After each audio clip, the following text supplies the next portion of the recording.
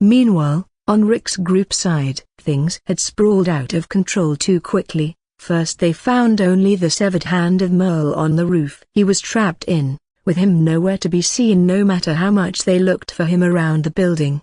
Then Glenn, who teamed with Daryl, had the weapon backpack that Rick lost retrieved back just to be ambushed by 3 unknown men, and Glenn was taken hostage in their car after a skirmish, with Daryl screwing the ass of one of them with an arrow. Then finding that the opposite group were just people trying their hardest to survive, to protect the elderly in the nursing home, people abandoned by the world. Thus all that mess was just a big misunderstanding between the two sides. And now, after it gave some weapons to the man leading that group named Guillermo, they sat once again back on their route to find the vehicle they came with and head back to the camp. "Admit it, you came back to Atlanta for the hat," Glenn teased Rick, glancing at the cowboy hat on his head, trying to ease some of the tension they felt going through all of this. Rick, equally amused, turned to him, not denying "Don't tell anybody," just for Daryl words to cut through their nonsense. "You gave him half of our guns and ammo." Clearly, the idea of wasting such weapons didn't sit right with him in the least. Not nearly a half, close enough. Billy wasn't concerned about those few weapons. He was happy he got to mark the location of a few heavy armories, like a tank, as Sasuke asked him. Now that he knows the boy can hide those big things somewhere safe with a hand gesture, he didn't hesitate and wrote down every damn useful thing he saw along the way and its location. For what? For some old people already in deathbed. How long do you think they will survive? How long would any of you, Sarek stated, just to come to a halt, thinking his eyes were playing a trick on him. The van they came here by and parked on the spot under the bridge in the front was nowhere to be seen. Oh my God! Glenn resisted hard to not curse. Today was the worst in many, being tagged along in this crazy mission, seeing a severed hand, kidnapped, discovering poor elderly people trying to survive just like them, and now their vehicle was taken.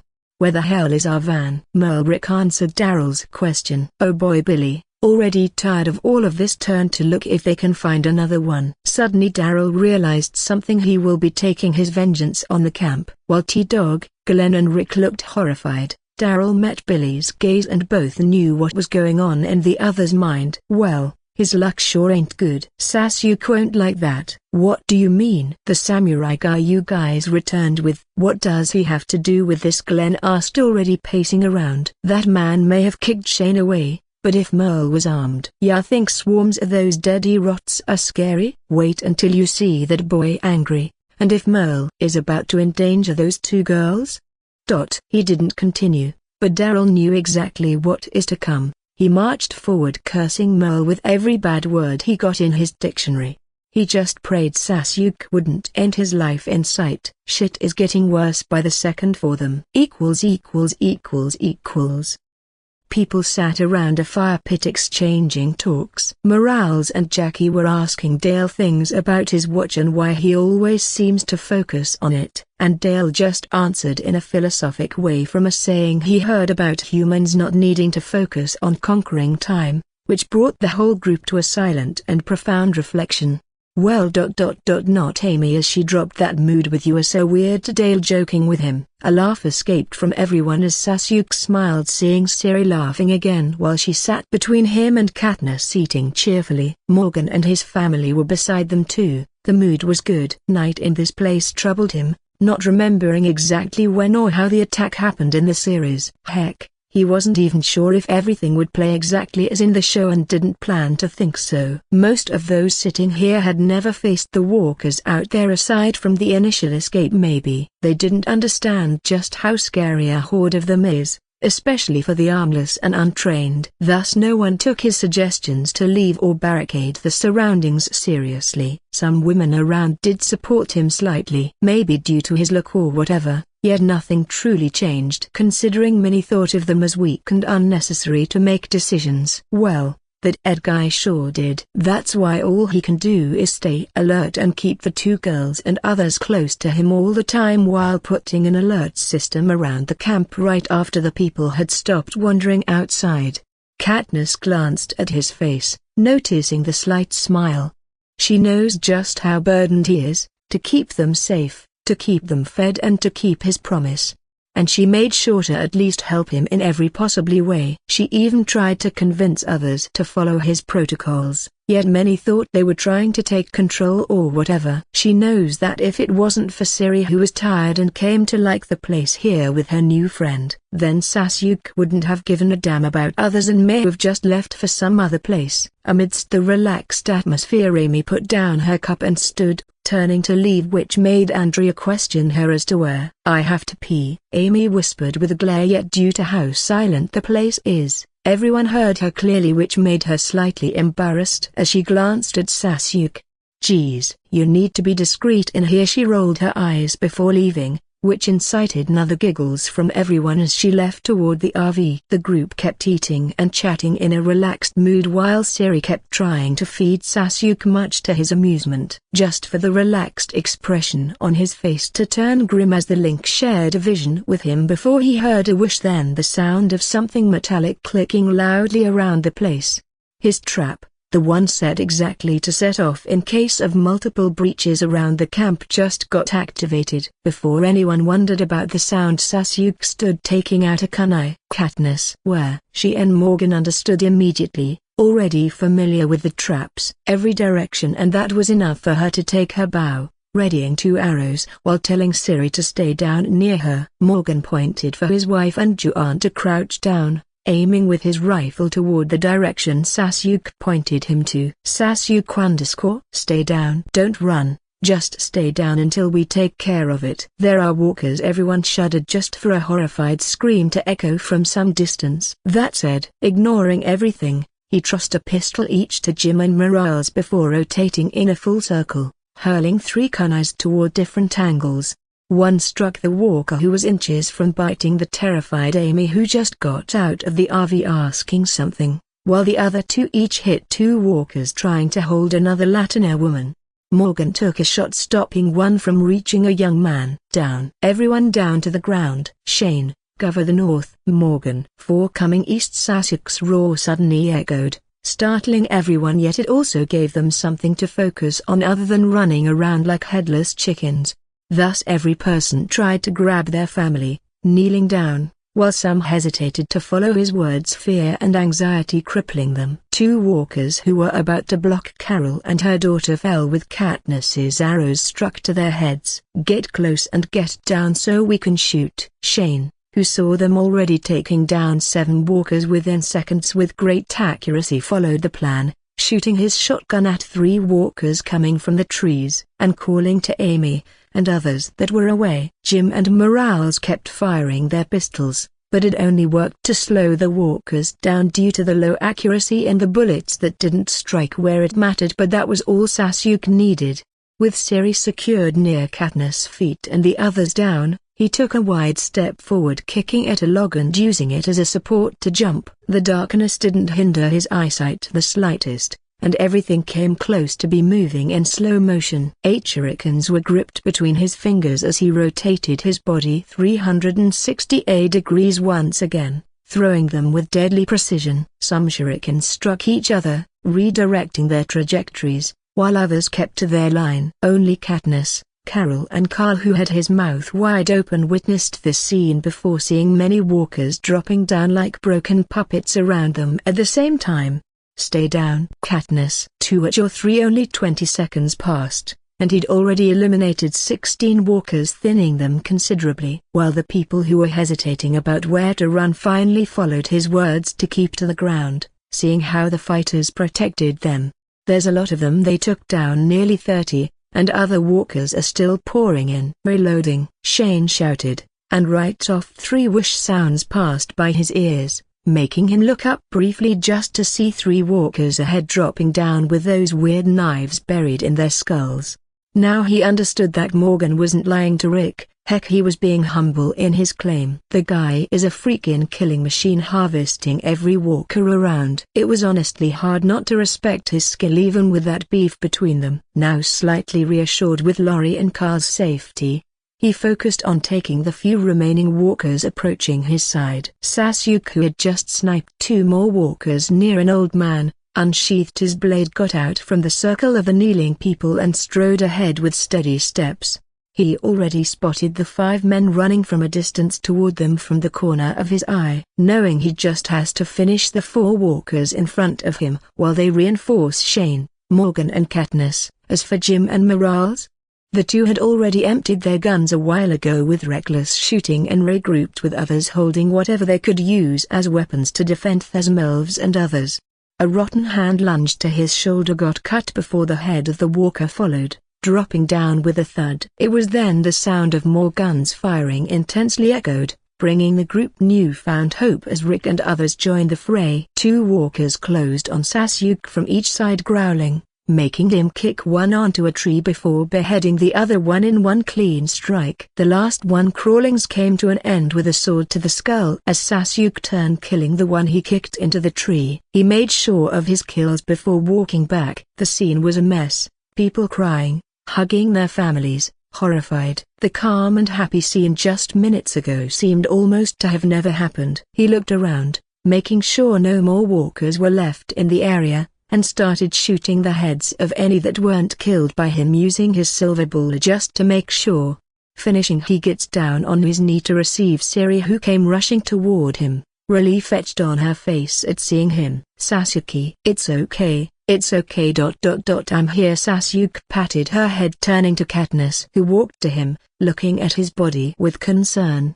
You good? He asked, seeing how tired she looks, more mentally than physically. Yeah. I didn't expect a horde to attack so soon. Thankfully you were prepared. Any casualties? He made sure that at least no one on his line of sight was hurt, but he didn't know if anyone was away. I'm not sure, but everyone seems to be here other than that rude guy. Yeah.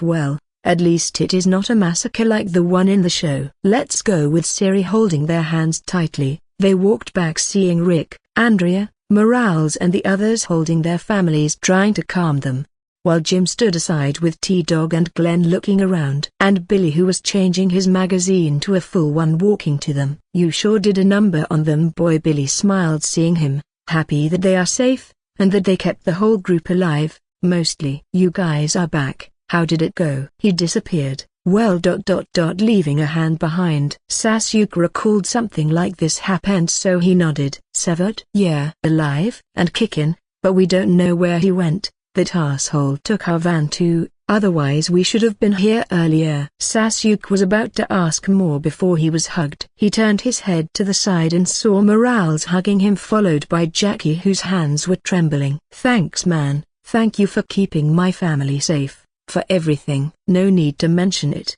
Is everyone safe? Sasuke patted his back and smiled at Jackie, who held his hand, grateful as he was the one who killed the walker trying to catch her. Ed didn't make it. We found him in his tent. He was dead. Man, how did this happen? Let's regroup first, Billy said, knowing the place wasn't safe anymore. It had been 10 minutes since gunshots stopped. 1 casualty confirmed. Ed, 48 walkers were counted and are being moved from the space the group is sitting around now. It's them. They are the cause of this, an old man whispered to his wife, a whisper that was loud enough for multiple people around to hear it in this silence. His wife followed his line of sight and saw the young man with the sword far ahead talking to the little girl who was sitting atop the Humvee with the archer girl. What do they have to do with this? A young man nearby asked, confused. That guy with the sword just saved most of them here. Don't you get it? He's a bad omen. From the moment he showed up here this morning, everything went wrong. He started a fight, then started talking about stupid ideas and saying how we are gonna die. He is bad luck. His people. We were doing just fine before they showed up, and now we were almost killed. The man, whose age was around Dale's, started going on, letting all his frustration and fears out. He still remembers that kid talking about how bad they and their camp were, and here they are now, attacked. You sure wanna go on this, old man? If I remember right, he is the one who saved your wife. Now we are just going to blame him for what? Existing? Another man said. The attack made him scared, sure, but it wasn't to the point of just trying to find a fault in someone else. You don't get it. Tell me. How much since we moved to living in her? Have we been attacked at any point in those 2 months? No, but the moment he was near here, a geek attacked the morning, nearly taking the kids. Few hours here and we are attacked by dozens of those geeks. What next? I don't want to be near him and his people. They are a bad omen, I'm tell. His voice was cut on his throat as the said man he was bad-mouthing turned and started walking toward them with another beard-eyed adult man holding few bottles of water. Hey, I know that was hard for you all. Here, cool yourself a bit first. If someone around is injured or something, tell us now. And I would like to ask for the help of a few here to move the corpses away so we can set a temporary resting area in the clear so people can lie down a bit until we figure something out after the sunrise. Sasuke spoke while helping Billy to distribute the water. Some people here looked at him with guilty eyes and he didn't know why. He just noted them and ignored it, leaving to another group nearby where Glenn and Jim were resting. I don't know what has gotten into you, but please stop it, old man. This isn't right. I don't want to be talking bad behind the back of the person who saved my and my girlfriend's life. The young man took the bottle, his girl's hand, and moved away to another spot, helping Billy, who was making a seating area for the kids and elderly here. Sure, I am the villain here. You will regret not listening to me sooner rather than later. The old man stood and took his wife away with him, who was having mixed feelings, convinced with what he knows. Those people would only lead them to their death. Thanks for lending it to me. Jim, who was leaning on a car with Glenn and T-Dog, spoke to Sasuke, giving back the gun to him. He wasn't used to one, and he knew he wasted a whole magazine just to kill 2 walkers. But this thing gave a safe feeling, something to hold onto for your defense. I'm happy to see you guys safe. Daryl told me what happened to you, man. Taking it back, Sasuke said, remembering hearing that Glenn was abducted. Yay, haha, just a big misunderstanding. I'm grateful for what you geese did here to our people. Really, we did what we should. I will leave you now to rest. Take care. Patting him, Sasuke turned, walking back to the RV where Billy was standing beside Dale. Rick, who was with his family nearby, saw him and walked over, giving him a thankful hug before returning while Shane nodded at him. He still doesn't like the sword guy, but Shane can't deny his skill and reliability he adds to their group. Billy, a moment will you? Sasuke waved at the others sitting in the RV. He honestly didn't expect many to thank him with hugs and all. Sure. What now? Every time Sasuke asked for a moment alone, Billy knew he would be leaving soon. And sure, Katniss and the little girls are resting in the Humvee. I will be going for the lake, so can you keep an eye out for them? Lake? What for? I've got some water tanks empty. We are leaving soon, and I didn't get the chance to fill them. So yeah, that, and I need to take a look. Sasuke whispered to him in low voice. Morgan can keep the lookout. I'm going with you. I'll be heading there at my fastest. Old man, go rest a bit. You were running all the way up here, Sasuke said, turning to leave just for Billy to grab his shoulder, remembering something.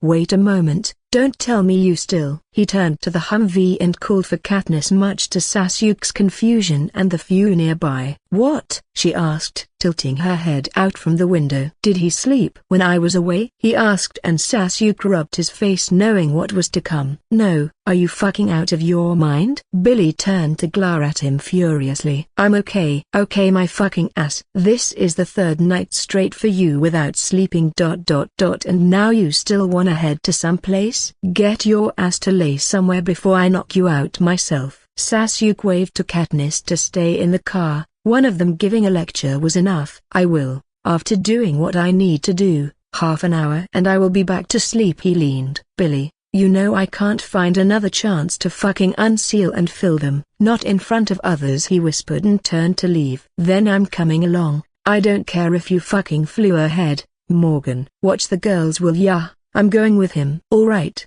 Stay safe. Rick turned to Morgan, asking him if what he heard was true, while Dale and others in the RV looked concerned hearing Billy's scoldings earlier. The morning you left the county, he came soon after to see you, but you were already on the road.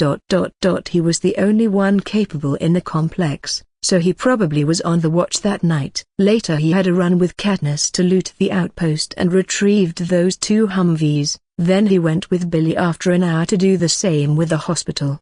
I told you we ran from a horde that was closing on us, then we found the spot near here to camp yesterday. He was on watch duty and I and Billy were supposed to take turns by midnight.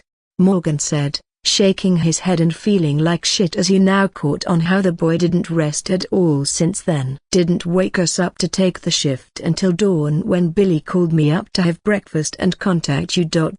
He later left with Daryl and here we are. A nearby younger man named William, sitting beside his tired sleeping girlfriend, tightened his fist as he shot a glare toward the old man sleeping somewhere far. No one here knew that some people were blaming the guy who apparently should be the one lying down and not those lazy fucks who never contributed much. He felt both growing respect and guilt toward the man named Sasuke, and he decided it was time to stop hiding behind others. While the others were each comforting their loved ones and busy with their own thoughts and exhaustion, Sasuke and Billy reached the lake after killing 2 wandering walkers. I swear you are gonna be my end boy. No more pulling this madness. You sleep when the time is to sleep. I and Morgan and everyone else can take care of the watch just fine, Billy said, watching him stretch a hand forward and boom, with a big puff of smoke, a whole water tank materialized like ... Now this was magic. He never ceased to be amazed no matter how many times he saw this. I get it, seriously, I'm fine, I'm used to resting whenever necessary. Anyway ...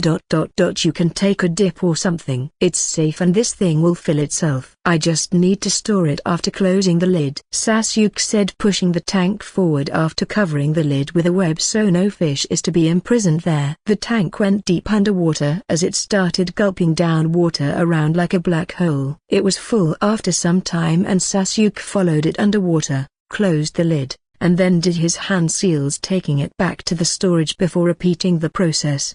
Soon all the 14 tanks on him were filled to the brim, and even the gallons and such. The water here is safe for cooking as long as it is boiled. Let's go. After changing to a dry set of clothes they turned to leave. The way back was calmer as Billy shared the full story about what happened to them earlier when searching for Merle. He then kept on detailing to Sasuke about the armored vehicles he saw, such as the tanks, military trucks and Humvees. There were some machine guns too, but the streets were swarmed with walkers, which I recorded too as you asked. Thank you. So ... What do you think about the nursery and the weapons? Sasuke asked him. He himself didn't know what to do with the people in the nursery home. It's dangerous. The nursery is safe for now.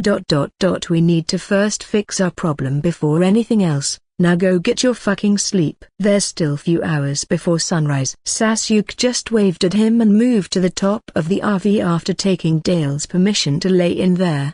He caressed the little white snake on his wrist before canceling the summon. It was small now but would grow in time, coming time, when he would be needing it to help him. The sun shone brightly at my face, bringing with it warmth and a fresh breeze that was unfortunately carrying the smell of ash. I opened my eyes, looking at the blue sky and hearing the sound of people moving below doing whatever they were doing. Rubbing my eyes, I grabbed my sword and rolled lazily to the edge, then letting the gravity drop me to my feet. Kaya. Sasuke. You scared me. I turned to look. Oh, Amy, that was a cute scream. Sorry, and morning. I apologized. I forgot for a moment that those are civilians and not shinobi. Dropping beside them like a cat from above isn't the norm here. That bastard Kakashi used to do this all the time when we were kids. I think I know now why he enjoyed it. I left with those weird thoughts. People were giving me looks. Not the hard stares of yesterday though, thankfully. Most were of gratefulness as they greeted me with smiles. And even little Sophia chuckled seeing me passing by. I know I look messy right now from sleep. Thank you. She didn't look that sad, losing a father. Nor was her mother, who was making coffee nearby. They weren't smiling around but weren't grieving either. Good morning, sleepyhead. Haha, look at how your hair is. Katniss cut in from the side, her hand shooting up to put the stubborn messy hair back in place. Hey. Thanks. They are burning them. I took the water from her, taking few sips and washing my face with the remainder. People were moving the few remaining corpses around, tossing them into the fire. Yeah, we didn't want to leave them around like this and draw flies. How are you feeling? Good. Where's Siri? Sleeping. She stayed late with Sophia. Guess she will wake up soon. Is there anything I should know? Nothing other than coming in a few minutes to have your breakfast. I will go get the little girl." With that she left, and I walked to Billy and Daryl, who were holding a dead walker toward the pit of fire nearby. We exchanged greetings, and I started helping them move the few remaining corpses with Glenn, who was firing questions about my weapons. The guy was kind enough to help me get them back. I had totally forgotten about them. 3 deep off. "You thought about our next set of actions?" Billy asked Sasuke curiously. He himself didn't really have any thoughts. He was always the type to go with the wind before meeting Sasuke. "This place isn't safe and unfortunately too hard to defend, especially with those people here who won't take even advice from you without looking at you like you are trying to conquer their lands. Let's hear what everyone has to say." While eating, washing his hands, Sasuke followed him to the sitting area that his group is having their breakfast in. "I say we head for Fort Benning." Shane didn't even hesitate to speak once he saw the main group here. "Military was the first to fall. We don't even know what is waiting for us there. CDC is closer and we might have a better chance at finding a cure in there. If there's any standing government, then they are going to be protecting it at all costs. It is our chance." Rick shared his thoughts, and soon the two began their arguments, with each pointing out the pros and cons of said ideas. Sasuke sat with Katniss and Siri, enjoying his food and listening silently. He doesn't know what is happening at both locations and can't even remember their plot. The only thing he recalls is the military, who were dead outside the CDC, with their equipment and armored vehicles abandoned there, and the scientists are going nuts. Then there was the explosion due to fuel running out. Still, his goal is clear. He needs to have a discussion with the doctor in the whether they decide to go there or not, especially with the knowledge he remembers about the walkers from the show. "What do you think, guys?" Rick asked them, and Billy said he still didn't have a plan for that and turned to Morgan and Sasuke. Putting down his plate, Sasuke answered Rick with his reasons. "My plan was to head there after gathering some intelligence about the place there and its current situation. I need to know more about whatever this virus is, and I believe the professional scientists that may still be there would know more in depth about it." He turned to Shane. "Fort Benning, as Shane suggested, is an option too. But we should at least be getting something from their radio channel if it is still standing." "No? Infos like general things about their camp coordinates, size, numbers of survivors they have and their supposed defenses and all. But nothing so far. So yeah, I will head for the CDC first." "Of course." He looked at his group, making sure they understood why he is doing this. "You guys can share whatever is on your mind, and we will discuss it like we've always done. To go or not, we move together." "Guess that's it. When do we leave?" Billy got Sasuke's intentions like lightning. If there was something to attract this boy, then it is informations and loot. That CDC should have both. And they need both. He heard there was a military outpost there too. If it happened to still stand, then good. If it had already failed.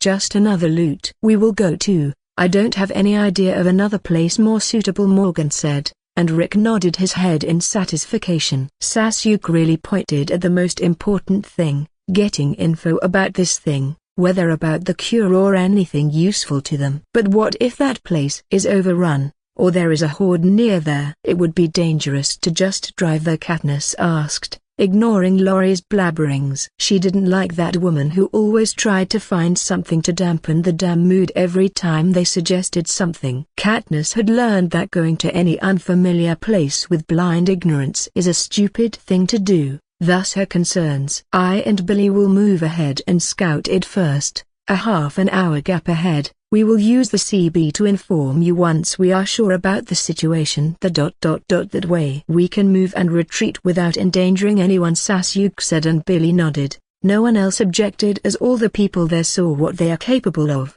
"I will go too," Daryl spoke suddenly from the side. "No offense, man, but you are one of the few sharpshooters here. They need to have you close. There are many here that needed to defend on the road, and you will be of greater help with them than us." "I don't think that I and Sasuke will even need to fight. It's just a drive ahead to scout." Billy talked to Daryl, convincing him, and soon they all resumed eating, exchanging ideas as the others moved around packing things up. An hour later everyone stood in front of the vehicles they would be using as Shane shared the signals that would help the caravan along the way.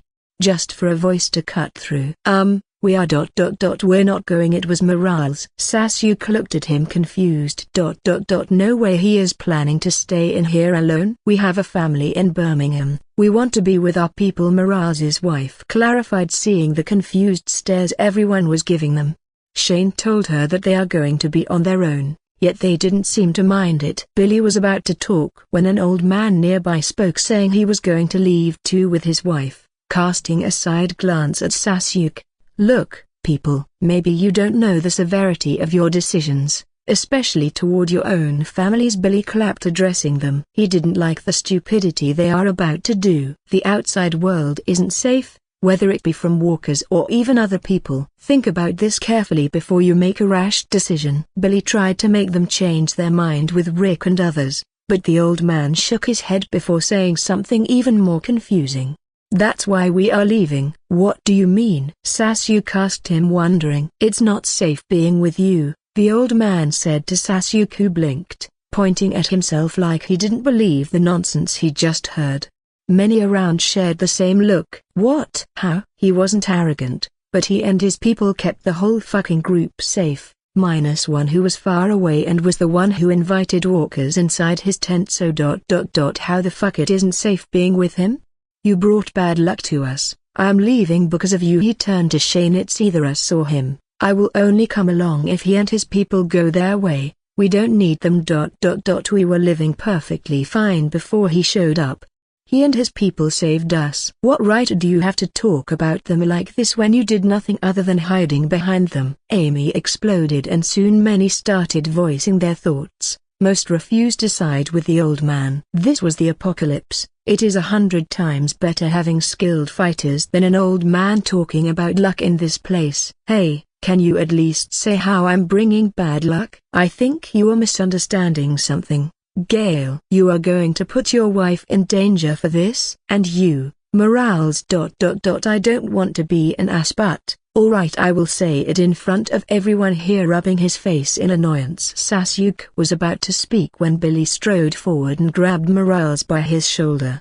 He spoke with a clear voice, even if it was stupid, as many kids were in there. I don't know what you people think about the world outside, but let me put a fucking idea of it to you, the barest you can imagine. A few days ago when I met Sasuke, some people attacked us while we were on a supposedly run, trying to take what we found. He stopped, and Sasuke signaled for Katniss and the parents to cover the ears of the kids around, and Billy continued after he saw them do it. Long story short, Sasuke stopped them, and after interrogation we found that there are more of them. To prevent more troubles risking us, Sasuke decided to head to their place and investigate. Do you know what he found in their base? Now that have the attention of all of them, even the old man, who was still surprised that Sasuke knows his name. 5 grown men were keeping a woman there. They kidnapped her at some point. Doing what everyone here is thinking about, and worse, add to it the other 3 we caught. You know what happened to her? She died because those fuckers were no longer treating her like a human being. ... I don't care what your view about the world is, but knows this. ... Not everyone out there is trying to help. Many out there have shed their masks and are behaving like the animals they have always been. Multiple gasps resounded from everyone here, whose blood turned cold. Morales's hands shook as he glanced at his wife and kids. If you want to leave by yourself even after hearing this, then I have nothing more to say. Let's go, Sasuke. ... We need to speed up to CTC and confirm the situation there. We will keep in contact, Sasuke said to Rick and Shane before bidding the 2 Everdines and the Jones family goodbye, telling Siri to stay in the car all the time and then following Billy to his van. He didn't want to expose that incident, but those people need to stop thinking the world is still the same as it had been. If people were okay to do to Yuri what they did when there was no apocalypse, he can only imagine what a lawless world would bring out of the humans. You think it was okay telling them that? Honestly, I do. I don't get how they are this naive. People used to do horrible things even when there was law, Sasuke answered Billy while chewing a piece of dried meat. There were enough cases of murdering innocents, rape, stealing, bullying. ... And now no army or government is in control, no law. I don't know how they can't see the flip. Even Naruto, The most idiotic idealist kid changed after leaving Konoha and started taking the shinobi life seriously.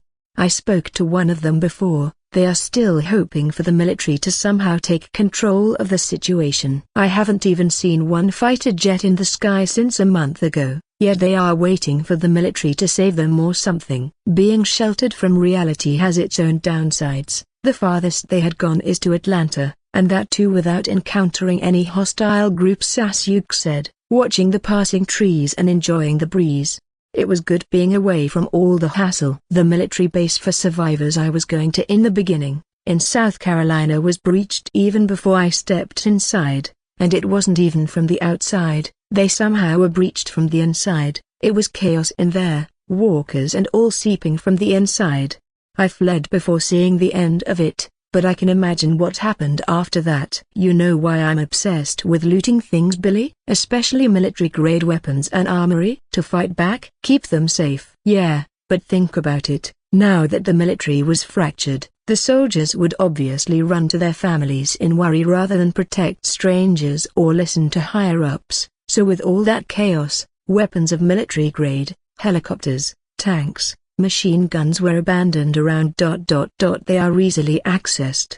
You are right, but we found many still untouched. Yet, think what a group of strong people, hardened men and such, maybe previous gangs like the one we had eliminated, would do when they come in touch with those things. They will terrorize every weak person and group around, plundering. It's simple really. The weak is going to be either enslaved or killed when faced with a merciless strong force. He leaned a little from the window and dropped a walker ahead with a senbon.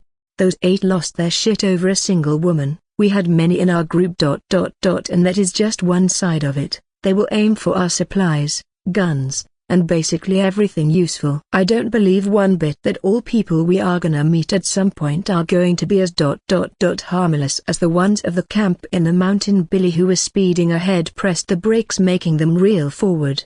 Fuck, Billy, what? So we are in deep shit? No, I will have whoever sets his eyes on my things and people killed way before they step 1 mile close. I'm saying this so you can talk to Morgan, Rick and Shane. They need to think of that possibility and start acting accordingly. You know Rick is still seeing me as a kid he needs to keep an eye on. Either that or we figure things out ourselves. To be honest, most of them are going to stay dead weights. Yeah, so all we have to do is take more than them, train the people to fire guns in case of something, and find a suitable place to start a shelter. Billy soon hit the road, driving as fast as he could. Sasuke said he wanted to vanish the things there before the group caught up to them. It was then the CP made noise, and Rick's voice sounded from it, telling them that the hose of the RV malfunctioned and they need to stop for now until they fix it. It would take them around 30 minutes to 1 hour max. Sasuke called for Katniss, telling her to stay alert and keep Siri in the car. The blonde sisters were currently with her too. Boy, the CDC, like any other government facility, is sure to have surveillance, so how are you going to deal with that? I don't know yet, we are not even sure there will be livings there. But Sasuke realized he had forgotten that important detail. The scientist was there in the show, and he would see him if Sasuke just swept in then started making things disappear. Which is unacceptable. Billy and Katniss are enough, no way he is going to have that revealed ever again. What if we blurred them? The cameras, Billy suggested, reminding him of the spray paint they have looted. Then they would be alerted and would never let us in. Even if we hide it temporarily with something, they aren't gonna miss the sudden disappearance of every useful thing around. I think I need its help. Sasuke had the perfect tool, no pet, to know all the info he needed and act when and where he could. The van slowly pulled to the side of the road, parking somewhere near the CDC. Just far enough to not be seen by cameras. Corpses everywhere, dropped all around the ground with the buzz of flies and stench blanketing the place. Fallen. Another damn tragedy. What now? Now we see what is waiting for us inside. How so? Sasuke didn't answer and just bit his finger, drawing blood, which made Billy baffled as to why the heck he is hurting himself. Doing hand seals and clapping his hands, Sasuke muttered, summoning jutsu, and once again the little white snake appeared with a puff, curling to his pinky finger. What the fuck? I thought you said you can't store a living thing? I can't. This is my summon, a pet that I am able to summon from its home and let it return whenever I want. He moved it closer to Billy, who leaned back with arms up, making Sasuke laugh, not expecting him to hate snakes. It will be our way to know how many people are inside there and all. Sasuke opened the window and let it drop to the road as Billy watched the tiny snake that should be more of a worm disappear away with amazing speed. How would you know? It can't speak to you? How do you even do those things? It can relay informations through intents and a device planted on it. Of course we can't do everything alone. Shinobi use and train a special breed of animals to help in missions. Now we wait. What Sasuke didn't tell him is that he can see through its vision, not because he didn't trust Billy, but because any more than that and he will be seen as a true freak. He can slowly make Billy familiar with the abilities he has, better than tossing everything suddenly to his face and appearing like an alien to him. The snake somehow was able to bypass through a crack under the ground and then into the air system. Sasuke kept doing vision share from time to time.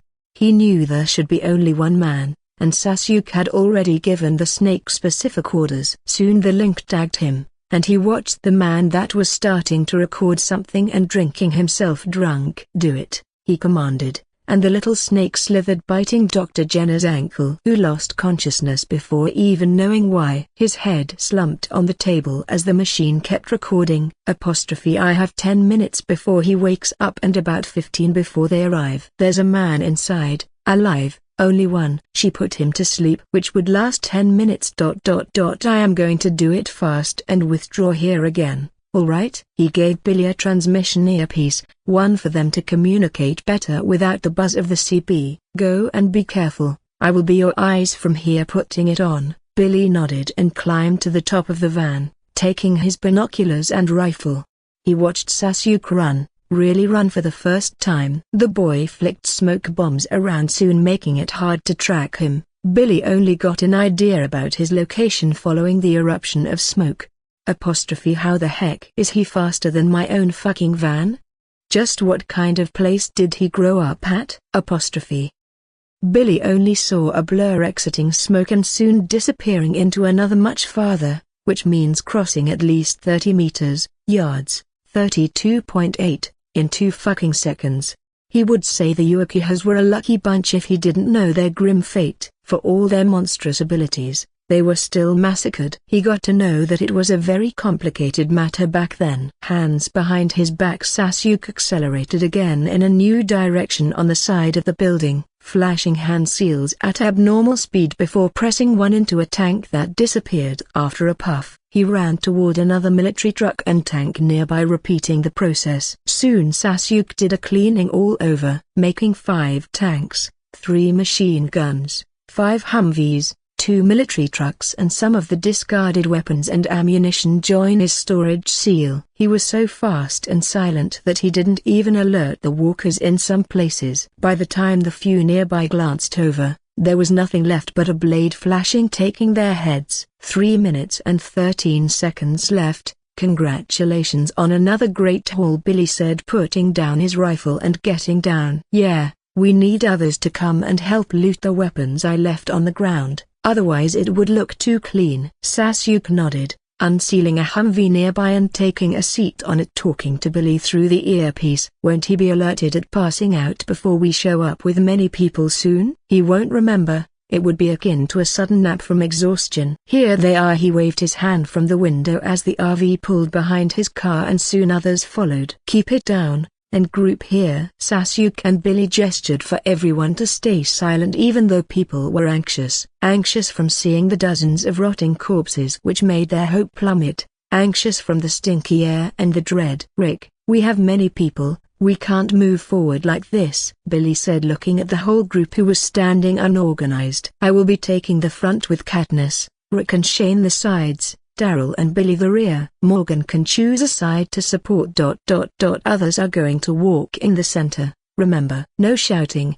no running around. Okay, we don't want walkers to come at us. Sasuke spoke before signaling for Katniss to stay behind him to help and guard Siri. But you said the doors are closed on the CB? This is a damn dead end, man. T-Dog asked him with worry. That's why ... It's closed. There's a chance someone is in there. You stay silent until we find the answer, Billy said as he and Daryl took turns taking the few guns on the ground and putting them in a bag. People were focusing only on reaching the gates, letting them do all the work, other than Glenn, T-Dog and another young man who started helping them hold the bags.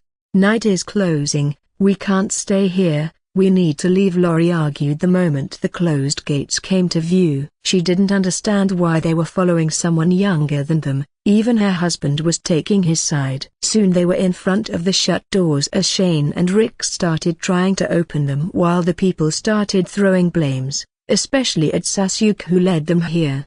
And before Sasuke say anything, Daryl shouted, "Walker!" That put the group into a frenzy. Some were anxious, wanting to run back to their vehicles, while others just started screaming around. Rick, see if you can talk to the thing controlling that camera. Maybe there is someone inside. I will keep any walker away. He planted the idea to him and left to the front side.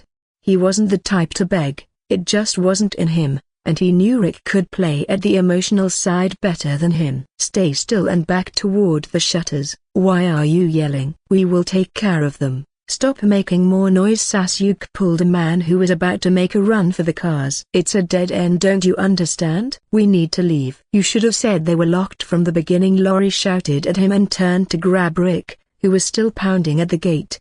He can stay here if he wants to. I need to make Rick leave with us. Back, they are just few. We can't focus if you keep yelling, Shane shouted, and soon others saw Sasuke and Daryl easily taking down the 5 walkers with arrows and daggers. Seriously, use your damn minds. We have enough time and muscles to either be sure of this place or find a nearby one to spend the night. Stop being jumpy and keep to the damn formation, Billy shouted, and it was then the gate behind them suddenly opened, strong light washing over them from inside like a ray of hope. Lori, who was pulling Rick, froze, turning to see Rick's talking no jutsu. Works every damn time, Sasuke muttered, taking Siri's hand and following the others inside. He knows they won't be staying here for long, so he made sure the people around him kept their hope in check not to break mentally later when they have to leave again, especially Siri. He was being somewhat strict when it concerned those things, and she never troubled him, acting way more mature in her age. Never take things for granted. She repeated his lines without him even saying a word. The moment he looked at her to make her ready, she spouted those words with a nod, showing that she understood what may come next. Jenna's puff. Relaxed, rested. How long has it been since I felt this way? My body is feeling light, as if I had just awakened from a beautiful nap. I don't understand how it happened, nor did Vi's scan show any abnormalities on me or the place, so it must be because I grew too tired, or maybe the wine finally worked. But my little moment of relief didn't last long. The security system sounded as the screens pulled up footage of people coming close to the premises of the CDC. No. Why are they here? They shouldn't be here, not now. A man with a sheriff's uniform was shouting at the camera to open the door for him, pounding at the shutters. No, just go away. I don't want to do this. But, like he said, they have women and kids. A group of survivors. There are so many of them. What should I do? He is saying that I am killing them by not opening the doors, but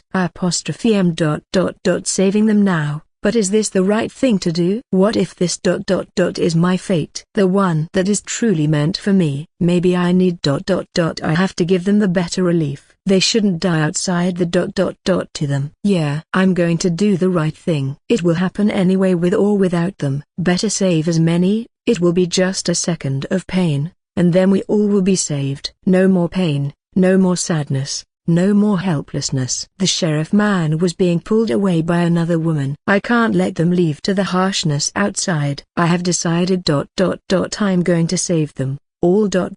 Including myself. I can't find a cure, but I can end their sufferings. She won't be disappointed. Will she? I opened it. I took the shotgun with me, I need to make sure they are all in here before closing the gates. It won't matter anyway if they shoot me. Protocols would just be activated earlier. But I need to make sure they aren't infected. I don't want to meet my end as one. I want to be me when I close my eyes. So a blood test is needed. Third puff. The group soon passed through the open gate and came to a wide and empty hall. Everyone was worried about the unknown as Billy helped Daryl watch the rear for walkers that may come in from the outside. He knew from Sasuke that no walker was inside, so he wasn't worried. "Hello!" Rick's shout resounded in the empty space, and soon the sound of a gun's safety going off was heard from ahead. "Anybody infected?" A Caucasian man in his 40s appeared from a corner holding a shotgun aimed toward them. None. Rick answered with his gun ready to act, but he still didn't point it at the man. "Why are you here, and what do you want?" "A Christmas gift." "Bloody hell, mate, take a look outside and see why." "We just want a chance." Rick glared at Billy, then held his hand up showing that he wasn't here for troubles. The man just looked at each of them, pausing at kids, elderly and women. "You'll submit a blood test and that's the price of admission." Nobody objected. "If you get stuff, bring it in now. Once that door is closed, it stays closed." Daryl stepped out, pulling back the only bag outside, and the scientist got to a panel commanding the AI named Vi to close the doors. Nobody seemed to catch on to the previous phrase due to them just wanting to rest in a safe place. Sasuke just held Siri's hand with Katniss and stayed silent throughout the conversation. He was mentally going through the infos he saw with the help of the little snake and began to categorize them. Soon they all followed the man and separated into two groups to fit in the elevator. The scientist man got with Rick's group first, then Sasuke followed in the second lift. The little snake slipped unnoticed onto his wrist at some point while everyone was busy, and soon they all sat in a new place, taking turns to submit blood. While in that, Sasuke took the chance and glanced around, sighing in relief. Seeing an old man sitting with his wife on the other side, morale still wasn't here. Even with all that said, he still left. Sasuke didn't know if it's due to arrogance or ignorance, or that it's just his worry about their family clouding his judgment.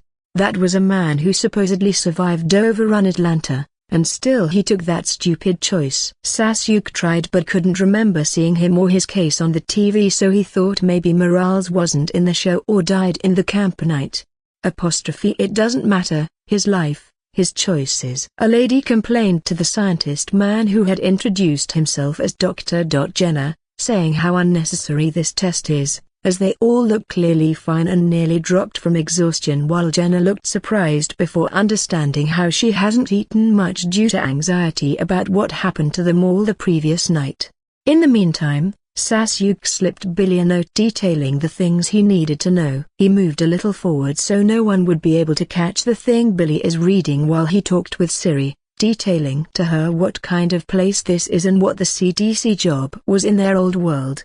Billy leaned on a wall and put the paper on his lap, studying it without drawing attention. The paper had a sketchy, simple map drawn on it earlier by Sasuke with the help of the little snake. Sasuke marked the entrance and their current location on the map, while naming each section and what to expect in it. Everyone is worrying about a fucking blood test, and here he is, already having the whole layout bare. Billy felt some fondness toward that snake. Just a little. On the other side was a note that made Billy tremble slightly, making him turn to Sasuke, who glanced and nodded at him for reassurance. Sasuke had figured that Billy was the only one with the right mindset to think this over calmly. Anyone else and they would do something stupid. And lastly, Sasuke's note that he would take care of things and get everyone out safe after they had their answers, and him asking Billy to find time and help him gather things closely at the marked rooms in the map so it would be easy to move and store them in the shortest time possible. Next, Jenna called, and Billy stood tucking the paper away. His mind kept going in through everything. He took a deep breath. It wasn't the first time to do crazy things with Sasuke. They merely have one day to. He shook his head. Amy's puff. Jenna invited us to have dinner. A big and warm meal with ingredients other than canned food. There was meat, eggs and even drinks like juices and wine. We all sat around big tables enjoying this awesome meal. I glanced at the side, and there he was, sitting and eating silently while adding pieces of his meat to the little girl's plate, who kept smiling at him. She was spoiled by all in that group. I came to notice something different. His group centered around him, and they were an apostrophe T. I don't know, clumsy. They ate and smiled but didn't really let go like here, where everyone was laughing like everything was fine. Like they had forgotten what we heard from the doctor, how he was the only one here. I felt weird as Katniss smiled at me. She caught me staring, didn't she? Damn it. She isn't really his girlfriend. She said they were just close, so maybe I can just be bold about it. I saw Sasuke get up, and he moved to sit beside Dr. Jenna, who was sitting away and alone, passing him a full glass. They talked, but no one can really hear what they were talking about from here. Rick Grimes tapped his spoon on the cup and had us remember to thank the one who was the reason for us to have this meal, Dr. Jenna. And of course Shane didn't filter his words and straight out started asking the man about what happened here and to everyone who isn't here. He asked the right thing, but this jackass just can't use kind words. Your friend was asking the same here, Jenna said, and we all looked towards Sasuke, who was looking at Shane with that unreadable expression of his. I don't know how to feel hearing how every worker here had left at some point for their families. Those who hadn't, choose to commit suicide when things became hard, not wanting to leave this place and face what was waiting outside. Of course that asshole just had to make the man say those things in front of everyone, including kids. I now understand that look Sasuke gave him. It was a stupid thing for Shane to ask that loudly. This doctor was the only one left because he was hoping for something. That was the answer he gave to Andrea as she asked him. After cleaning the tables, we soon followed the doc to another place. He was talking about how most power in the institution is down and the housing area is closed, so we can only use the resting rooms around. They were comfy enough. I didn't care about anything else when I heard that there is hot water and the room Sasuke goes to. I will do it. MC's Poff, where were you? Billy asked, sitting beside Juan, who was reading a comic. Hey, Morgan, you sneaky bastard. I took a look around. I'm going to have my bath. I waved and walked to the shower area. Taking out my clothes, I opened the tap, letting warm water wash over me. I have tons of things going through my head. Our group had grown, with people who are an apostrophe T. I don't know how to put it, didn't experience many things to be on the right track here. Especially now. Everyone was buzzing like it's over and they are safe. I don't blame them honestly. It was heavy on nerves how death was looming over their heads out there. And now they are in a safe place with full stomachs and a safe real roof over their heads. Everyone wants it to last, even me. But we don't have enough fuel, and this place uses it like water in great quantities to keep it running. I have many things to confirm with Jenna. I need to use every remaining hour to reach my goal no matter what. I was about to reach for a shampoo but I stopped, letting one kunai slip to my palm, keeping it hidden, and tied the towel to my waist. Someone is coming, and I know it wasn't one of the two who were outside. They left? I tensed, but then I didn't even know how to react. I was too confused about how to deal with this, and she just slipped her hands around my waist, pressing her body to my back. Soft. Apostrophe move fucker, it's not the time for this. Mind if I join? Her small soft hand crept down to my pelvis, removing the towel before closing on the head of the now my awakened junior, caressing it gently. I swear, this is 100 times more satisfying than looting a fucking military outpost. But why are you here? Katniss. I turned to her and the scene didn't help in calming my head. I swear, I was planning to have every minute in this place counted for, but guess a few hours enjoying this is okay. What do you think? A sneaky blondie was on her way to you. Bad for her, she was caught by Dale. You like it? She said as she started getting naked in a very good way. I do, but you know it isn't the time. Ha, I really love it. But I decided to hear my upper head. There's just so much at stake and I can't waste this opportunity to find the answer. Yet this mesmerizing girl just tiptoed and pressed those soft red lips, giving me the feel of them. Sweet. Shush, I know ... but this thing is too eager. Let me help you. Enjoy yourself first before going to do whatever important thing you have to. Becking my chin, she started going down, leaving a trail of lipsticks on my chest in abs until she was on her knees looking up at me with a cute smirk while trying to trap it between her soft white melons before diving in with wetness and a warmth worth my life. I instinctively reached my hand to her soft hair and closed my eyes blissfully. Crow buddy ... I fucking love ya, that was ... awesome. Walking down the corridor, Sasuke was still surprised by Katniss's boldness and her crazy actions she did in there. That hour was the best he had since coming to this place. He was about to turn to the section of the library when he let an arm sneak to his and pull him to another room. It isn't good surprising people like this, Amy. Sorry, I was looking for you. And you found me ... You need something? Yeah, today is my birthday. That surprised him slightly. Well, happy birthday then. Sorry I do again. She did something unnecessary. Why? Amy asked, a little hurt, feeling the fingers separating their lips. His fingers that appeared there even when she did it suddenly. I'm sorry but ... As she cut his words again. Is it Katniss? I don't mind. Just treat this as my birthday gift. She bit the fingers lightly before going for the shortest kiss he let her have. Happy birthday. Again, and please don't put me through this situation even when knowing mine. He pushed her gently and kept to his way. Sasuke wouldn't lie to himself. He liked it ... This kind of attention from a beautiful and kind girl. But that's it. It didn't mean he would be fine diving in this mess just after what happened with Katniss. Thus, he drew the line. Amy doesn't deserve having her hope for someone like him who didn't even know what was he doing and what to do when it comes to this kind of relationship.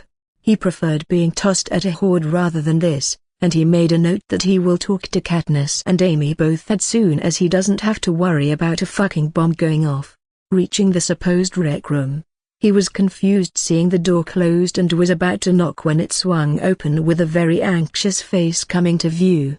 Sasuke just stood there watching Shane suddenly fumbling with an even worse fumbling person behind him, Lori. He kept his expression neutral even when he saw the bad scratch marks on Shane's neck. Yeah, hey you Kaiha ... Go in. Nobody reads books anyway other than woman. That even the drunken Shane didn't know what he was saying and just passed him rubbing his hair, leaving a very hyperactive and sweating woman behind whose thoughts turned to jumble.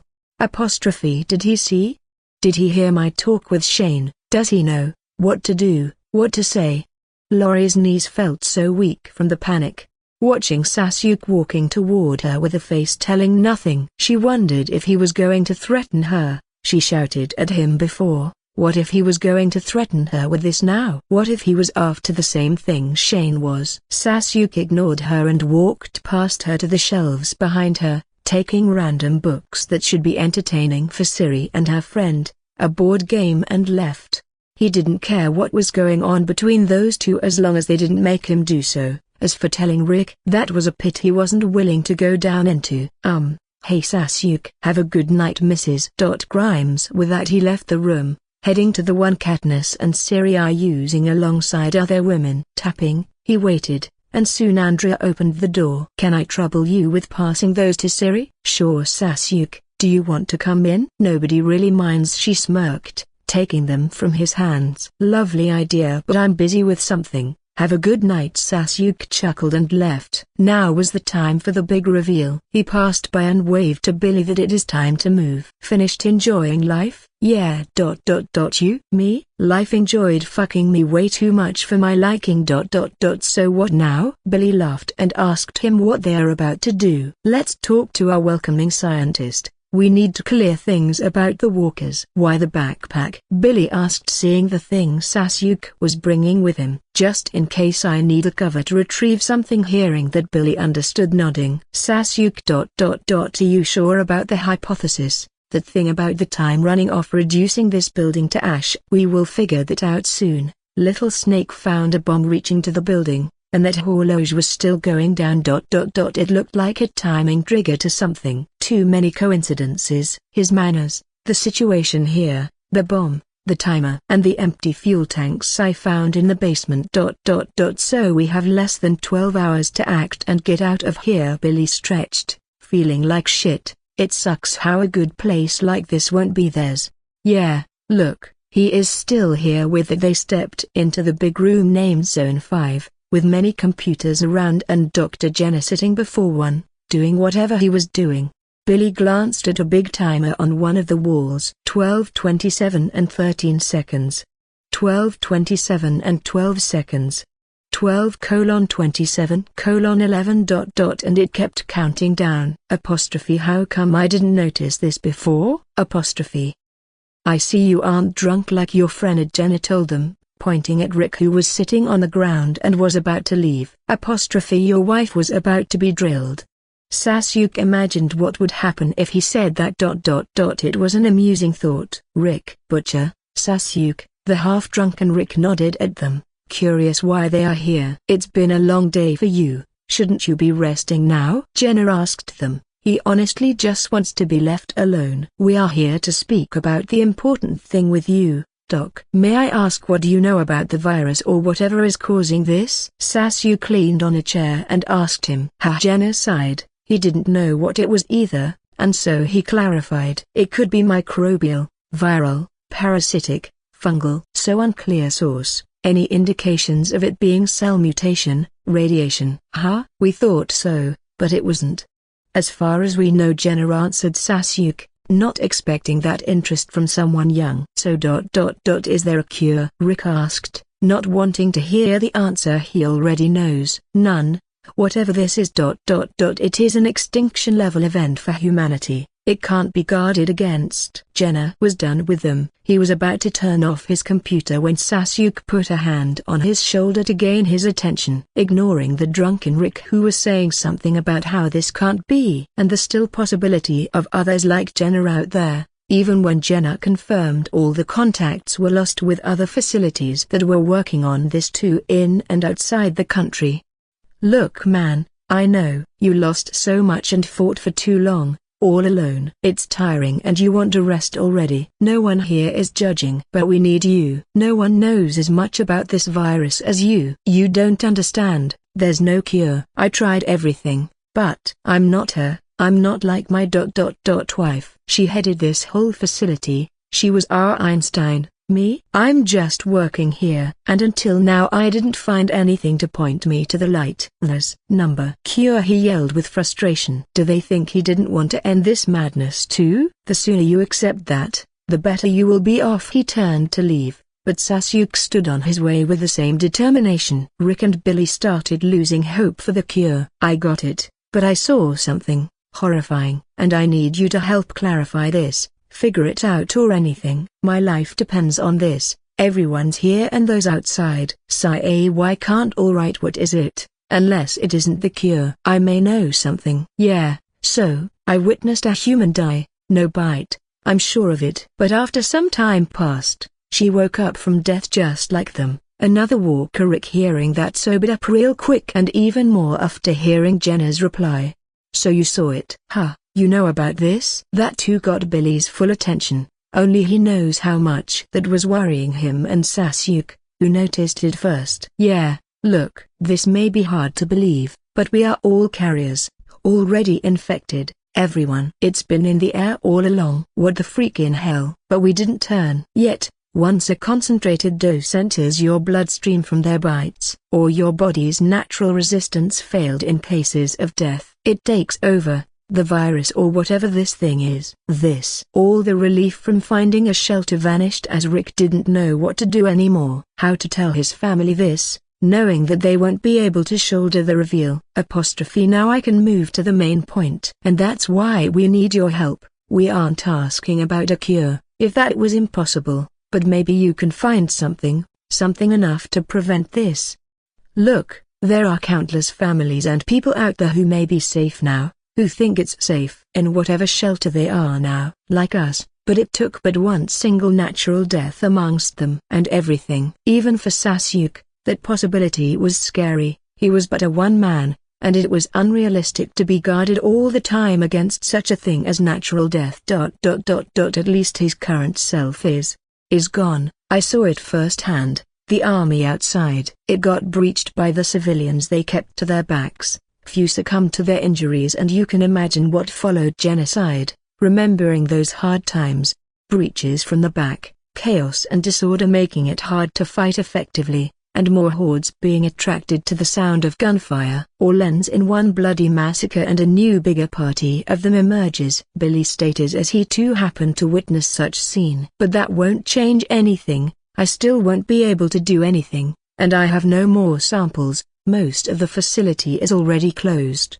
I can take care of samples. What else do you need? Something that isn't existing, a sign of immunity, one that is somehow better than the one we got into our body naturally. Against it I can take care of samples. What else do you need? Something that isn't existing, a sign of immunity, one that is somehow better than the one we got into our body naturally. Against it, with a hesitant silence, Sasuke decided to share something. He really wants to prevent that major problem. Otherwise, everything they may do, even if they ended up building the biggest shelter with the most advanced protocols to prevent surprises of natural deaths, he knows, at some point, if only out of small carelessness, it will be all gone, just like that. It's not even a question of how, but when. It may be in a week, a month, year, 10 years. But that looming death won't change anything until there's a cure. And if there happens for someone to exist with the necessary defense, who might have the right antibodies in his blood, then that is him. Sasuke. He can't recall how many poisons he survived from Orochimaru's experiments. So much,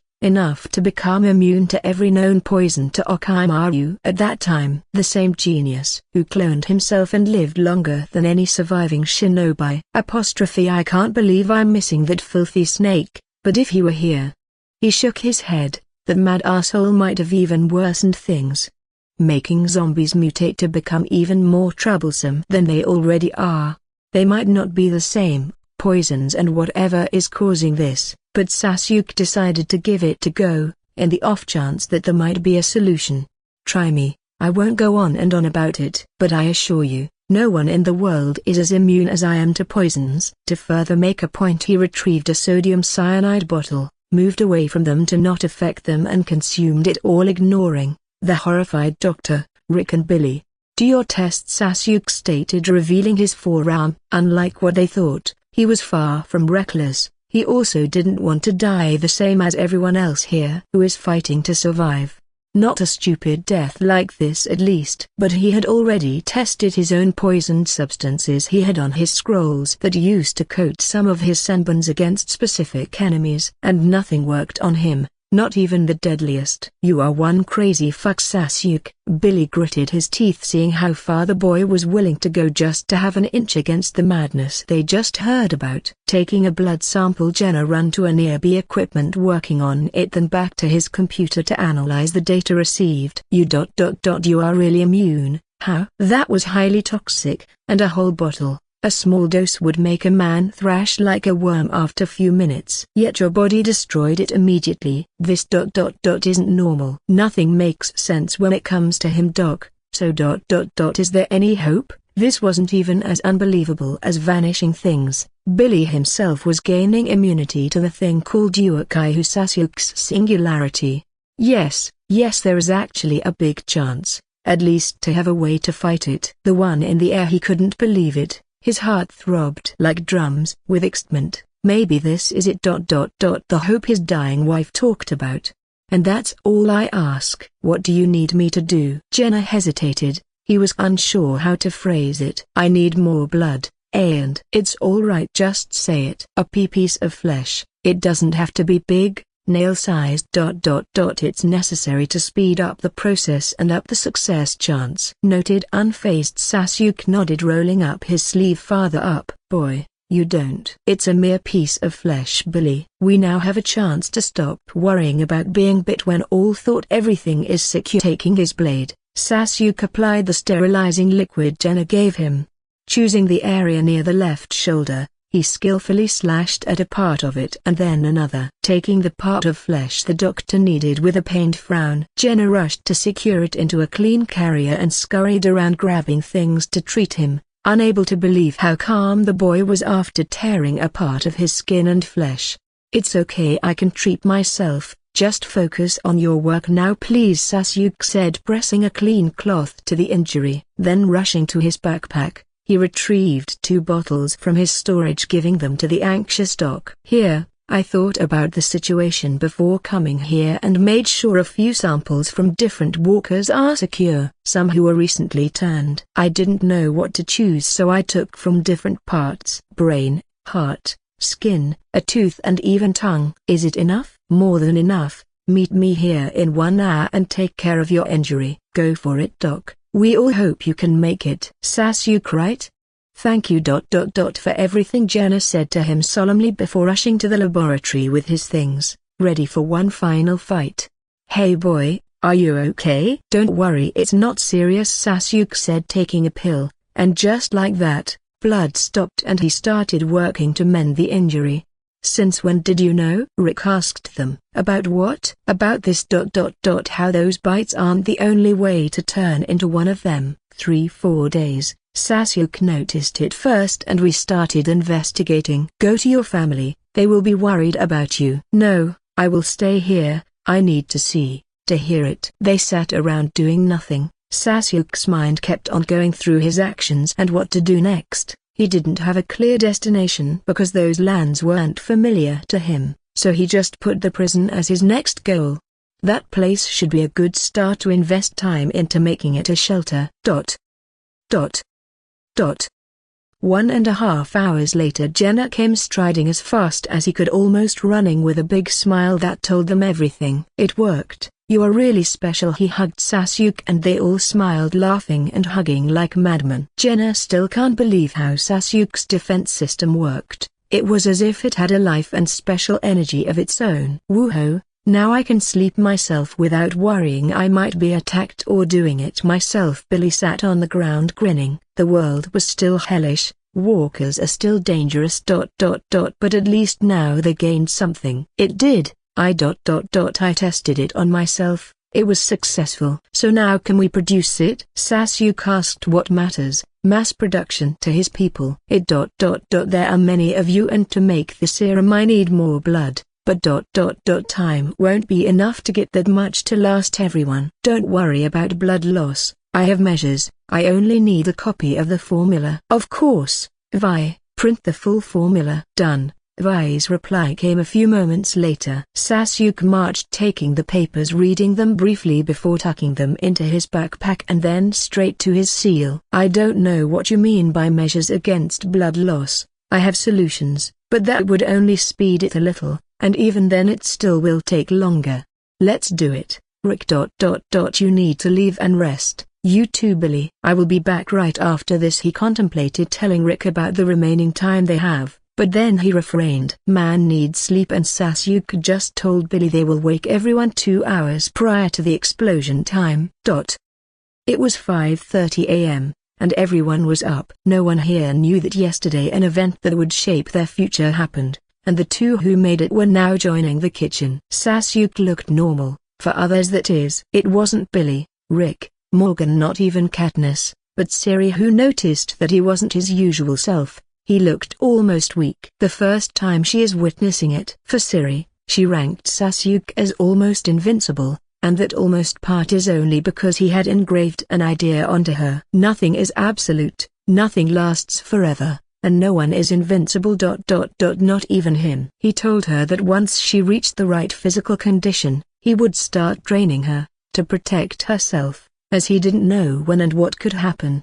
Good morning, they greeted them, and Sasuke passed by the Everdines, who were sitting beside other ladies, patting Siri's head, unaware that she was fighting her inner self as to whether speak her mind or not. Morning, Sasuke, she decided to not. Hey, jawbreaker. That faint whisper from Katniss nearly made him slip. Turning to her, he chuckled. I'd already apologized. It wasn't even my fault ... She was the stubborn one about it. He spotted Billy on a side and took a seat beside him. How are you feeling, boy? The usual. We had the necessary number and even an extra batch that was produced. You sure you are good? Yeah. It was then T-Dog closed on them with a spatula. Scrambled eggs. And one special for our samurai. He laughed. putting parts of it into their plates. "Appreciate it, man, but it's not samurai, I'm a ninja." He couldn't help it. He respected samurais, but it just felt wrong. "That's even more awesome." T-Dog didn't even refute it. "If someone else can put a dozen walkers with little stars in 2 seconds, T-Dog will believe them to be ninjas too." "What's with Glenn?" Sasuke asked, looking at the Asian guy who was literally suffering from a hangover, leaning like his soul is about to leave his body, while Jackie, one of the women, was helping him to ease it with a massage. "Guess he isn't well with drinks. Enjoy yourselves." With that, the people started enjoying their breakfast and T-Dog suddenly asked Shane when he passed by him. "What the hell happened to you?" "You're next?" he asked, seeing the red marks. "Sure, I did it in my sleep." Shane just glazed over the matter, exchanging a brief look with Lori, who stole a glance back at him, then Sasuke, angry and humiliated. "Is it just me, or there is really something going on between Rick's wife and the cat-scratched man?" "Oh, don't worry, you are just misunderstanding. She was just feeling an itch somewhere she couldn't scratch, so Shane helped her." She helped him back by scratching his. "I see, well boy. Make sure you don't scratch the wrong person." Billy nearly believed the first part. "I won't." "Not sure about that." "What do you mean?" Sasuke looked at him. "Was he that kind of man?" "Little Katniss wasn't the only one who sought you yesterday. Another one, married I guess.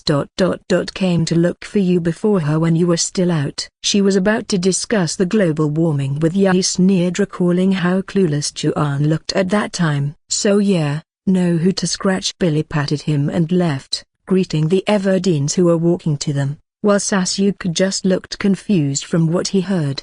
"Doc, I hate to be asking first thing in the morning," Dale suddenly said after being given a look from Andrea. "But you would anyway." Jenna, now relaxed and even content, answered him while making his coffee. "We aren't here for eggs." Hearing Andrea say that, Sasuke nearly cursed. Were those people seriously saying that shit now? "Sure, follow me." Unbothered, Jenna took his cup and left with them to Zone 5. Jenna closed the power for the main screen and computers after he finished showing the video about his experiments on his wife's brain to the whole group, and then explaining how the infection works by reviving a part of the brain, the part that can control how the body moves. "So there's no cure?" Andrea asked, holding Amy's hand. "Unfortunately no." "How can you Someone was already about to start the same boring game. Throw blame at whoever you want so to ease some of the fear and anxiety." "All right, may I speak to them, Doc?" Sasuke stepped beside Jenna. "Sure Sasuke. It's all yours." Relieved, Jenna went to do some final checks on a computer. With that, Sasuke revealed the fact that they are all carriers and already infected, and how death is the trigger to turn into walkers alongside the direct bite. With Jenna affirming it reluctantly, he didn't know their mentality after all and feared the incident of rush suicide to play itself again. This info put all of them in despair, with many crying and cursing. "Let me finish first, all right?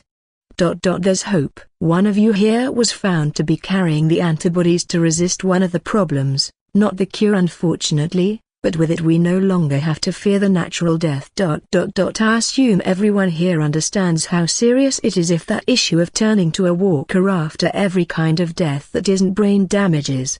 "Really? Who is it?" Lori asked, feeling some hope. Sasuke signaled Jenna to stay silent with a hidden gesture. Only Rick, who was also behind, saw it. "Due to many reasons, we can't tell the identity of our savior. I hope you understand how crucial is that. For now you don't have to worry about this and just survive and protect yourselves and your teammates here." His blood from the blood test of yesterday helped produce enough cure for all of us, but we will need his blood again to produce more of the substances. And to keep his identity hidden, we all will be doing that blood giving too in the future. Just think of it as a donation. You can't be keeping this from us, we need to know. "Yes I can. Tell me. What do you think will happen if that identity is told to the wrong person or group?" "Maybe someone crazy who doesn't want this world to survive or us. I won't take chance into putting you in that danger, so that ends here." Sasuke challenged, and the man just stepped back. Rick watched the back of the young man in silence, admiring his resolve and strategic thinking. Even if that meant shouldering the following blame. He didn't choose to tell others what he did, what he is to them, or that they need to respect him, obey him because he was their hope and salvage. Sasuke is strong. They won't be able to restrain him or force him to give blood, if he chooses to take control. Now he has the key to that on him, but he didn't. No, he used that to further make them believe it was one within them, their friend here or their family, one of this group. That would make them hope, protect themselves and others seriously, prevent dividing and all the issues that come with a newly formed group. And like Rick, Billy and Jenna too understood how effective that decision is for the whole group, even if it meant he will be facing judgments from the few who may think his decision to hold that reveal is tyranny. After that they all made a line to receive the injection of the cure. Dr. Jenna, I know this has been taxing to you and I hate to be asking one more question, but that clock, it's counting down. What happens when it hits 0? Dale asked, pointing at the clock in the wall. Fuel runs out from the generators in the basement. This whole facility will enter a protocol. What kind of protocol? Rick was surprised. He didn't know that. Hits will be deployed. What is hits? He demanded, and Jenna decided to tell them. He and Sasuke had talked last night and he made up his mind to help him. He didn't know how to fight, not physically. But with Sasuke and how special his body systems are, he decided to work with him. Maybe he will be able to do something that makes his wife proud. He already made the first step and didn't want to stop now. Define hits, Jenna said. Hits is a high explosive incendiary fuel vacuum bomb. It consists of 2 stages. Ignition of aerosol particles. They produce an explosion wave with greater energy and duration than any other detonator except a nuclear one. The effect of vacuum pressure ignites oxygen to between 5,000 and 6,000 degrees. Those explosives are used when human extermination or mass destruction of facilities is desired. People around started trembling, some crying. Carol hugged her daughter, tears running down her cheeks. It was cruel. They had just made it here, a safe place, with walls, food and hot water. And now after less than a day, it is about to come to an end.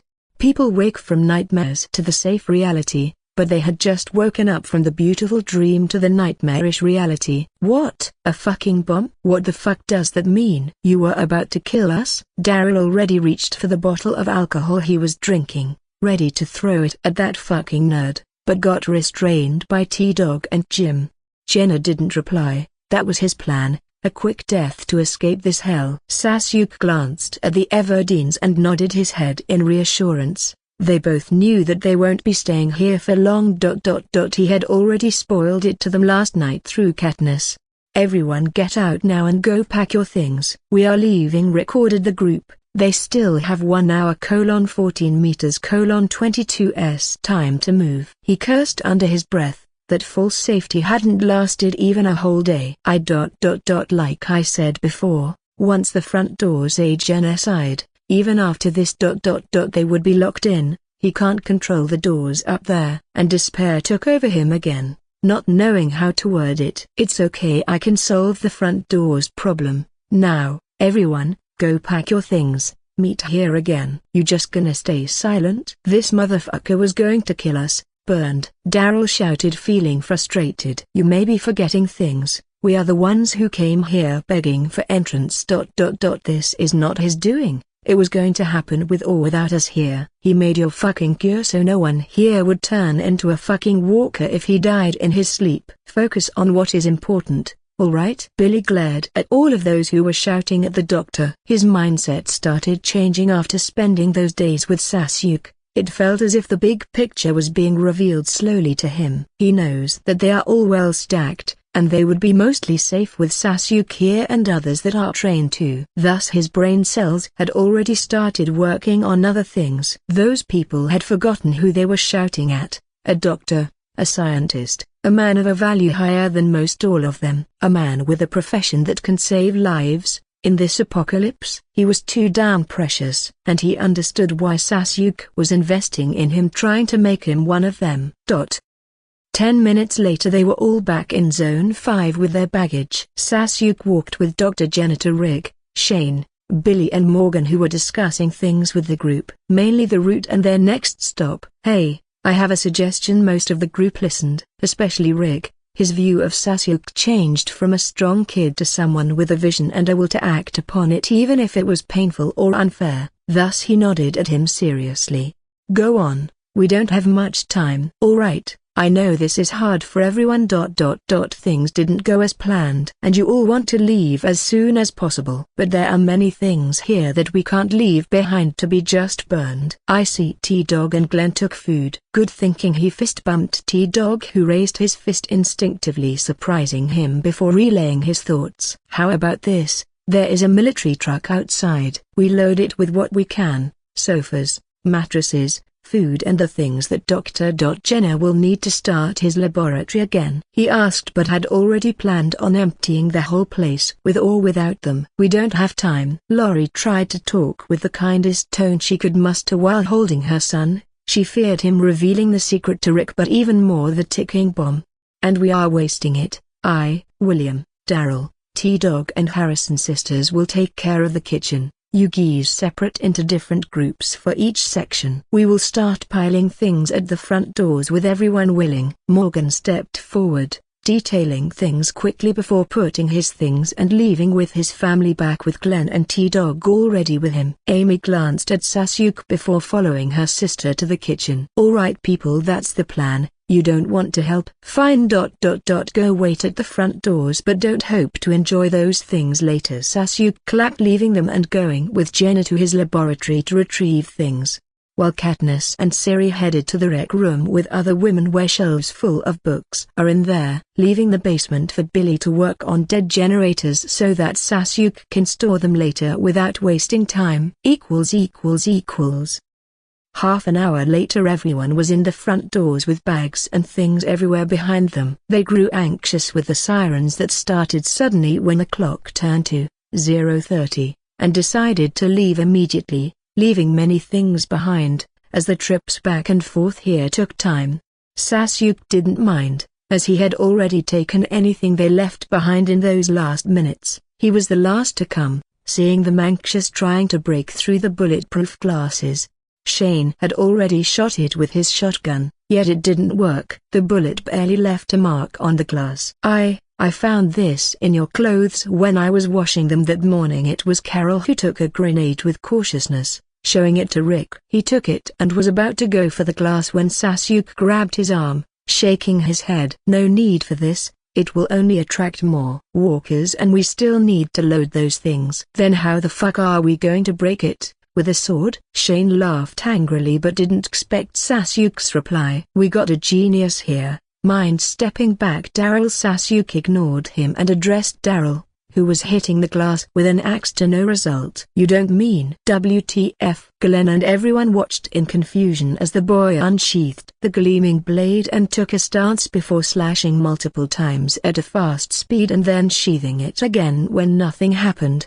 "Just choose the damn grenade. We don't." Shane's words got stuck as he watched dumbly how Sasuke pressed his hand on the glass and pushed forward. A clean big square was pushed out from that fucking bulletproof glass, which not even his shotgun succeeded in breaking. "Surprised, Scratchy?" "Don't be, it's just another fucking day with him." Billy laughed loudly, following Sasuke out after they told others to guard the place while they bring the truck from his storage seal. Katniss smirked, seeing the looks on their faces. It felt weirdly satisfying to know something amazing others don't, and even more being related to its source. While Duan decided to up his training 10 times more even if it meant passing out. He wanted to do that shit too. "What is that sword forged from? Tungsten or something alike?" Jenna asked me while I was helping him put things on the truck. "Not really, a special metal I myself don't know." "I see. I don't have much knowledge about metals, but I don't believe the sword itself is the only reason. You must be strong too to reach that feat." I just shrugged at the curious scientist, evading his prying question. "Those 4 chakra reinforced slashes were the only ones I can achieve with the 25 threads of chakra I have now. While each strike is to be performed in under a second before I run out of chakra. Really pitiful. From fighting long hours using it with no issue to this." 10 minutes. Glenn shouted from behind the wheel. and the last batch was finally transported to the truck he will be driving. "All right, we are leaving. Check if everyone is here." Rick told the group that, while I and others who were armed with fire guns guarded the perimeter around the caravan. In 2 minutes we were all ready. The majority boarded the big bus we found around here while others got into their vehicles. I joined the Humvee wherever Dean's and the blonde sisters who were taking the back seats. Everyone's ready ? Shane's voice came through the CB, and the vehicles sounded their horn one time before moving back to the road they came from yesterday. "How can your sword pierce through something even a bullet can't?" I sighed hearing the question Andrew asked. "The same I got from Glenn, T-Dog, and others." "It's a special one." "But it's just a sword. Where did you get it from?" "My clan." "Clan?" I skimmed through that same explanation, leaving the topic at that. But Siri didn't. She voiced her thoughts with that seemingly harmless smile of hers. "Can I have one, Sasuke?" "Yeah, one fact about Siri. She is a little genius, but a mischievous one." "A sword?" "When you grow up maybe." Katniss just hummed, telling her she can have one when she finishes her training with me, and that piqued the two sisters' interest. "What training?" "General combat and survival, starting with body exercises and then the basics of stances and footsteps." "Like the one Juan is going through." "That kid who always holds a stick with him?" "Yeah, he will be ready in a year for a real blade if he keeps at this rhythm. Or maybe even less. He got the right determination and hard work from what I had observed." "Can you teach me?" Amy asked. I saw Katniss giving me the side glance too. She asked the same before, but we didn't really have the chance to start anything amidst all the chaos. "Can you keep up with it?" "It's not a joke. You will feel your muscles spasm every day, your hands will turn rough and you will have to risk your life and even kill." It was a question to all them here.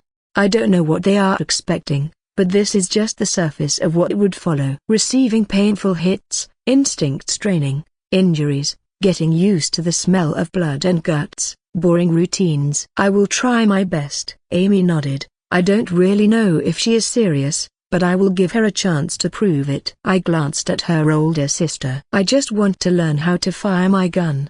She shrugged, showing me her silver Glock. "A gift from her father," as she told me. "I understand. But I remember you using one too in the camp when walkers came. I want you to teach me, if that is fine with you." "That will have to wait until we find a good place where we don't need to worry about attracting walkers with gunshots." It was then a deafening explosion sounded behind us, making every vehicle slow down. We couldn't see the fire from here, but the sound of the explosion alone made everyone here shiver from fear. If they were caught in that ... Nobody wanted to imagine that, and the car suddenly became silent. No one was in the mood to speak for a long time after that explosion. But soon that tension went down, and we got back to that topic. The rest of the trip was filled with them questioning some things. The roads were mostly empty, and we took few stops here and there to scavenge and siphon fuel from the abandoned cars. The unorganized movements bothered me greatly. Even after being attacked in the camp, they still don't have the wariness needed. Try talking to them and most would ignore you. I may be in the body of one in his early 20s, but my accumulated life experiences are at least 50, with half of them being filled with fights and survival. I just ignored that and left them to their fate. At least my group gets to have something from the days we had spent surviving together. They walked together, armed and always cautious, and we kept the kids who can't help with anything in the fucking car. I won't risk having Siri, who doesn't even know how to wield a knife, be out there opening cars and whatnot, treating walkers like horned rabbits. Maybe Kyle is surviving doing all this shit with his protagonist's son's luck, but I won't bet on Siri, who hadn't even appeared in the TV show. Thus, amidst my frustration, boredom, and me evading the Harrisons' questions about my life, we made it through to the highway. At some point we were forced to halt. The road ahead was a mess, with cars everywhere blocking the way forward, some overturned and others abandoned and damaged. Daryl helped try to find a way through just for the RV ahead to malfunction again and pull to a stop in the middle of this mess. "Siri, rules." I turned to her, who was sitting on the back seat between the sisters. "Unfamiliar place. Too many blind spots." "You are here, so I stay in the car until you or Katniss say otherwise."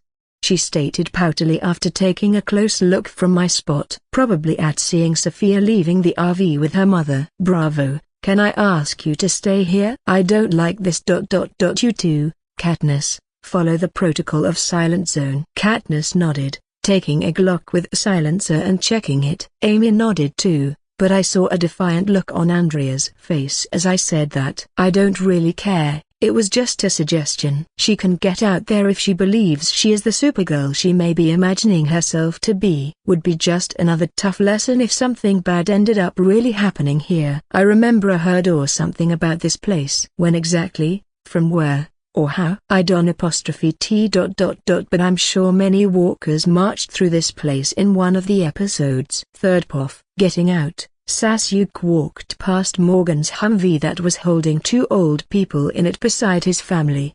Look, man, I don't think this is right. Morgan held his forehead, frustrated just as much as Sasuke, and spoke once he was by his side, looking at the bunch of people getting out from the bus and exchanging talks like it was a fucking field trip.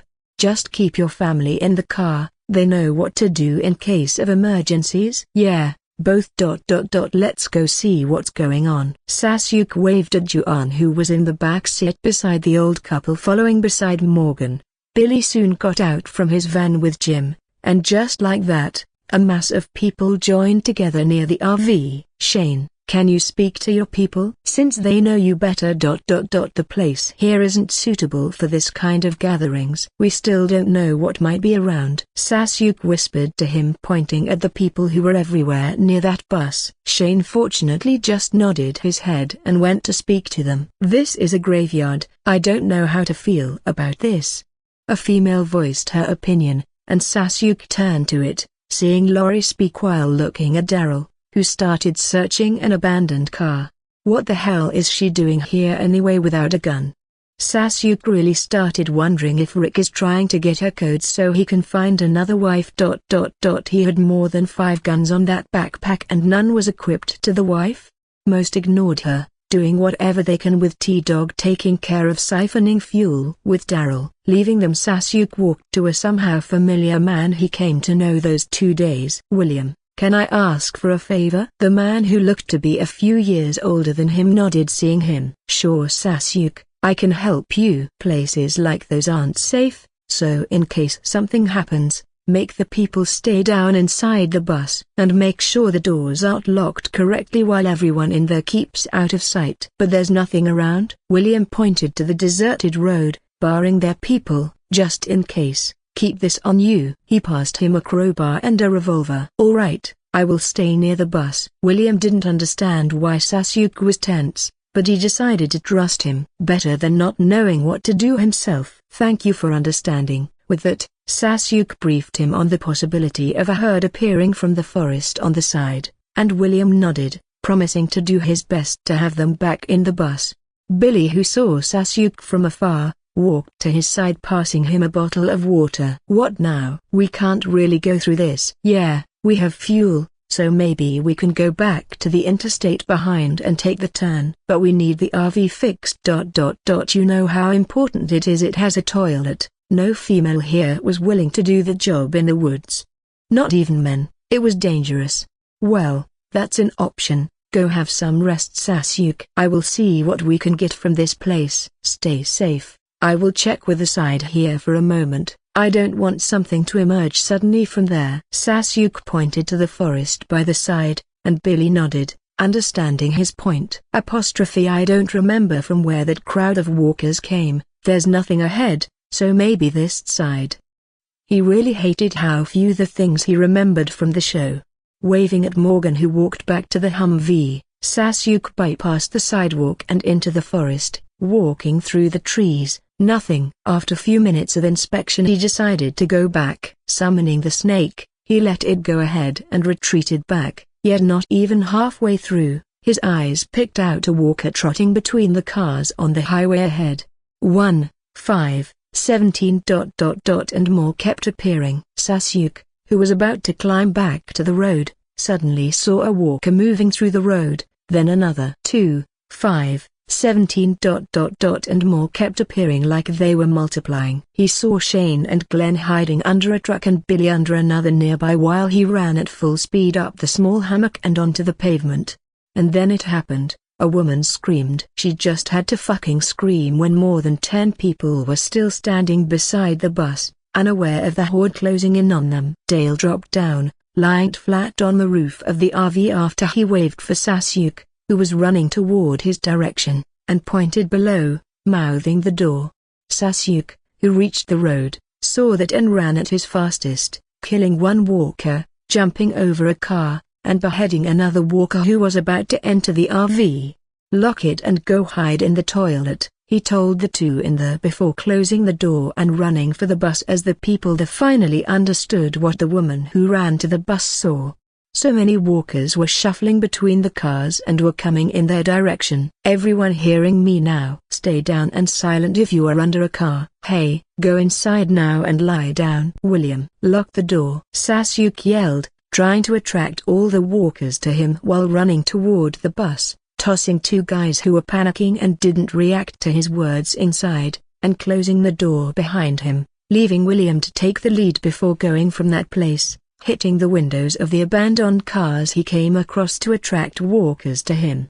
The horde of walkers was just a few meters from reaching him. "Billy, I will lure them down the road, follow in exactly 15 minutes to pick me up." With that, Sasuke waved at the anxious Katniss to stay down when he passed by the Humvee. "It's a good thing everyone is in the car."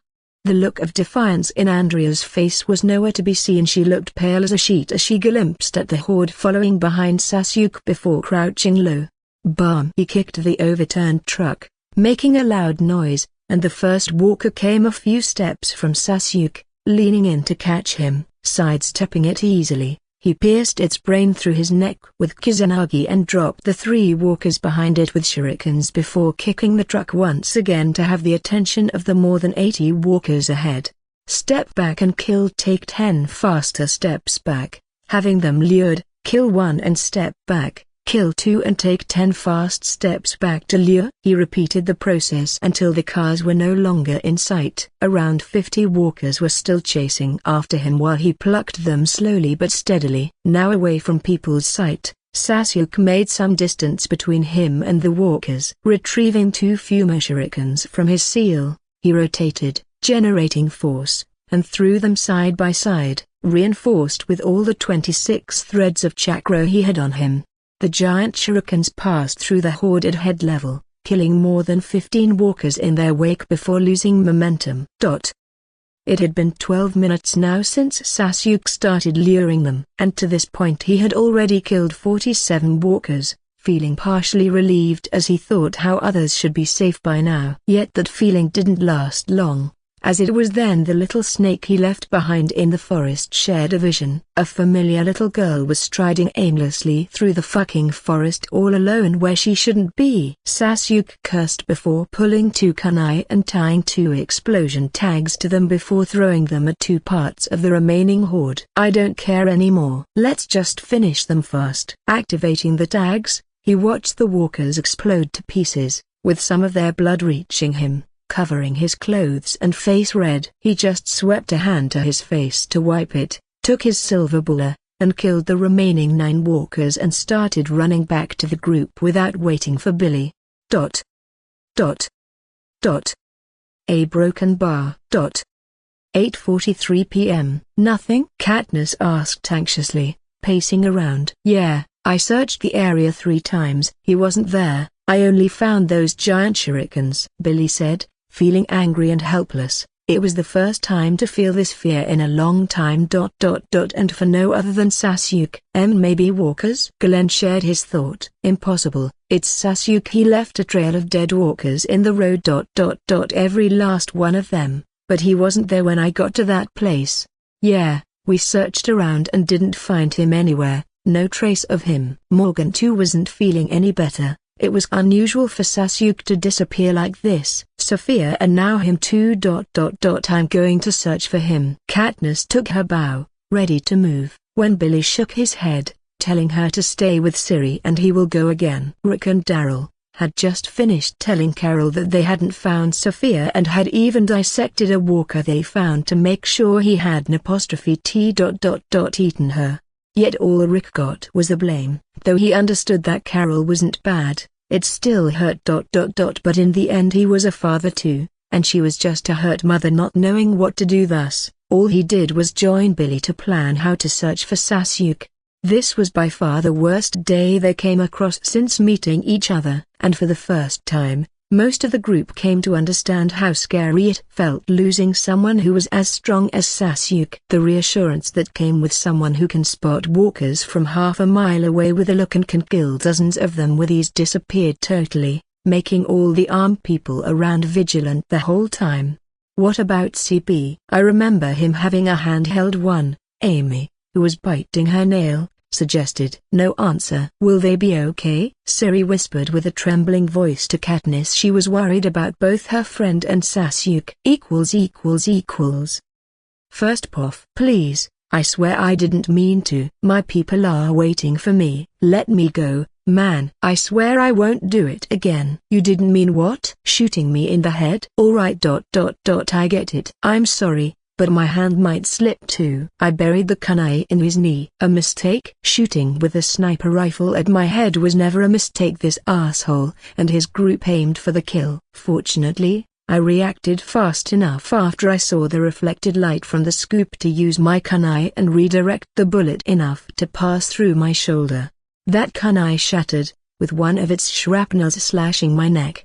I ignored his annoying muffled scream and buried another one to his ankle, keeping his mouth covered. Answer why you did that, and where are they? Sophia is safe now. Fortunately, she found a farmhouse to hide in, and now she is asleep inside a closet with the little snake keeping eyes on her. This group wasn't far from me when they tried to kill me, so I caught up to them fairly quickly after recovering from the shot. But by the time I got to those assholes and killed two who were escaping on a vehicle, the others had already escaped to another road on a motorcycle, leaving this one behind, which I caught because of his bad driving skill. I don't know. Brian heard the explosion and asked me to go and see. I saw you killing them with a silenced pistol, and he took my reefer agmph. I punched his jaw. Another lie. And you decided to fire so you can loot my dead body? When the first shot failed, you screamed, and the other two joined you firing their revolvers too, trying to hit me. Guess you guys hadn't seen how I dealt with the walkers before those 9.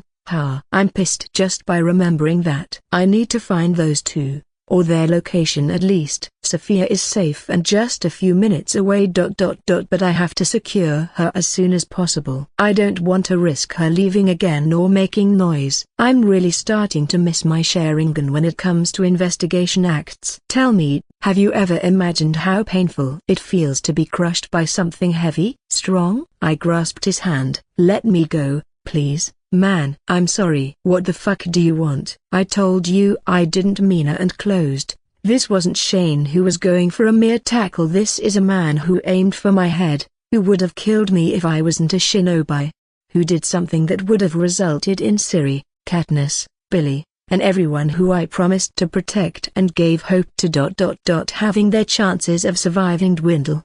If that shot reached my head. I hate breaking promises the most, and I would never let someone or something stop me from fulfilling them. I told her I will always be there until she is strong enough, so I will. Not walkers, not this asshole, and not 100 of them are going to take me down here, because I know how it feels. Yuri, my friend and elder brother. He too promised me to always be there and help me when no one did. He did that for a homeless teenager who was thinking how to steal his money. But he was taken from me. I know the feeling of someone who is your pillar suddenly disappearing, leaving you afraid and confused. Thus, I didn't have mercy. I closed on his hand with all my strength, feeling bones snapping and piercing his flesh. He couldn't even thrash while being roped to a tree, so it just made it more painful. My other hand closed his mouth, keeping the noise low. I don't want more walkers near us. Where? I let the swollen, red, trembling hand go and grasped the other one, and soon after, he spilled everything. A surviving camp built in a town a few miles from here called Woodbury, led by a leader called Governor, who, alongside his men, is used to attack other survivors and take their supplies.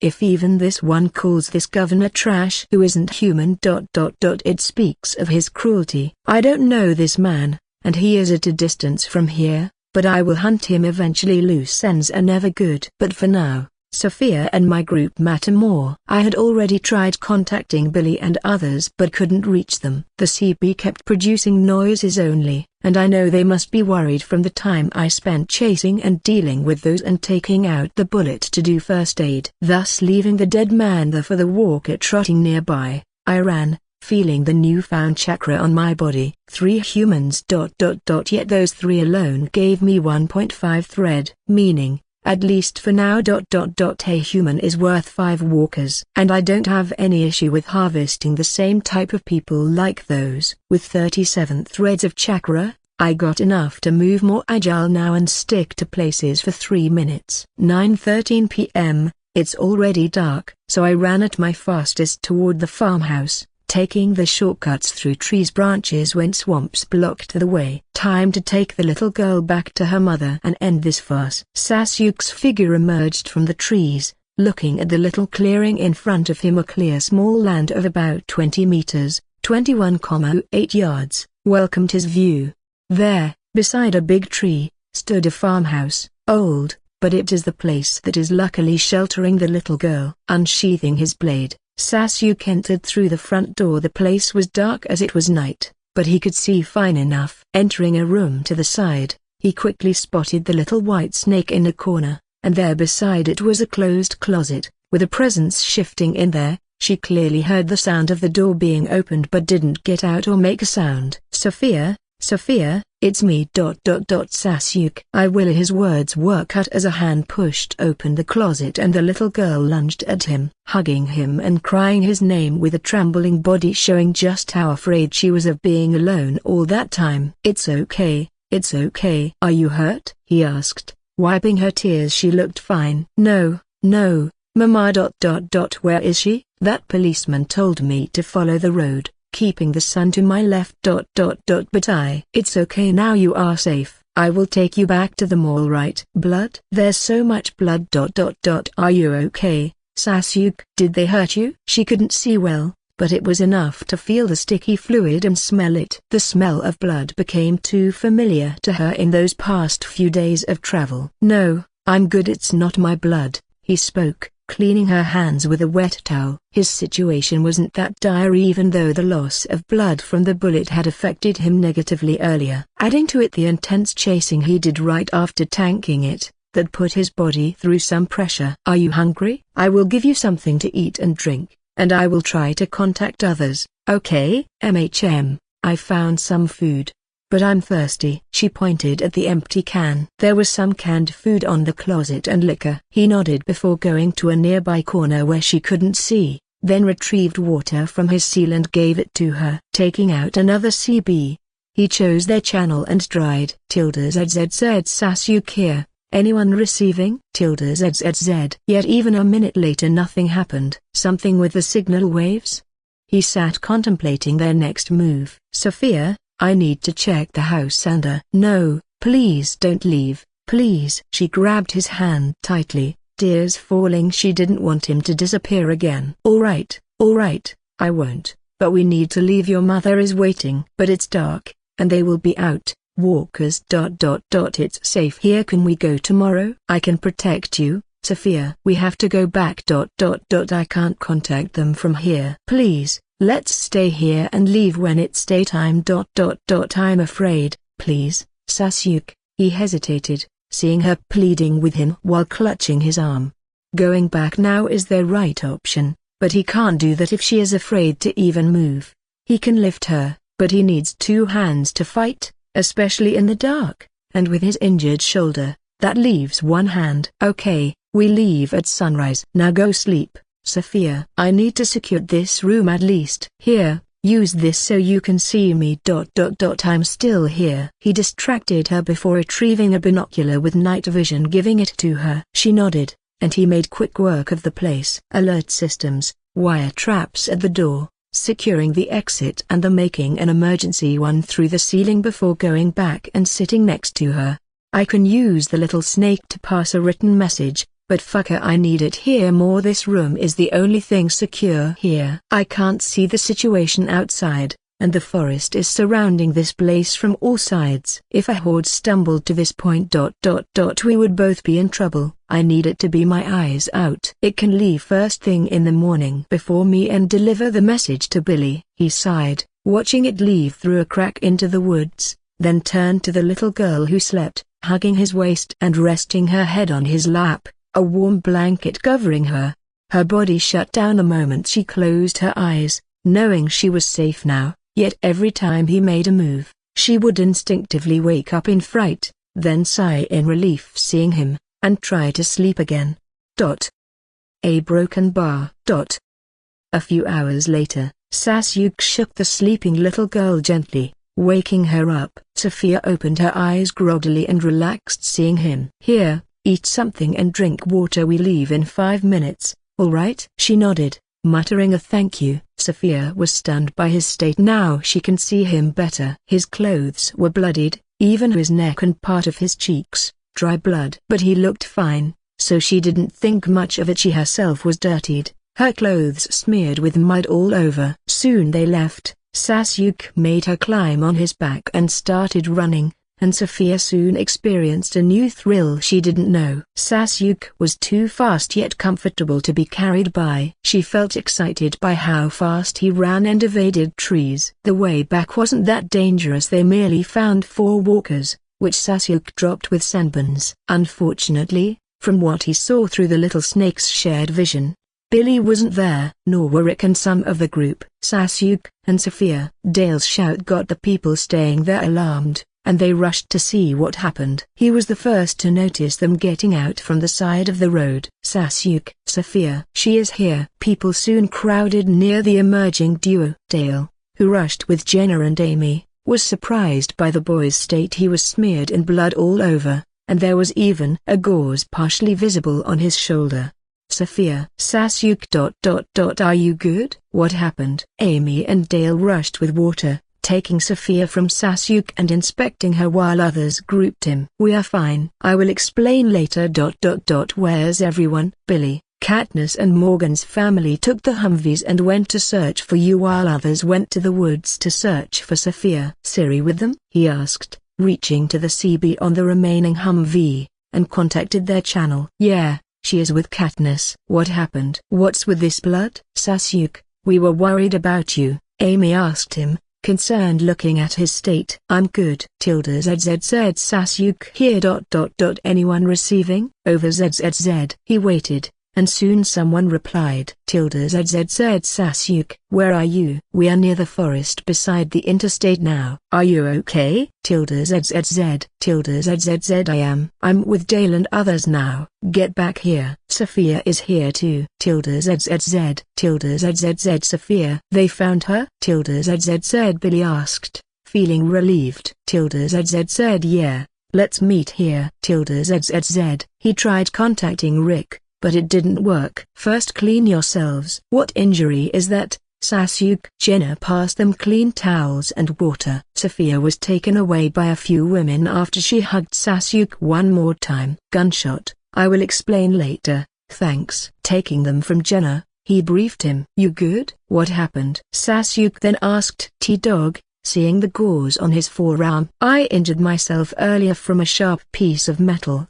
Doc here took care of the wound. Thanks again. T-Dog smiled, thanking Jenna once again. Thankfully he was with them here. The cut he got from the sharp metal when he was trying to hide from the horde was painful, and he was grateful they had a doctor and medical supplies on them. Take care of yourself. Here. Try contacting Rick and his group please. I will go change my clothes. Passing him the CB, Sasuke turned and walked to a clean spot behind the RV where no one was around and started taking off his clothes. He took the towel and water they gave him and started wiping his body, ready to retrieve clean clothes from his seal, just as familiar sneaky steps turned from the corner. Sasuke _ A broken bar.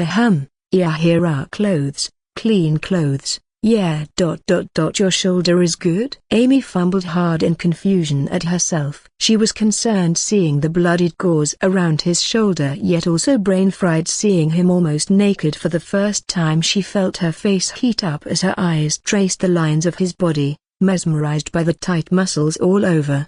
While the man also stared at her blankly. Fortunately he hid the private spot with a towel, yet it did little to hide its prominent shape from her.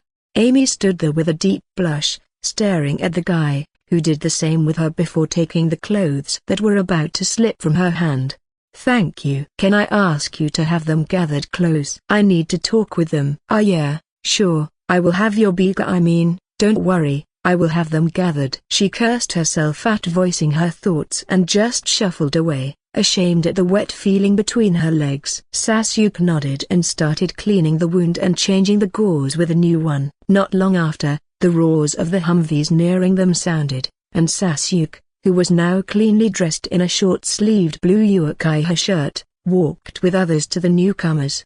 Sasuke. The people who got out of the cars felt relieved seeing him safe with Siri taking the lead rushing at him. Hey, I'm sorry for the trouble. You guys are good? Katniss just hugged him tightly with her sister. I'm happy you are okay, boy. What the hell happened? Billy asked after Katniss and her sister let him go inspecting him for injuries. With Morgan and his family smiling at Sophia, who was hugging Siri beside them. Something arose that made me move away from that spot. I couldn't reach you with the CB. Same with us, and we found a corpse, tied to a tree, eaten. Morgan whispered at him with Juan close, glancing at Jenny, who was talking with Sophia. Was it your doing? Yeah, I was ambushed by his group.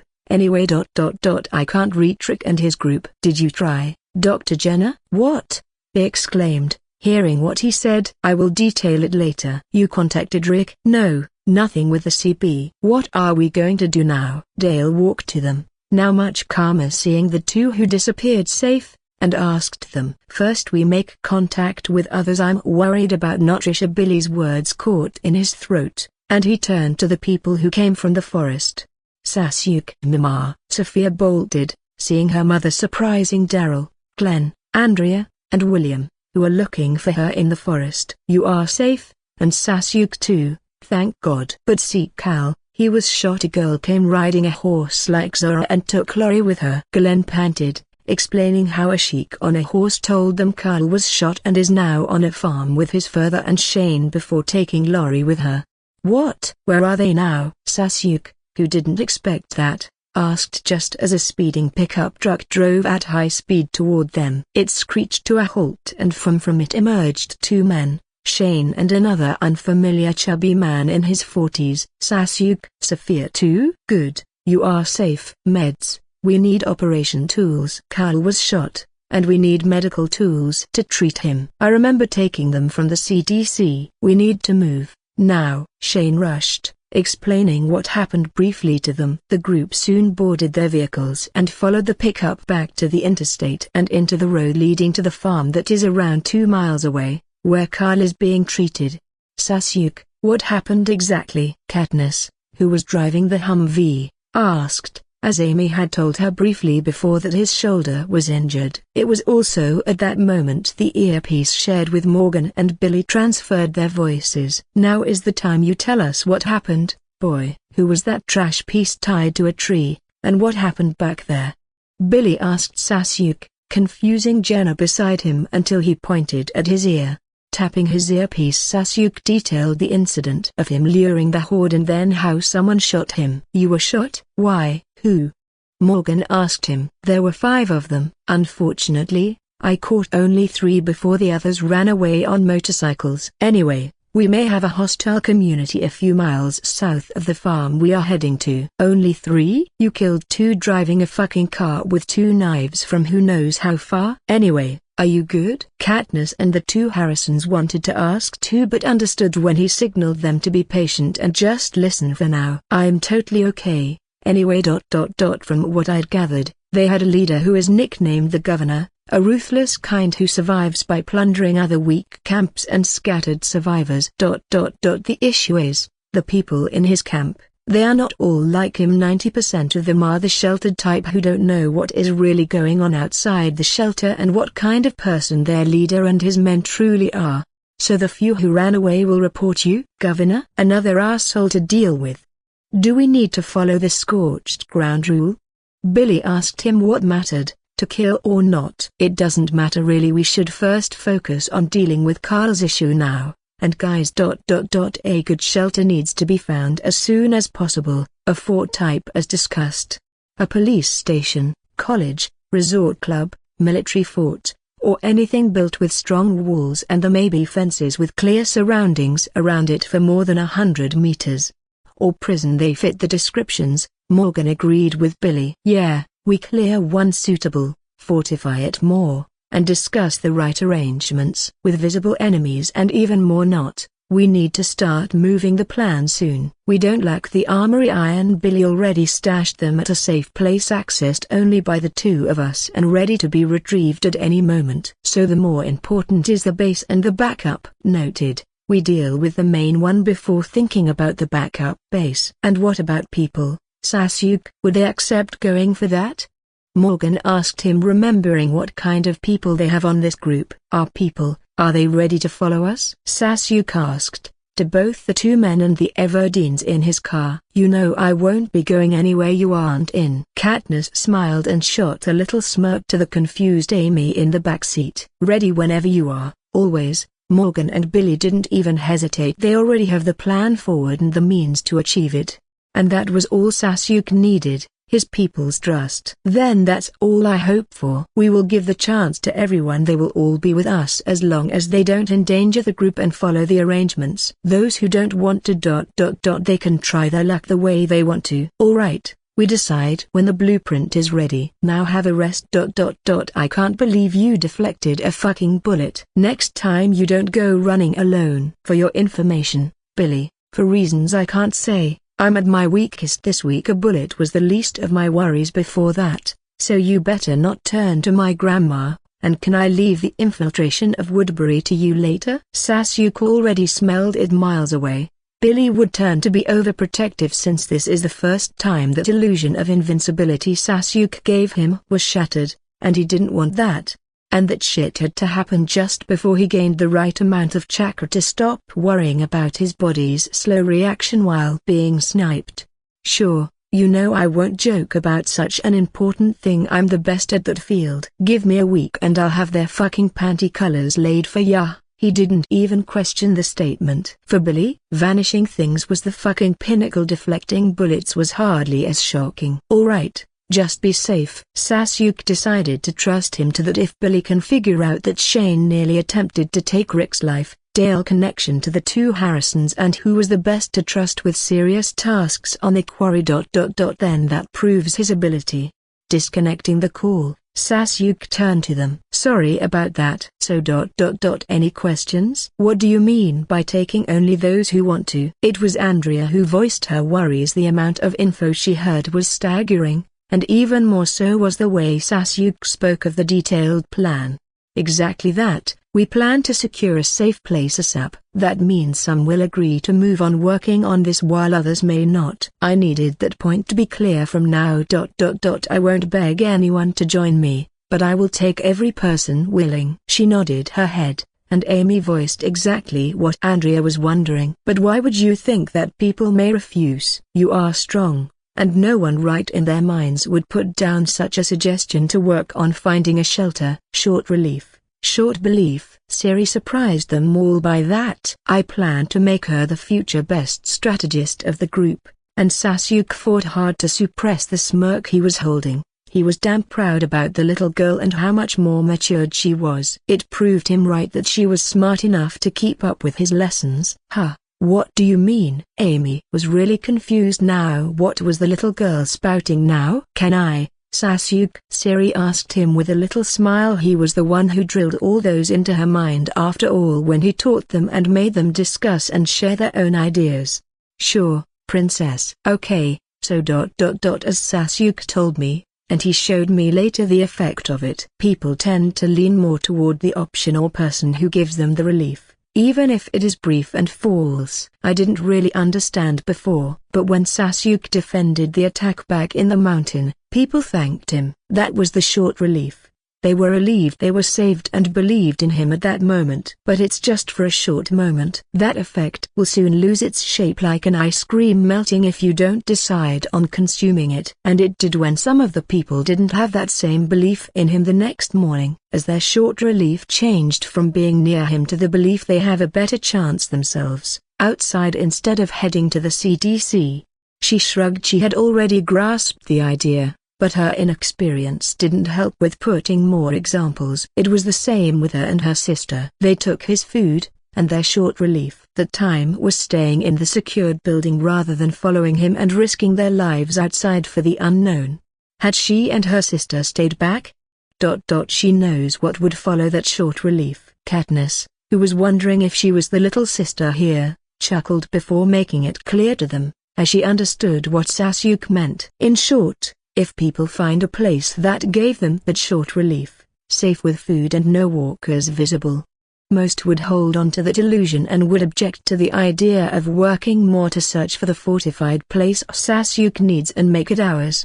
But we hadn't even found a place. Andrea couldn't keep up anymore with their line of thoughts. They were still traveling. You don't mean the place we are going to? Amy suddenly thought of the possibility. Exactly, people are there in the farm. Those who took Carl in. And if you still didn't notice, we hadn't seen a walker since we hit the road to this farm, meaning alive people who survived until now, who may be self-sufficient, who may be strong enough to wipe out all walkers around. He tapped the wheel, thinking about the last hypothesis, which Andrea caught too. Or hadn't met them at all, just like we experienced in the camp. He nodded. Our people are tired. They were attacked in the mountain, then came close to exploding in the CDC, and right the next day a large horde marched through us, nearly making us lose a little girl, let alone the info I shared with you. Which I asked to be kept a secret for now.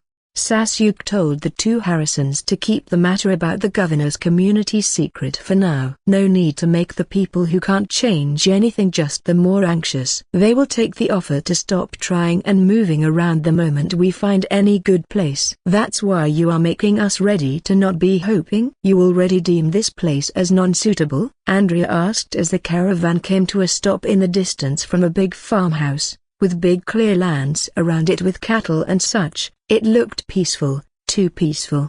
Yeah, this is anything but the shelter I want my people to be in. She reflected, and Andrea wondered if she was truly going to become just another hoping idiot searching for the short relief they were talking about.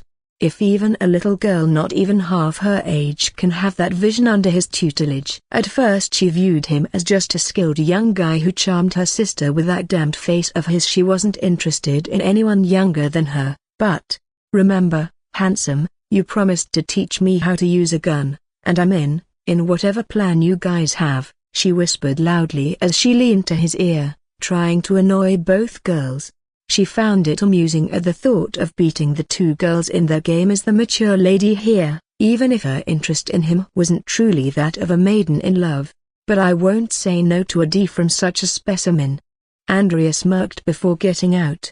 He may be young now, but she knows she would be willing to do anything in a few years once he hits his peak. Once she is past hers as well. Georgia, outskirts of Murty County, Green Farmhouse. October 2010, 13:21 p.m. Rick stood outside the house with Herschel, the old man owning this big land of farms. He was anxious. He didn't know how a search for Sophia turned to his son getting shot. It was unintentional. Otis, the one who shot Cal, aimed for the deer that Cal was watching nearby, and it just happened that the bullet pierced through it and into Cal's abdomen. Sophia disappeared. Sasuke too. And now his own son was shot. Rick felt like he was on the brink of defeat here. But he still holds his own. Shane had gone to bring the tools needed for the operation. That idea of taking things from the CDC as Sasuke had suggested before may be the thing that saves his son's life now. He had already transfused blood to his son, and was taking a short rest waiting for his wife and others. You are lucky. This place is beautiful. I can't believe how calm and untouched it is. Rick sighed seeing the big land, no destruction, no walkers in sight, and no desperation. It almost felt like all things outside their army are bad dreams. We weren't completely unscathed. We lost friends. Neighbors. Herschel told him how the place was owned by his family for 160 years. He told Rick how the pandemic resulted in the death of his wife and stepson. I'm sorry. I still have my 2 daughters. All we have left is each other here, hoping for the cure. There was a brief silence as Rick decided to share the truth. We came from the CDC. It's no more. And there's no cure. Rick swept his sweaty forehead. It was a hard situation, but at least Jenna solved just as dangerous an issue for them with Sasuke's help. I don't believe that. Herschel smiled lightly, keeping to his hope. And Rick soon grew frustrated. Herschel believed that it was just another form of disease, like the flu pandemic, smallpox, etc. Something that endangered humanity yet was cured shortly after. No matter how much Rick tried to make him see that walkers are just different. Herschel was stubborn in that belief. It was then they spotted a figure riding a horse coming into view. It pulled closer, and Rick saw his wife riding the horse behind Herschel's daughter, Maggie, and run to embrace her. He accompanied her inside, where Carl was lying unconscious in the bed, pale and sweating. That scene broke their hearts. Maggie stood beside her sister Beth and Otis's wife, unsure of what to do. It was then a young man walked inside, telling them about cars coming up the way to the farmhouse. A broken bar. Herschel, Rick, Lori, and others from the farmhouse soon exited. Hearing the engine sound, a caravan was coming up the road to the house. Herschel knew from Rick that they have a big group. Thus, he turned to give him a look. He didn't expect such a number, and he didn't like the idea of having all of them on his lands. Rick, who wasn't focused on him, rushed to the blue pickup and stopped seeing the figure of a handsome young man with raven black hair and a sword tied to his hip getting out from the Humvee. Sasuke. He grew even more relieved seeing Sophia waving at him from the RV's window. Sophia. Sasuke. You are safe. He embraced them and briefed Billy and others with what happened before taking the tools needed for Carl's treatment. This place looks safe. Look. No Walker, a woman told her husband, getting out from the bus, and Sasuke exchanged a look with Billy. Hear that shit, old man? Billy rolled his eyes, lighting a cigarette. Hi. We meet again. Sasuke turned, looking at Glenn, who greeted a lady, Maggie. Your group is big. Is it okay if you camp around here? She smiled back and greeted Billy, who seemed to be their leader, her gaze wandering to a little girl who was giggling while sitting atop a guy's shoulders.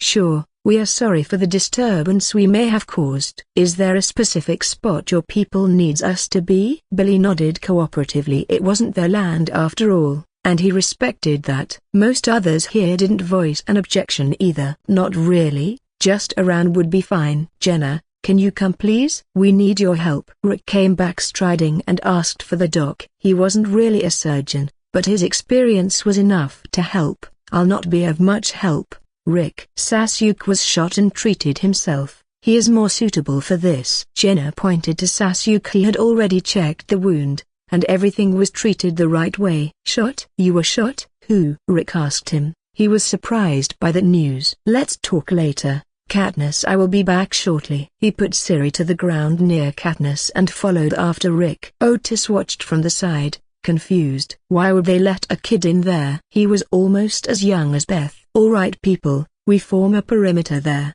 just as in the camp. Get your tents and start unloading only the necessary things, and for those alone, pair with two and use one tent if possible. No need to crowd the place. Billy clapped, and soon with Morgan, Dale, Jim, and others, they started making an area for themselves. Herschel and Otis's wife, who were already making preparations with Maggie and Lori by their side, were surprised to see Rick rush in with a Caucasian man and another Asian boy. I thought you said there's only one doc with you. Who is that? The old man spoke to Rick. Sasuke, I heard that the bullet was fragmented when it pierced his body, 7 pieces. I can help with that, Sasuke told him, taking a closer look at Carl. No, Get out and wait with others. Sasuke held a curse hearing that. It started getting on his nerves even when he knew it was not the man's fault. I can vouch for. Jenna was about to speak when Sasuke picked a glass by the table and squeezed, shattering it. That action surprised everyone, making Herschel even angrier, seeing him taking a pillow, shredding it and doing something. What do you think you are doing? Herschel's shout and sentiment were shared by all women in there. I will apologize later. Fragments. Look. Sasuke flicked his wrist, pulling two senbons from his arm brace, and then using them like pincers and moving close to Herschel to make him see better. It's not my first time treating injuries caused by fragmented metals. We both know what simulation this is. His fingers worked like they had a mind each, manipulating senbons to pull the many pieces of glass pierced into the cotton. It wasn't the same as flesh, but Herschel picked the most important detail. Others may not understand the difference, but he did. The swiftness and precise moves were much more practical than what his frail hands can achieve. If done to Cal, they would result in less trouble than his way. You were a surgeon? I have experience. Sasuke left it at that. All right, you take the lead, and I'll be the aide. Start with the outer fragments. I will clean the gash. Hand him the gloves, Patricia. Herschel turned to Otis's wife, telling her to step back as he would be the aide. But how come here? Patricia, gloves. He too wouldn't want to trust a random kid, but not when he saw him do a job he would need triple the amount of time to finish, with the right tools, not two fucking long needles. And Sasuke already unraveled the wound of bullet treated on his shoulder. All right, she nodded and helped Sasuke wear the gloves. Rick shook his head at Lori, who was about to say something. Adjust the light, please, Sasuke said, and soon he started working on the wound. Herschel and Jenna moved around, helping him and watching in amazement as the boy operated on the wound, taking fragments and moving the tools in a way that should be impossible. Unaware that Sasuke was using chakra to manipulate them to be better at removing the fragments with minimal damage done to the muscle tissues. Half an hour later Sasuke finished closing the wound and bandaging it, and then the trio stepped outside, with Herschel telling the others that Carl's situation is stabilized. Still impressed by the skill of the boy, he figured he may have been studying to be a surgeon before the breakout. Rick, hearing that, smiled in relief and hugged them before rushing with his wife inside, and Sasuke left to see the group outside. He waved at Shane who was nearby, and received a thankful nod from him. A broken bar.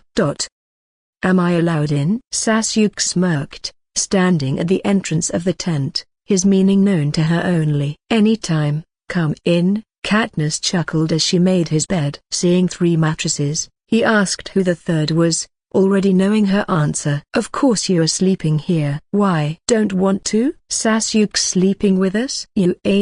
Siri, who ran from the outside right in time to hear that, laughed and jumped at his back. He always told her weird but funny stories at night.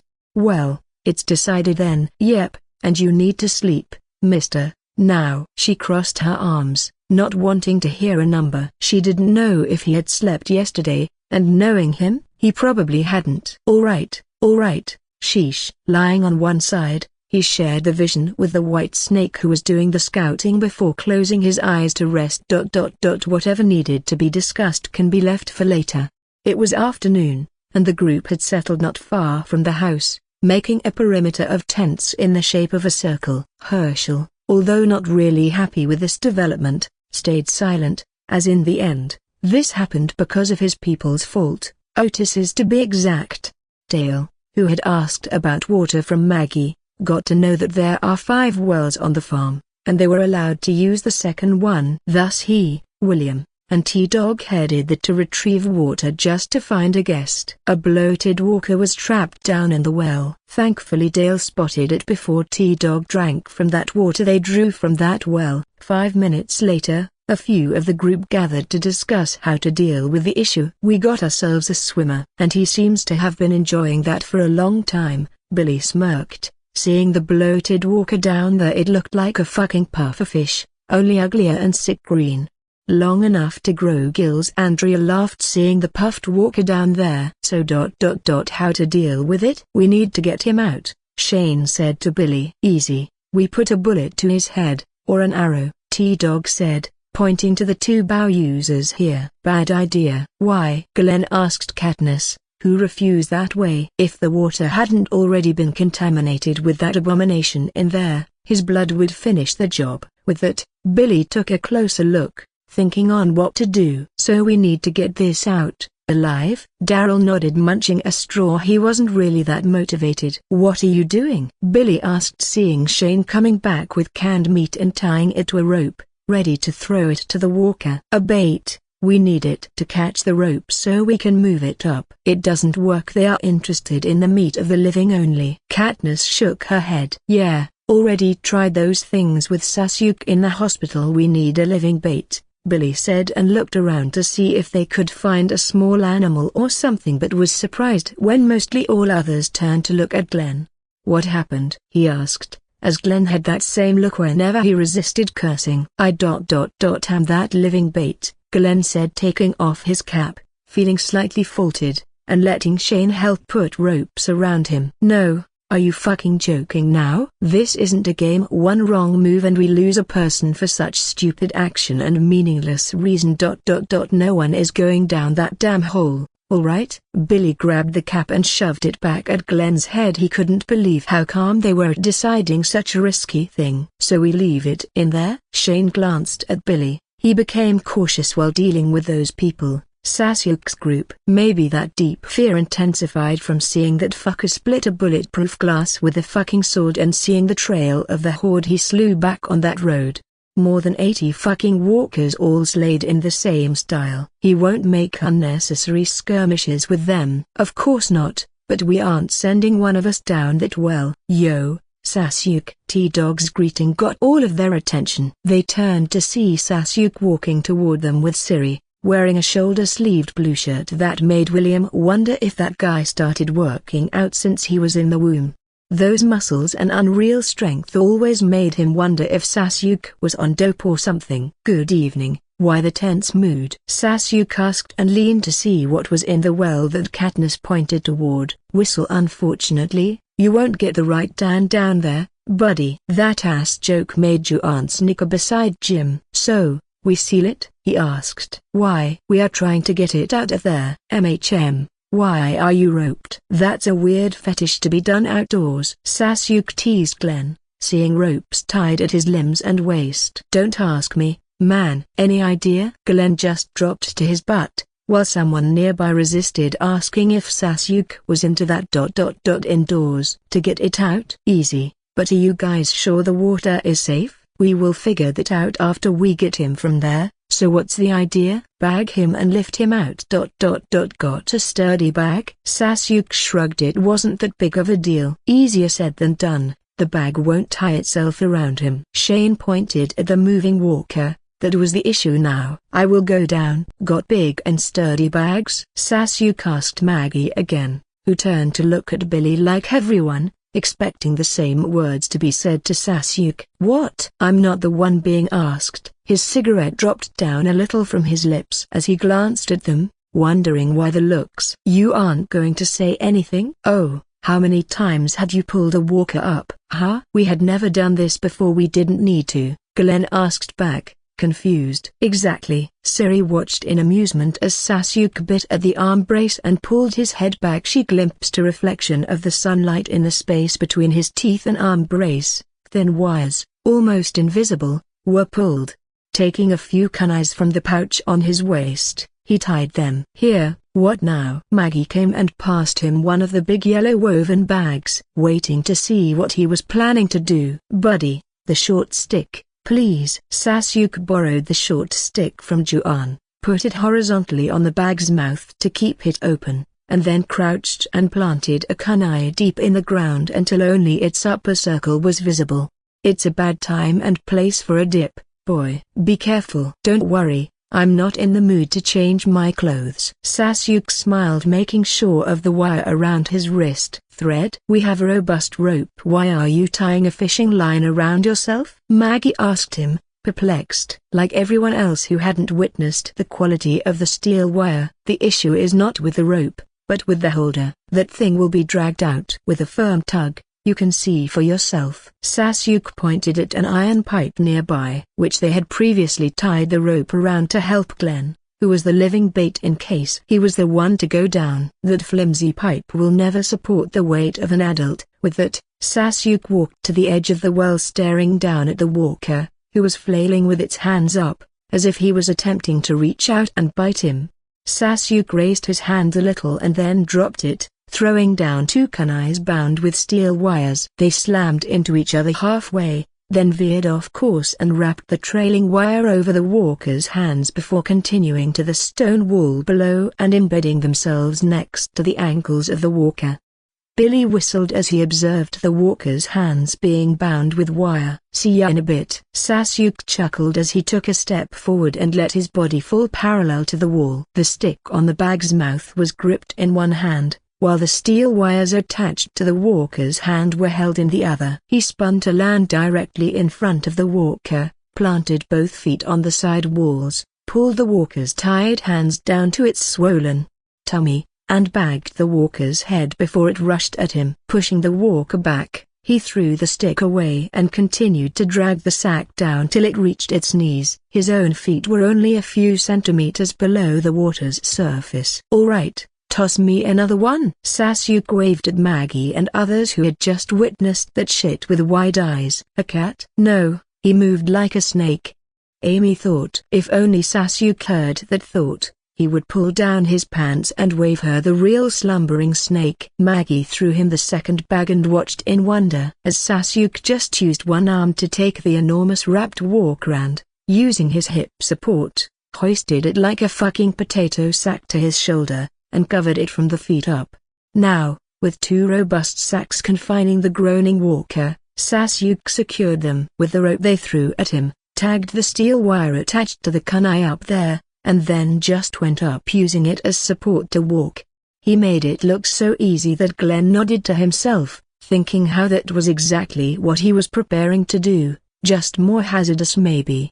Sasuke reached the top and passed the rope to T-Dog. "Hop hop, here's your pull-ups rep for today.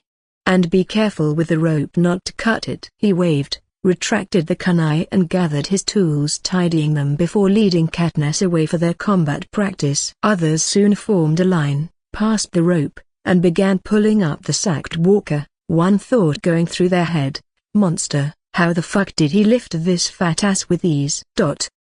Sasuke stood a few feet from Katniss, ready to start their first combat session after the warm-up. "So, my lady, just to be clear, you want it focused on dealing with humans or walkers?" "Both." "I see, we will start with humans, but I will have to make one thing clear, we don't have the time nor the equipment and necessary conditions to make it systematic."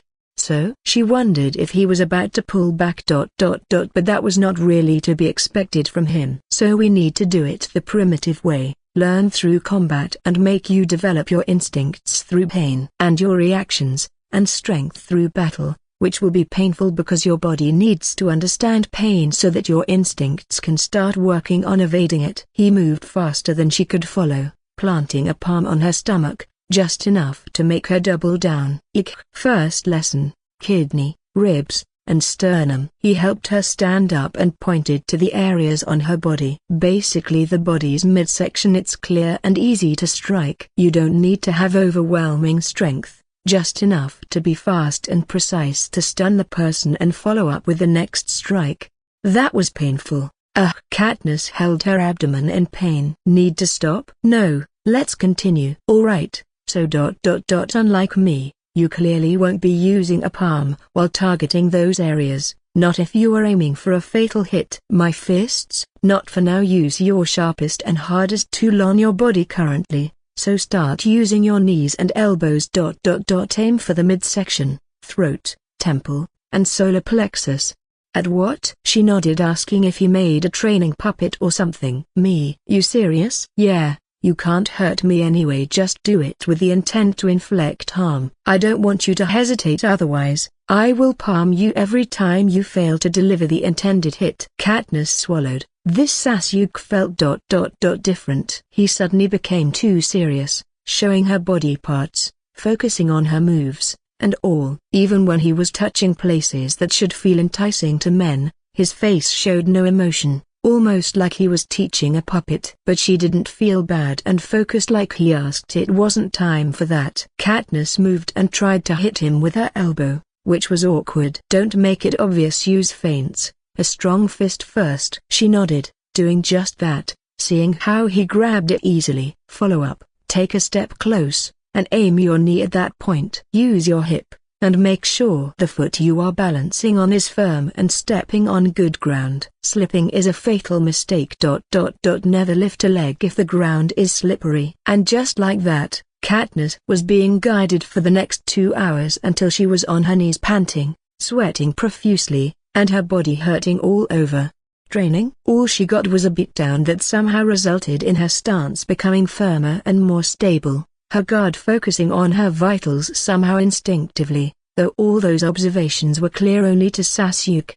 To her, she received hits in one day that were 10 times more than she did in her whole life. She chuckled as she was being held by him on their way back to their tent and whispered in his ear with a parched throat. Hey Sasuke, what is it? I won't swallow it next time. Let's see if you are going to beat me tomorrow. She smirked, biting his shoulder, looking at his baffled expression. It was fun seeing that embarrassed look on his stoic face. It was a calm night, mostly. People sat with their families and friends, eating and exchanging talks. The tension was almost gone. Those lands are peaceful, the type where you can just lie down and enjoy the moon in the sky and the light breeze. They weren't hungry, they weren't desperate, and they weren't alone. It's amazing how you are a skilled surgeon too at that age, kid. Dale smiled as they were having dinner, remembering what he heard. Herschel's house, where Rick and his group were eating dinner, was small, and he somehow found himself enjoying his place here. What surgeon? Daryl, who was munching, asked in confusion. He treated Carl's injury with amazing skill, Jenna told me. PFFT. Surgeon? And of course he chuckled hearing that. Sasuke was anything but a freakin' doc. The only one who took more lives than he had ever saved. Billy pointed at Sasuke's blade and laughed with Daryl. Guys, I'm here with you, you know that, right? Sasuke scoffed at them, enjoying his scrambled eggs. Daryl suddenly laughed as he was leaning on a tree and turned to Sasuke asking him. Yeah, so a ninja. What is your next reveal of profession? A damn painter? Good idea actually. I can start with drawing you on the wall of the biggest building in Atlanta. He was about to sneer but froze when he heard Sasuke's next words, with the part below the head belonging to a grandma in lingerie. Sounds good? Daryl glanced at him speechless. Sasuke suddenly looked way menacing. Where the hell did that weird idea came from? TCH, you can't do that right. Alright, damn it, can't take a joke. He can't risk it. That damn ninja looked confident in that claim. Do it, Sasuke. Siri suddenly smirked, pointing her tongue at Daryl, who started feeling targeted here. I need to, right? I will show him my amazing skill. How about I add Shane hugging his grandma's body from the side? Billy, who was enjoying his beer with amusement, spat from the side, nearly choking. That shit planted a disgusting scene in his mind that refused to vanish. Fuck, I need a brainwash here. And old man Dale was no better. He didn't take Sasuke for that kind of creative person. You, no, make it a big unicorn, a pink one. Siri nodded to herself in satisfaction. Much better than Shane. Having no idea what lingerie is or how much worse it was becoming for Daryl, who started picturing it in his mind, shuddering in disgust. Hey, stop corrupting my innocent sister. Sasuke faked a wince as Katniss pinched his thigh. Innocent? I don't think so, not anymore. You people are crazy, and you, Sasuke, what are you? A hidden sadist. Girls won't be liking you anymore if that spreads. He sincerely prayed that Sasuke would drop the subject. I'm not sure about that. Katniss rolled her eyes at Daryl's ignorance. Man was the one truly innocent here. Sadist. Some would tie themselves ready for Sasuke to be the sadist. I was joking. I won't bother with a grandma body. Daryl nodded in masked relief hearing that. So Sasuke cares about his image. I will make it a mph. Eat. Don't you see gears turning in her head? Katniss shoved a bread into his mouth, amused by the banter he was having with Daryl. But Siri was more curious than Sasuke could imagine. She didn't want her sister going around asking what a freaking MILF is, or worse, saying something like Sasuke liking them. No way she would allow that possibility to surface. The rest of the night went calmly with a light mood, everyone relaxing and going back to their tents after they decided on the watch duty. "Where to?" Katniss asked, seeing him ready to leave again. "I need to do my night exercise. I'll be back in 30 minutes. "You did great today. Have some rest." "Can I come?" "No, princess, it's boring and unnecessary. Sophia was looking for you. Play with her here, and I will tell you a new story when I come back later."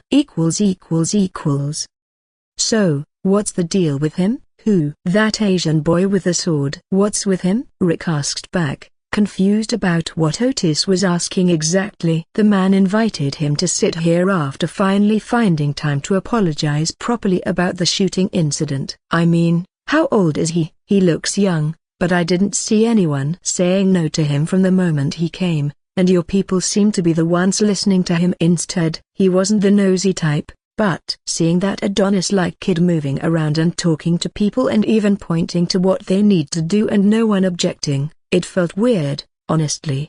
He wasn't used to seeing that here, where Herschel was the one doing that." "Oh, Sasuke, he is different." "I know it sounds crazy, but he is someone you can trust your life with, and you won't be disappointed. Intelligent, highly skilled, and a good kid who had done more good than anyone can count for." "Even you." "What?" "I don't get it. I'm just curious." "Ha. I mean we all here, adults, are the ones protecting Jimmy and Beth. It feels the other way with you guys." "I know he was something of a doctor." Rick blinked hearing that. "Huh? I don't know about that, but he is our best fighter. His skill is second to none when it comes to battle." "Really? How much can someone his age do?" Otis didn't believe that boy wasn't even half his weight, nor does he look that tough. "That much." Rick Chin pointed to a hidden part beside the stalls, and Otis watched in amazement. That boy holding a freaking stack of tractor tires on his shoulders and doing squats repeatedly with a steady rhythm like it weighed nothing. "Oh, that's." "He is stronger than any of us. His blade has never failed to cut anything so far, and he has never missed a target. Age doesn't seem to matter when it comes to him. He is a trusted friend of ours." Rick smiled faintly, remembering the scene of Sasuke kicking Shane. "Anyway, Otis, I know you feel guilty, and sorry if my wife said something harsh to you. Just know that everything is good now." "Thanks for the drink." Rick patted his shoulder before entering the house to join his wife and bedridden son, leaving Otis, who started contemplating if they maybe were overestimating the kid. "No way he is that good in everything. He would be able to lift some tires too if he wasn't T. This careless with his weight. Should be his face. They swing that way. Damn. A broken bar.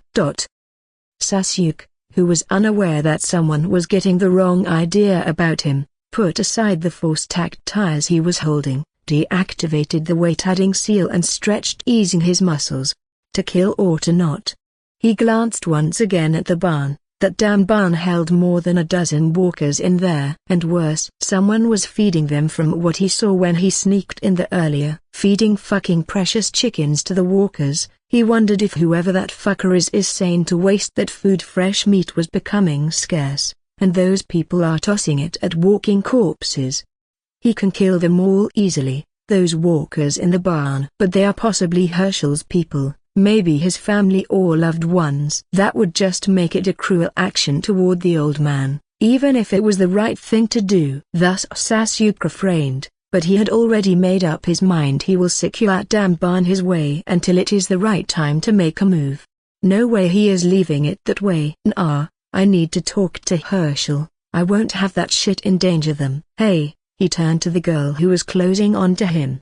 "Hello, you need me for something, Mrs. Green?" "Maggie, call me Maggie." "No need for those formalities," she chuckled, thinking he might be nervous speaking to a girl, unexpected from someone whose look screamed playboy. "All right, Maggie." Sasuke honestly was speaking to her as if she was already Glenn's wife. Shit like this happened all the time to him, the plot knower. "Yeah, so, Sasuke, right? I came after Rick pointed me to you. We are lacking antibiotics alongside some other things. and he said you can help me with that. There's a pharmacy in the town near here. I am familiar with the place. So she actually was feeling very curious about him, remembering the craziness he had done at the well before. What else, aside from the pharmacy there, is there any place resourceful? She thought about it for moments. An elementary school, a restaurant, a bar, and houses. Why? We can't have them checked with just 2 people. It may be dangerous. I will gather a group. Don't worry. Tomorrow morning after breakfast. Good for you? Well, a broken bar, okay. See you then. Good night. Good night. Hey Maggie, he decided to hit the iron when hot. Yeah? Can I speak to you about something for a moment? If you aren't busy, of course.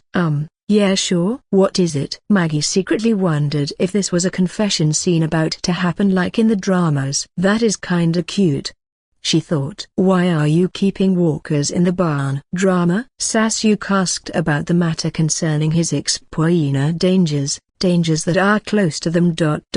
He needs to put them to rest soon after all. How did you a broken bar? I found out about it when I was scouting the place. And that made her angry. You were spying on us? How can they welcome those people, and he was checking their properties? Maggie, I have people to protect. I can't just settle in an unfamiliar place without knowing its layouts. I apologize if that comes off as rude, but you tell me. From what I discovered, my actions weren't wrong, were they? Listen, you can't tell anyone about that. She closed to him more and whispered intensely, worried he might tell Rick and others. Do you realize how dangerous it is to keep walking? Don't call them that. Maggie seethed. Those were her family, her stepbrother, her mother, sick family who have names, not this. Walkers. All right. Have a good night. Sasuke didn't want to waste energy on delusional people. She wasn't a kid. She was grown up and has a damn mind that could think. Someone attacking you, feasting on the living without a shred of sympathy and in great numbers with no signs showing they are still humans that needed to be treated. Most of them are rotting anyway. You must be brain dead to refuse to accept that simple reality. Even if they were magically treated, what can a rotten body do? Die the next second? Sasuke returned to his tent, ignoring her reminders to not tell anybody and how her father won't keep them in here if he does so. Keep them? Sasuke had no intention of staying in here from the start. He doesn't need an old man reminding him and his people how they are living in his lands every 2 damn sentences. I don't know how to thank you all for what you did. I hope you like it. Haha, your cooking is really good, Mom. Thank you. Sasuke chuckled, enjoying the pancakes made by Carol. She had been cooking whatever may be considered good with the ingredients they had on them. It had been a day since they came here. Carl woke up this morning, and the first thing the kid said was asking whether they found Sophia. Katniss had been doing well on their 4 hours training so far. 2 hours focused on building stamina and cardio in the early morning. The others in the evening are in physical combat, tedious but affordable with the miracles of shinobi soldier pills, which give enough nutrition to put the body back to its peak in short minutes per day. You are amazing. You can fight well, you have a good vision, and you treat your people well. They all me included, see you as someone worth following. I can't thank you enough for saving my daughter. She squeezed his hand gently with a smile. But know this, I will do anything to help you. I can't really fight, but I'm willing to learn to be able to protect her too. That's all that's needed. They will to change and become even better. They will hold gun firing practices starting today. I taught a few from my group and the Harrisons recently how to clean their guns and use them. You can always join at noon. Katniss, that sweet girl, she talked to me. And a few other women, explained to us how things should be done more cautiously, and made me realize how reckless I was to leave Sophia wandering away all alone, but I will change. For the better. She smiled, watching her daughter playing a short distance away with Siri. I'll be off with some of our people to a nearby town to see if we can find something. Is there anything you guys need? Sasuke asked as he got ready to leave. I can join you as soon as you are good with guns. For now.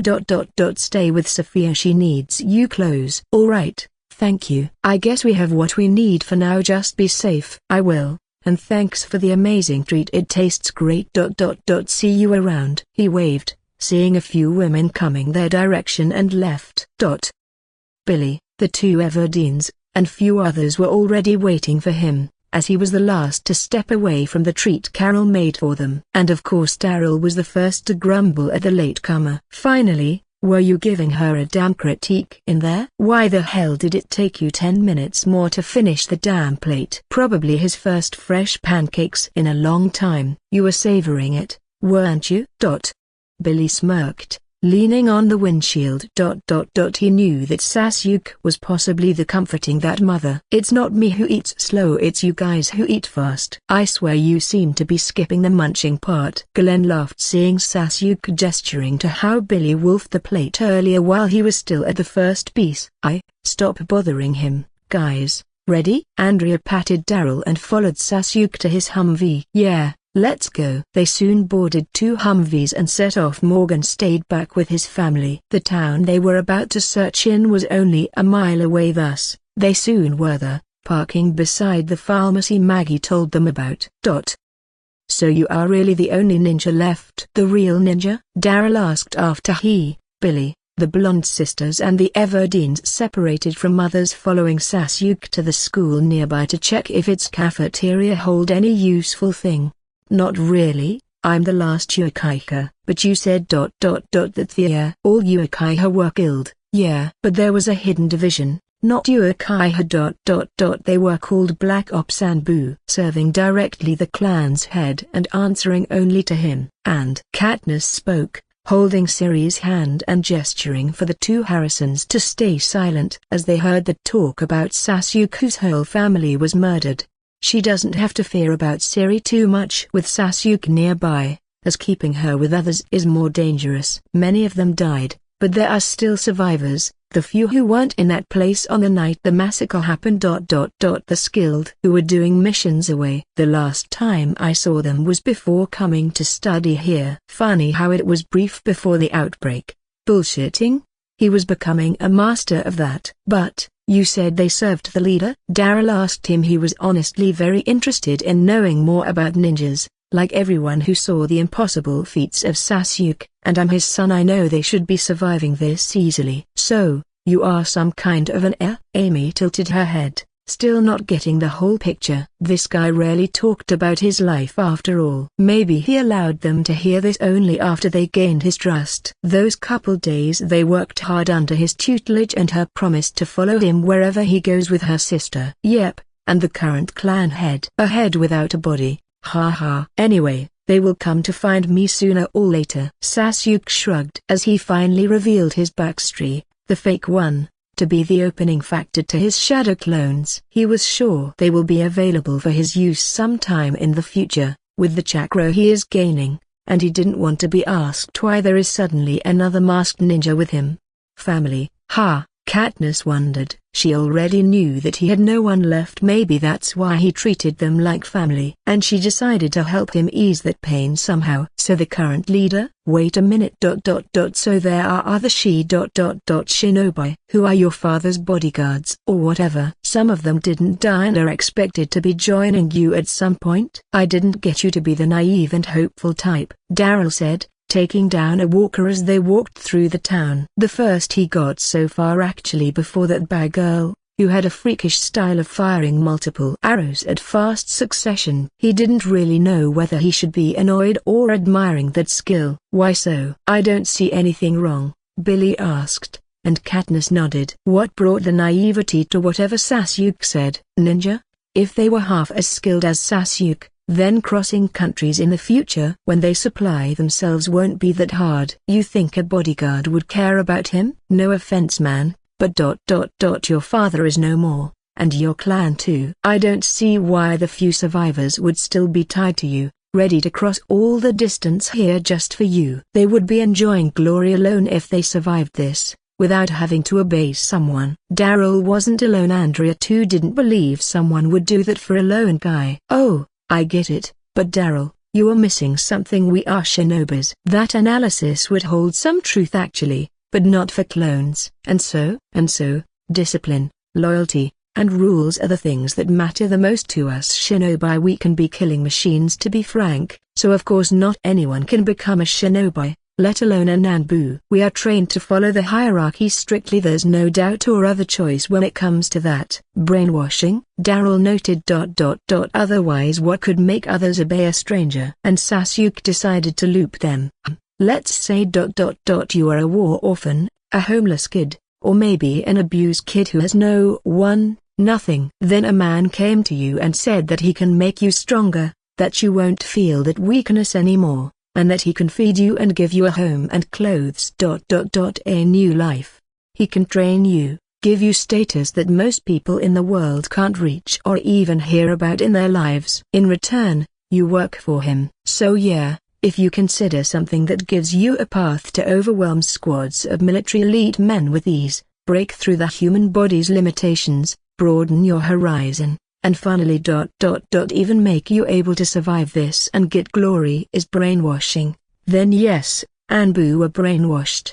Daryl reflected on that. If the men joined the army for the benefits and stayed loyal to their countries, why would becoming shinobi be different? Sasuke explained that they got to live and join the clan, marry and all like normal people. But why don't they just make the Uchiha Anbu their own kids? Katniss asked as they started loading the few useful things they found in the cafeteria of the school. Sasuke never said he was Anbu, and she felt that it was wrong, hearing how they made kids serve them. I wasn't because I was too young when it all happened. Anbu aren't exclusive to those outside the clan, it's the other way around actually. Anbu is an honor given only to the sharpest, strongest, and most prodigious. 80% of them were Uchiha. The remnants were geniuses who were brought from outside the clan. My own teacher wasn't an Uchiha, yet he became their captain through sheer skill alone at the age of 13, leading a whole squad, and only father had the right to order him. Not even elders have a say in that. He was a legend on his own. What Sasuke didn't say is that the man who actually massacred his clan, his own brother, was an elite Anbu too, and the Anbu was never theirs, they were enemies. As ironic as that is, he still decided to create his own Anbu. There's just much that others can do following his suggestion without feeling rebellious, as he was way too young to be respected the right way. Thus, he needed trained men to trust specific things with, without needing to grind into winning their own trust. Why did no one in the world know about you guys? Billy asked him. Hidden in the leaf, Konohagakure, our village's name. We had technology far advanced, so we hid our presence quite easily. But even so, you geese stayed there the whole time? No one left and revealed that power to the rest of the world? Andrea didn't believe that. How could it happen that someone strong resist bossing the weak people out here? We had our own system and had never interacted much with the outer world or interfered in its affairs. We were strictly disciplined and had everything you people had, and more. Furthermore, nothing, not even money, was as alluring outside as pushing your body to its limits. I don't understand. If I could live in a villa with a wealthy person and enjoy life, why would I choose to spend years training my ass to serve someone and have a terrible life? Andrea shrugged her shoulders since she thought the whole ninja situation was utterly ridiculous. Would you rather be able to do this? Sasuke glanced at her as they were heading back to the pharmacy with their haul, then kicked an abandoned coupe car that was by the side of the road. And those who don't know him well watched stunned, seeing it skidding 10 meters away and crashing into two walkers, as if it was hit by a speeding truck from the side, its side showing a clear, deep dent where his foot kicked. Or live in a villa where falling from stairs or having a mere tree fall upon you can get you crippled or killed. Heck. A random thief can stab you to death. I said it before, I am recovering, somehow still at my weakest point right now. That's why I came here from Japan, to have a rest and recuperate. Sasuke then decided to give them a picture of what he could achieve if he weren't sick. So you can imagine what kind of things a shinobi can do. Kakashi, my teacher. He was a grandmaster in over 100 fighting styles, master in every shinobi secret art, could make a whole military base turn to a cemetery any time he wanted, run faster than most cars, deflect bullets with one eye closed. When you reach that point, money becomes something trivial and fortune something easy to gain. Competition in the clan was the only thrill that can really work you out. Mastering arts and such things. An ant would give it to take to become an elephant anytime given. Would an elephant do the same? Are you sure you guys aren't some kind of military secret project? Amy asked with an agape mouth. She seriously wondered if she was really awake right now. He just kicked a ton of heavy metal away like nothing. And that Kashi teacher is faster than a car? She saw movies depicting the government doing tests to make superhumans. Were they real after all? No, it's in our bloodline. The few who knew about us from the government side tried to replicate those feats but were all failures in the end. At some point we decided to eliminate them as their experiments got out of hand and they started hurting innocents. That was also why our leaders decided to just stay hidden. Our secrets can attract the wrong crowd. And we didn't want them starting experiments on humans again to try and get that power. Because in the end, it's just in our blood. But how? You are human too. Why so different? Amy asked him, half believing, half confused. You tell me. I just know it's due to our ancestor. I can have a child, and he or she would be innately this strong with little training before hitting their teenage years. Sasuke shrugged, unaware that the phrase he just spouted lightly had already planted deep, wicked roots in one female around. This surprised them. After all he did? I guess I'm the one weird here. Billy wondered if they were gonna pass out from shock if they knew Sasuke can mess with some fucking space laws. I'm still not convinced that your Anbu or whatever are coming for you. Why hadn't they left Japan with you in the start if they are that loyal? Daryl wanted to believe that Sasuke was bluffing. But he had already slaughtered a big horde all alone and destroyed bulletproof glasses and now kicked away a fucking car like he was some damn captain with a shield. He started envying this shit. I prohibited that. Why? First, I sent them to look for any surviving Anbu that may be hiding. After that incident only Anbu can track another Anbu in hiding. Second, it was peaceful. I saw no need to keep them around just following me like shadows. Anyway, Daryl, wanna bet? Sasuke grinned at Daryl, trying to provoke him and end the damn subject. On what? Whether my Anbu are to come looking for me or are going rogue. Sure, what's the bet? I train you to be an Anbu if they come to find me again, or become your Anbu if they don't appear within a year. Is she still angry at you? Katniss asked him, recalling the tense looks Maggie shot his way since the morning. Not sure. Sasuke had already told her about the talk between Maggie and him, and the matter of the barn too. Not only her, but Billy and Morgan too, who are in the camp right now. The man would keep an eye on it and know how to act in case of emergency. What are you talking about? Who is angry at Sasuke? Amy asked them. A woman angry at Sasuke? Was she Lori?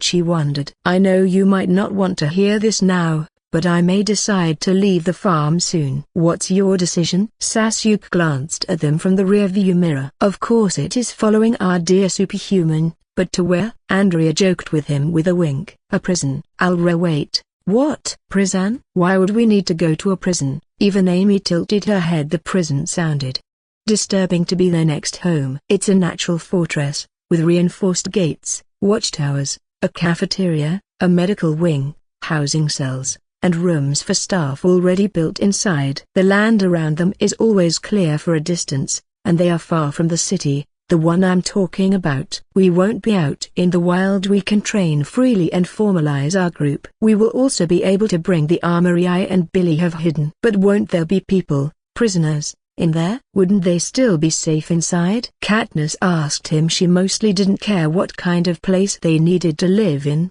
as long as it was safe and clean. Simulate it. More than 2 months since the sudden outbreak, maybe still imprisoned in their cells. And what we know about walkers. She understood that place may be overrun by now. After all, every type of death that isn't brain damage results in a walker, and so does death from hunger. You don't have to worry. I still need to scout it and secure it the best way before our people move in. What is the development with instructions? Dale, Carol, Jackie, Alina, Jim, William, and Jess are all good with that. What are you talking about? Andrea leaned on, asking Katniss. We had our set of rules before joining your group, not exactly rules but a way of surviving that was accepted by all of us after a discussion. Andrea nodded. showing she is following her words. We never leave our posts without telling others. We never move alone outside the camp. We don't touch the stacked supplies until we discuss it first, and kids aren't allowed to wander alone.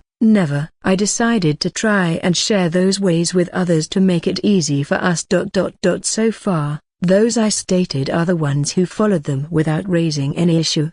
Is it necessary? Sorry to say that, but you recall how close you were to being bitten. Carelessness can cost us more than you can think. We are here. Sasuke spoke as gently as he could to Amy, not wanting to remind her of that scary moment. It's okay, we are all trying to become more ready too. You don't have to worry, Sasuke. I won't take living in this world lightly anymore. Happy to hear that. Sasuke nodded with a smile as they joined the remaining people who were at the pharmacy. Jim told him that they found a soul walker in there and dealt with him already before emptying the place. After making sure of things, they went back their way to the farm.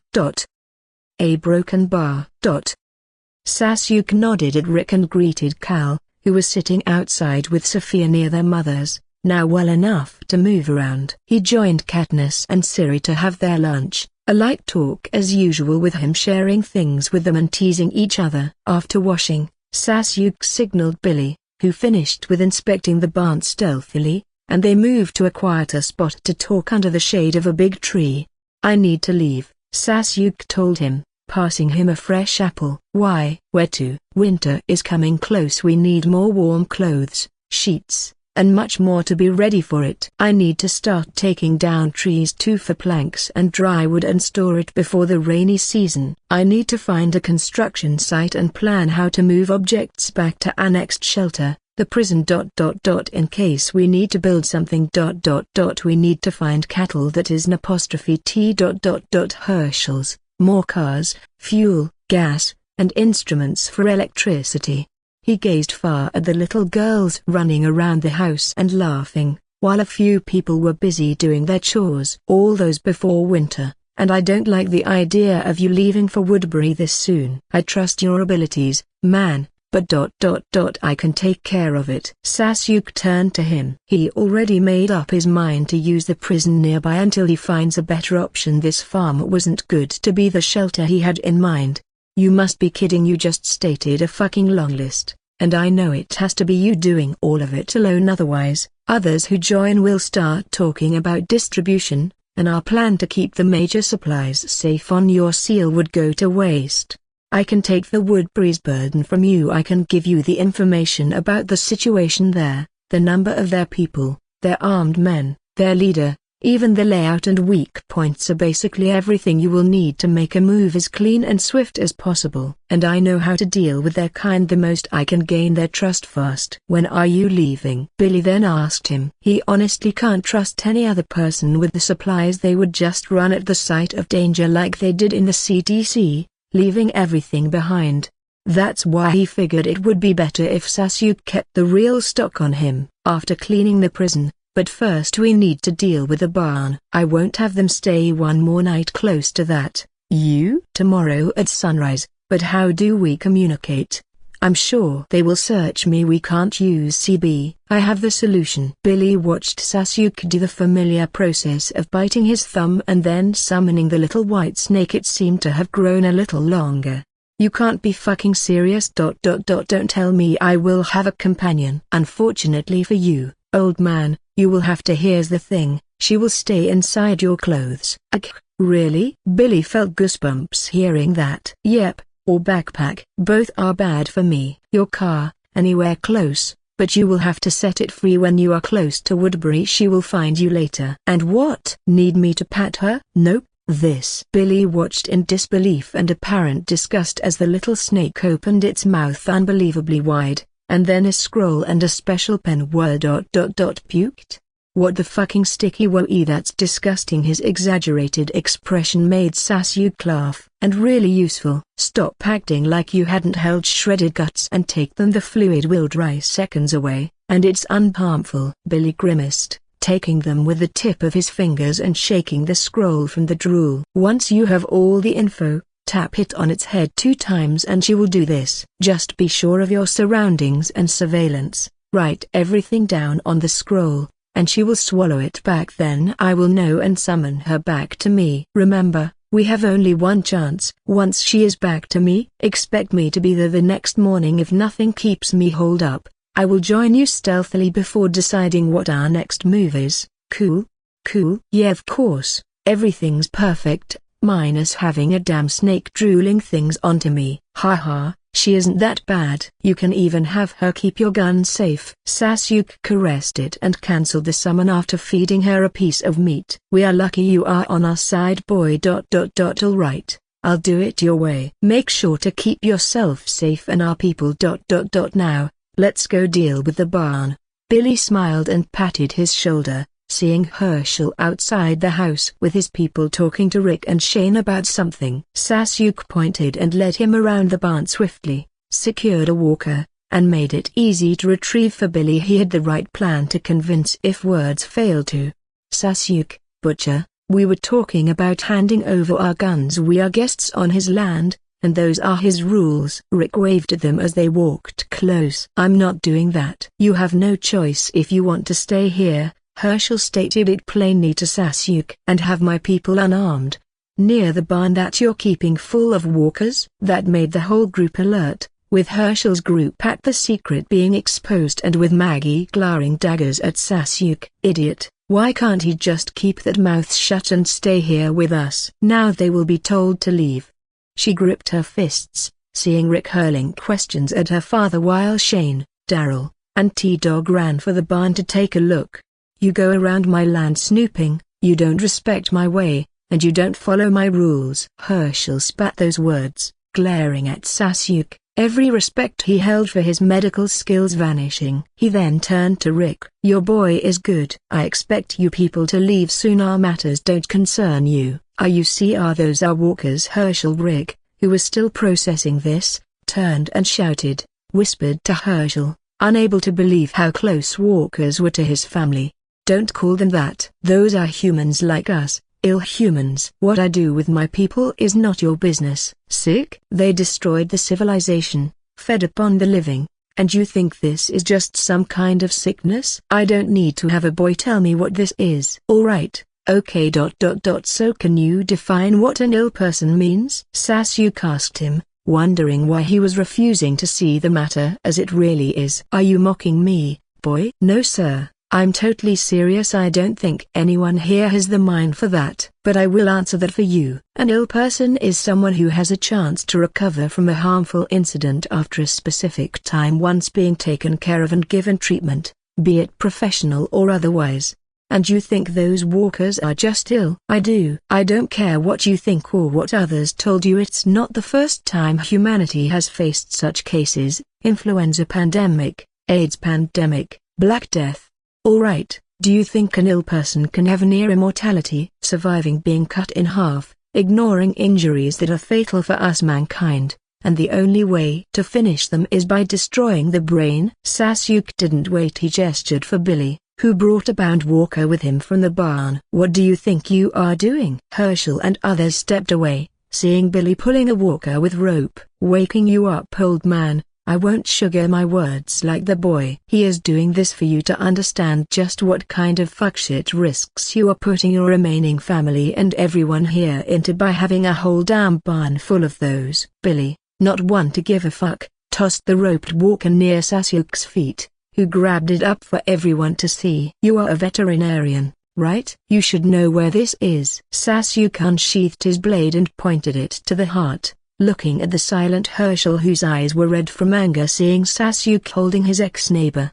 The heart, he said, answering himself again, and buried the sword straight into it, ignoring the shrieks from some of the people around. Yet even after doing that, the walker kept going, growling and trying to reach for his flesh. In case this one has it on the other side, he buried it on the right side, still the same thing. Kidney.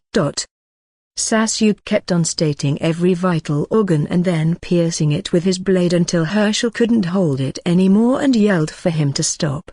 I'm not doing this to make you angry, nor do I feel pleasure in doing it, but you need to understand, not just for yourself, but for Maggie, Beth, Otis, and all others here, that those things are no more the humans we used to know. It's but a damn parasite somewhere, they're using them as husks to satisfy its craving for flesh and blood. The sooner you accept this reality, the better. Otherwise keep living in this delusion until you lose everything that you are not satisfied with having now. He glanced at Beth nearby, who kept silent, shedding tears and looking at the ground while Maggie held her hand. What do you know? I lost my wife, my stepson. You don't. I don't give a fuck. You think you are the only one who suffered losses here? Wake up to reality. Sasuke, who had had enough, pierced the walker's head and walked away. If the man refused to understand, then so be it. He can simply leave with those he needs to protect. Some people started whispering behind, not agreeing with what Sasuke did,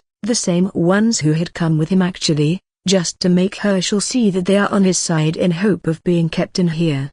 They didn't want to be out there once again, even if it was shameful. Billy just rubbed his forehead, anger building in him. He was tired of everyone looking for someone to blame everything on once things looked awry just to ease it a little, and most went bitching to Sasuke, who took it upon himself to help. Just to be treated as an emotional dump. Herschel, right? Take a fucking look around you. You still have 2 daughters and others you can call a family. That boy, he lost everything, down to the last neighbor he knew just by the uncle who gave him a sweet candy. Do you know how old he was back then? 6 years. He was fucking 6 years old when that happened. No family, no friends, literally no one. And I don't want anyone here to show him fucking fake sympathy because no one can understand what that felt like. I'm telling you this so no one goes on bitching to him again about how many losses you suffered and expects a sob from him. So yeah. Let's not turn this into a competition of who was fucked the most deeply by this world. And you cunts, you need to stop piling everything against him when he only wants the people that are alive here to survive and avoid unnecessary risk. Fucking ungrateful bitches. Billy spat at the few who were siding with Herschel trying to comfort his people and left with Morgan, already aware of what they were doing and trying to achieve. You found it? Most likely, north of Highway 34. Near Noonan. We are here, and it should be around here, a few miles, beside this road here. Morgan pointed at the map, detailing to Sasuke the road and the location for the prison. He got the info from someone unexpected, Old Man Gale, who had had his deceased son locked in there for a few months years ago. The old man apologized to Morgan and told him that he was too tired of moving around and that he will just settle in here with others. But he did his best to show Morgan the area they will need to know, what to expect, and the best road ahead to avoid ex-populated areas. Alright, go gear up, have your family ready. I'm sorry for having you and your family going through this because of them. No boy, look at me. Morgan turned and grabbed his shoulder, looking him straight in the eye. You did nothing wrong, alright? I said it from the beginning. Some people are just not ready and willing to live in this world. I know you did the best thing and will do so in the coming future. Now, I don't want to see a hesitant leader, alright? Straighten up, be proud, and be confident like we know you. Billy had already gone to do his thing. Now you need to do yours. Go make your preparations. He then patted his shoulder, gazing at the Everdeens waiting for Sasuke near the Humvee. He didn't hesitate to join him once Sasuke stated he was leaving. They had that in mind from the start anyway. Herschel was a stubborn man who refused to give Sasuke the benefit of the doubt due to his young age. Man straight out asked him to put his sword and guns aside and listen to Rick or leave his lands. The hours since yesterday were tense, with Rick trying to mediate, Billy straight out cussing at the group who turned their backs to Sasuke, and Sasuke just turned quiet and got ready to leave. So far there were 11 people who chose to follow Sasuke immediately with no further debate. Billy, Everdeen's sisters, he and his family aside. As they never thought of separating since the first time they grouped. Jenna, Jim, Daryl, William and his girl Jess, a woman named Elena, Carol and her daughter Sophia, Amy, Andrea, and of course Dale, who refused to separate from them even though he was heartbroken by the separation of the group. Those were preparing to leave even when most others tried to talk to them otherwise. Why can't you stay? He will calm down a little later, You can apologize, and it's just a sword. Sasuke ... Say something. Maggie grabbed him by his shoulder the moment Sasuke returned from his trip to a nearby forest after finishing with taking down the trees and cutting them for the wood. Apology? I did nothing wrong. I'm simply leaving to have my people stay at a safer place. This is the safe place. Why are you hell-bent on doing this? You are but one person. Even if you are strong, are you going to risk all others over some damn pride? She yelled, pushing him from his chest, venting her frustration. Maggie, enough. Go back to your father if you are going to just say nonsense. Katniss closed in and took Maggie with her forcefully after giving Sasuke an encouraging nod signaling to him that they are okay with this and ready. Maggie left, and then came Rick with Shane trailing behind him, who looks unconcerned with everything else other than the barn near the farmhouse. And by extension, Lori. Sasuke, can't you think it over? You're going to leave just for this? I made it clear from the start that this isn't the place I deem as a safe home. Sasuke sighed, trying to tell Rick that he wasn't doing this just over what Herschel did. This was just never his goal from the start, and yesterday's incident just sped up things. But it is, didn't you see it? 2 days and no walker. Phew. But it's way easier for our people.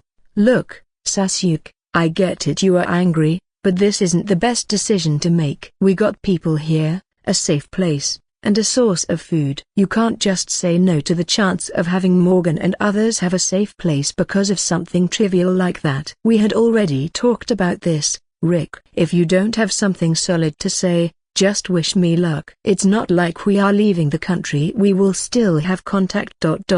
Anyway, keep yourself safe and don't let your guard down. Sasuke walked past him before remembering something. Oh, and, Rick, congratulations for the expected newborn. I hope it grows to be as strong as you. He waved his hand and left to have a bath at a nearby lake before leaving this place, ignoring Shane's horrified look.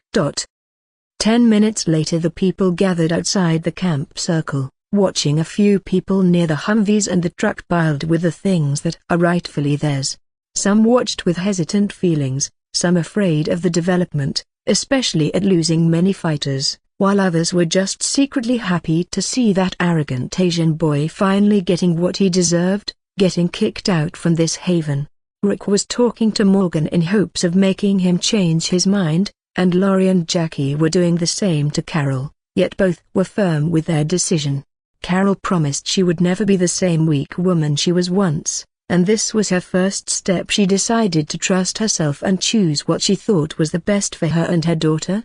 To be near Sasuke and Daryl. Daryl just leaned on his bike watching Sasuke walk by from the side, geared up in a biker suit, hands gloved and sword on hip, his face having that sharp look he only had when serious.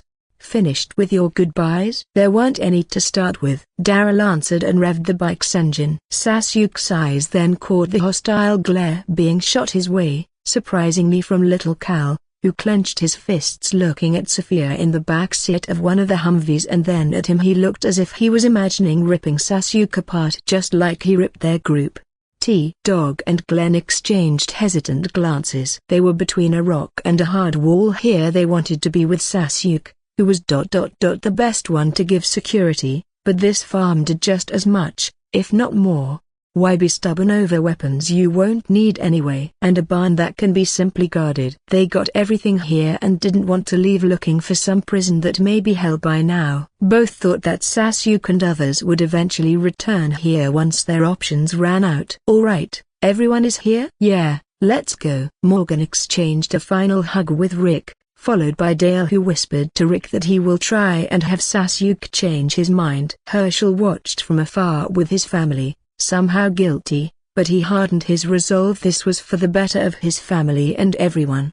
A mature boy who tried to lead was never going to do them good. In the end Sasuke boarded his Humvee and drove away, the other two Humvees having Jenna and Morgan's family with a woman that decided to join Sasuke, the third having William alongside his girl and Jim. While Dale drove the truck as he left the RV for Glenn, and Daryl drove his bike ahead.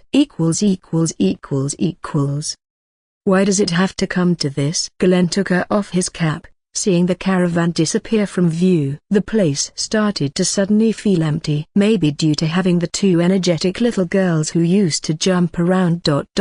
No more. Everything was fine before that barn thing. Why would they keep it full of them? I don't know, man, I don't know anymore. Let's hope they return soon. Safe. They will be safe. Sasuke is there. T-Dog said that bitterly. That was a fact nobody ignored. Sasuke was just the best when it came to fighting walkers and getting out of hard situations. Glenn just hung his head low in guilt. Should he have said that part of the reason he stayed here is because of the girl he came to like? Or that he just felt close to Rick more than he had been to Sasuke? Glenn put his face in his palms, sighing depressively. He wished things didn't come to this. Don't worry, you said that sword boy is strong. They will come back after failing to use that prison, which may be overrun by now. Otis tried to comfort the downcast Rick the best he could while they were on the table having their lunch. It had been 2 hours since Sasuke and his group left. Overrun? It won't matter if it was overrun or whatever to him. Shane muttered, hearing that overrun places weren't things that Uchiha would struggle with. Why? It was Beth who whispered, glancing at her silent sister. She too felt complicated. Part of her hated what Sasuke did to the person he grabbed from the barn, but she was grateful, as he is the one who finally gave her the real picture she was hesitant about discovering this whole time. Walkers are those were no longer her mom and brother but just something using their bodies to spread. He won't be stopped by them. If that prison is standing, they will be the least of his worries. Glenn spoke awkwardly, trying to refrain from saying that word. Walkers? What do you mean? They don't bite him? Patricia, who was unaware of what kind of man Sasuke is, asked. That was the sole reason she imagined why someone would be unafraid of those things. They won't be able to get close enough to do so. T-Dog, who was eating beside Cal, spoke while munching. Sasuke is the only one who can be tossed in amidst dozens and would still take down every single one of them. He has no fear of those things. Then that arrogance would be his downfall. He could have stayed here, worked with everyone. And listened to words. Anyway, let's eat. We still have things to do. Herschel, not liking the heavy mood and the look on his daughter's face, said, tapping the table, and they continued eating in silence, each contemplating their choices. Georgia, Coward County, Noonan, West Georgia Correctional Facility, 2010. 3 Humvees sped up the road, ahead of the truck and the Honda CB750 Nighthawk bike Daryl was using, and crashed into the walkers near the outer fence of the prison before coming to a stop. The prison was, as Sasuke said, big, fenced and had watchtowers. There were many walkers in sight, but no one was truly overwhelmed. The benefits from having Sasuke in the group. They calmly thought about how to progress rather than how to run away. Getting down, Sasuke turned to Morgan. I will leave that side to you. Take care. Got it. Morgan nodded, rolling his neck, and gripped the shield and spear. Sasuke helped everyone here get taking the right side with Daryl and Dale as his backup. Let's go. Unsheathing his blade, Sasuke took the front, followed by Andrea and Amy similarly geared, with Katniss as their backup. Duane stood back atop the Humvees keeping eye with William while others stayed in the Humvees. Good. Lower your center, push, then position for the stab. One at a time, Sasuke dropped 2 walkers and left one for Amy, guiding her. It was hours since they hit the road, and all the way here they fought many walkers this way after Sasuke raided a small police station and made spears for them. It was easy to reach using spears, and shields were very helpful to keep walkers a safe distance. Amy and Andrea walked side by side, one providing the support to keep a walker at bay while the other stabbed, switching from time to time. Morgan was doing the same on the other side while Sasuke kept an eye on both sides with his sniper ready for a moment's notice. The walkers outside the fences were many, and more so inside, but Sasuke decided to take their time and clear it at an easy pace, better for training and to keep their bloodlust in check. The least he wanted now was someone starting to get excited with this killing spree and developing unnecessary violence. Katniss, he said, and positioned himself between 2 walkers, both close enough to reach him within 2 steps. It wasn't the first time he did that risky move. but the group somehow got used to it, as he figured out how Katniss improved greatly under the pressure.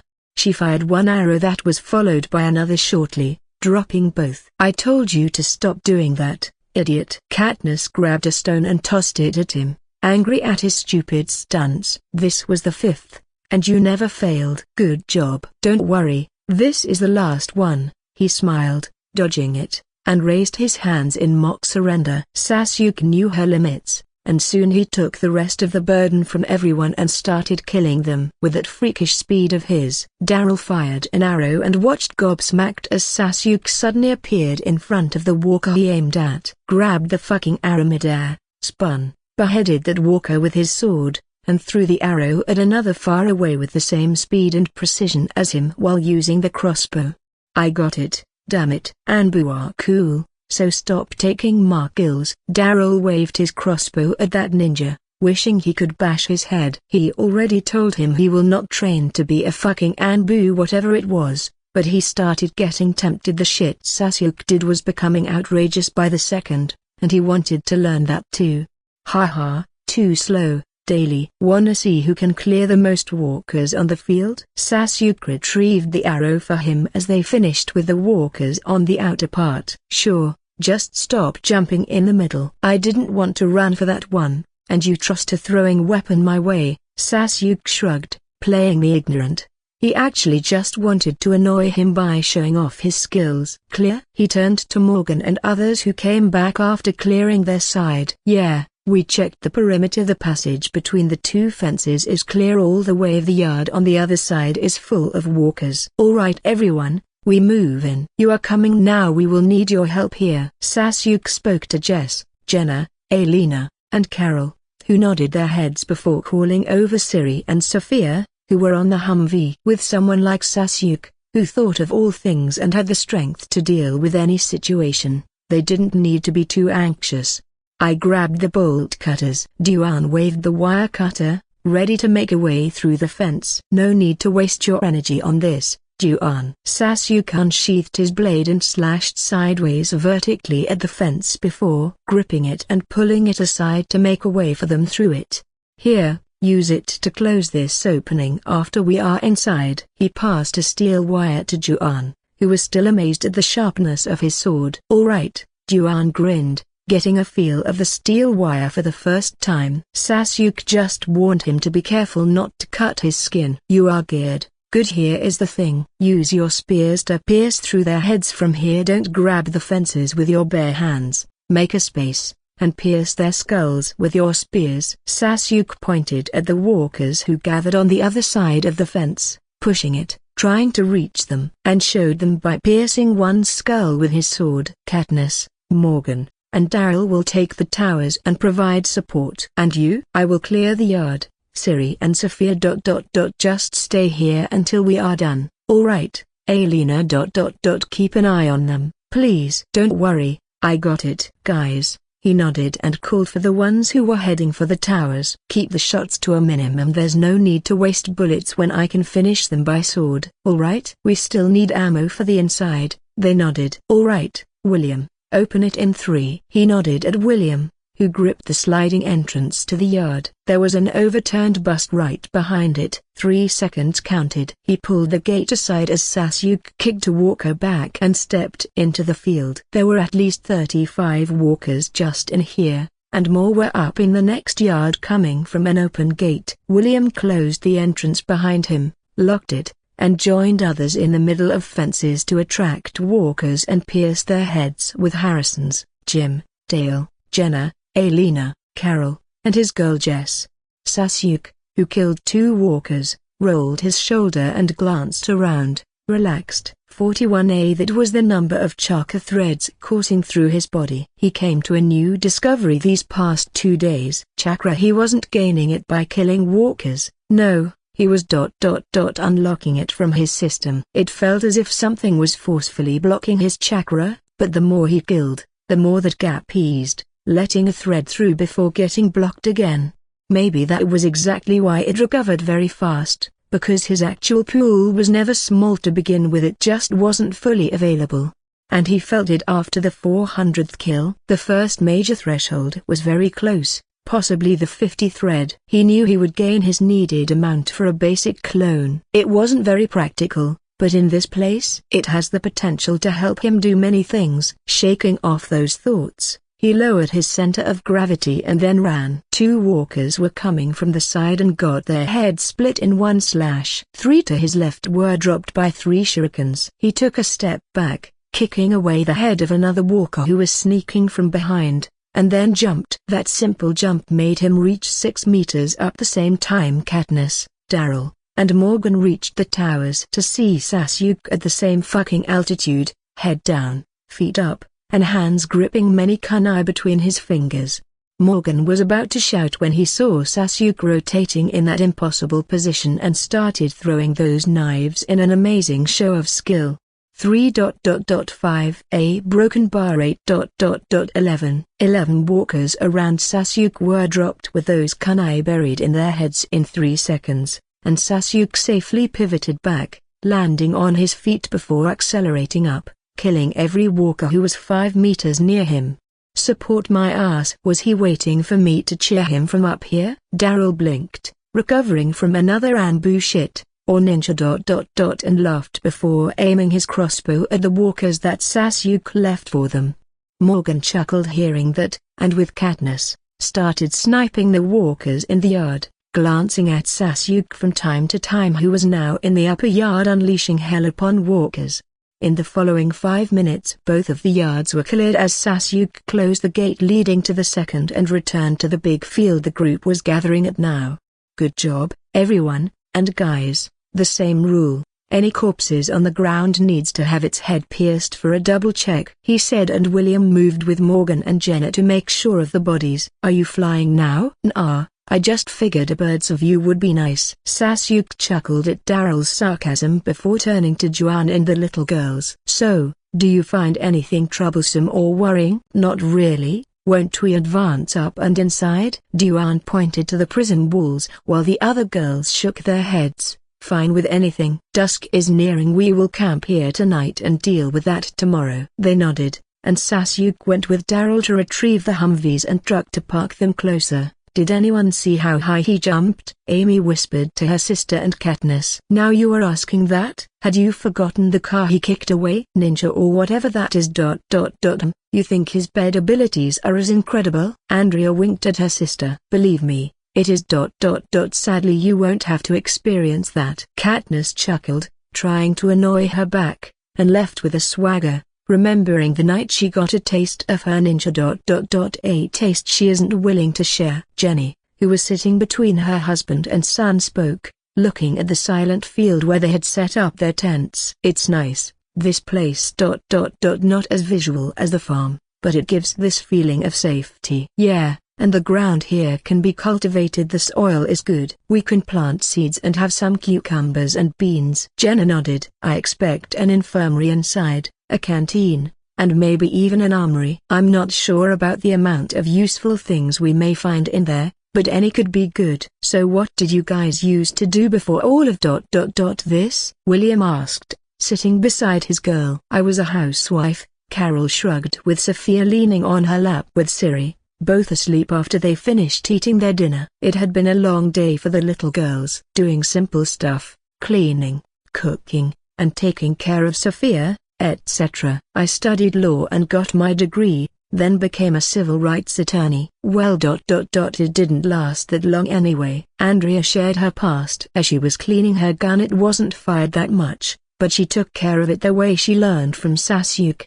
William said he was starting his career as a teacher at that time while his girl Jess was still in college, the same as Amy. While Jim told them he was a mechanic, he was a man of few words but always there to help whenever he could. Sasuke honestly hadn't expected him to come with him. The man just said he knew it was going to happen and that it is the best for him. Amy said that Dale was retired and he found them when the outbreak happened and helped her and her sister till they met Shane, Carol, Alina, and others. And you, Katniss? Jess asked the archer girl, curious if her past had a relation with archery. Me? I was trying to get my degree in computer science. I loved hunting with my grandpa, nothing much special otherwise. I didn't expect you to come along with us. Alina, you've always been withdrawn since we met. I'm happy actually to have you here. Carol held the hand of the raven-haired woman beside her. I guess so, I found my reason. Alina smiled, glancing at Sasuke. Sorry if that comes off as rude, but do you know me, Miss Alina? Sasuke decided to ask, since the first time she saw him at the camp, this woman always stared at him with that intense look. You don't remember? Ha, the blue-eyed woman said, fastening her jacket more for warmth. What? Not only Sasuke, but everyone here was curious what she meant by that. Alina Regan, an advisor and counsel of Emory University, and your supposed personal supervisor and guide, Sasuke. What the? Sasuke pondered, thinking about whether she's making up those things. He woke up on a fucking roof, possibly from nowhere. He saw the blue-eyed woman reaching into her chest and retrieved something from there, showing it to him. A student ID? Sasuke's eyes widened slightly, seeing his picture, age, name, and a note below stating, Hartsfield-Jackson Atlanta International Airport, land at 7 p.m. I treated it as kind of a lucky charm, she smiled, caressing it, making them curious about what was going on. Even Sasuke stayed silent, his eyes trailing that card with mild thoughts running through his mind. Did I somehow exist here way before I knew? Another version? The crow's doing? Alina smiled, seeing him silent, looking at the ground. You see, I honestly was kind of dissatisfied with leaving the city at that short notice to receive you. The supposed overboard Japanese student of the dean kind of forced that into me,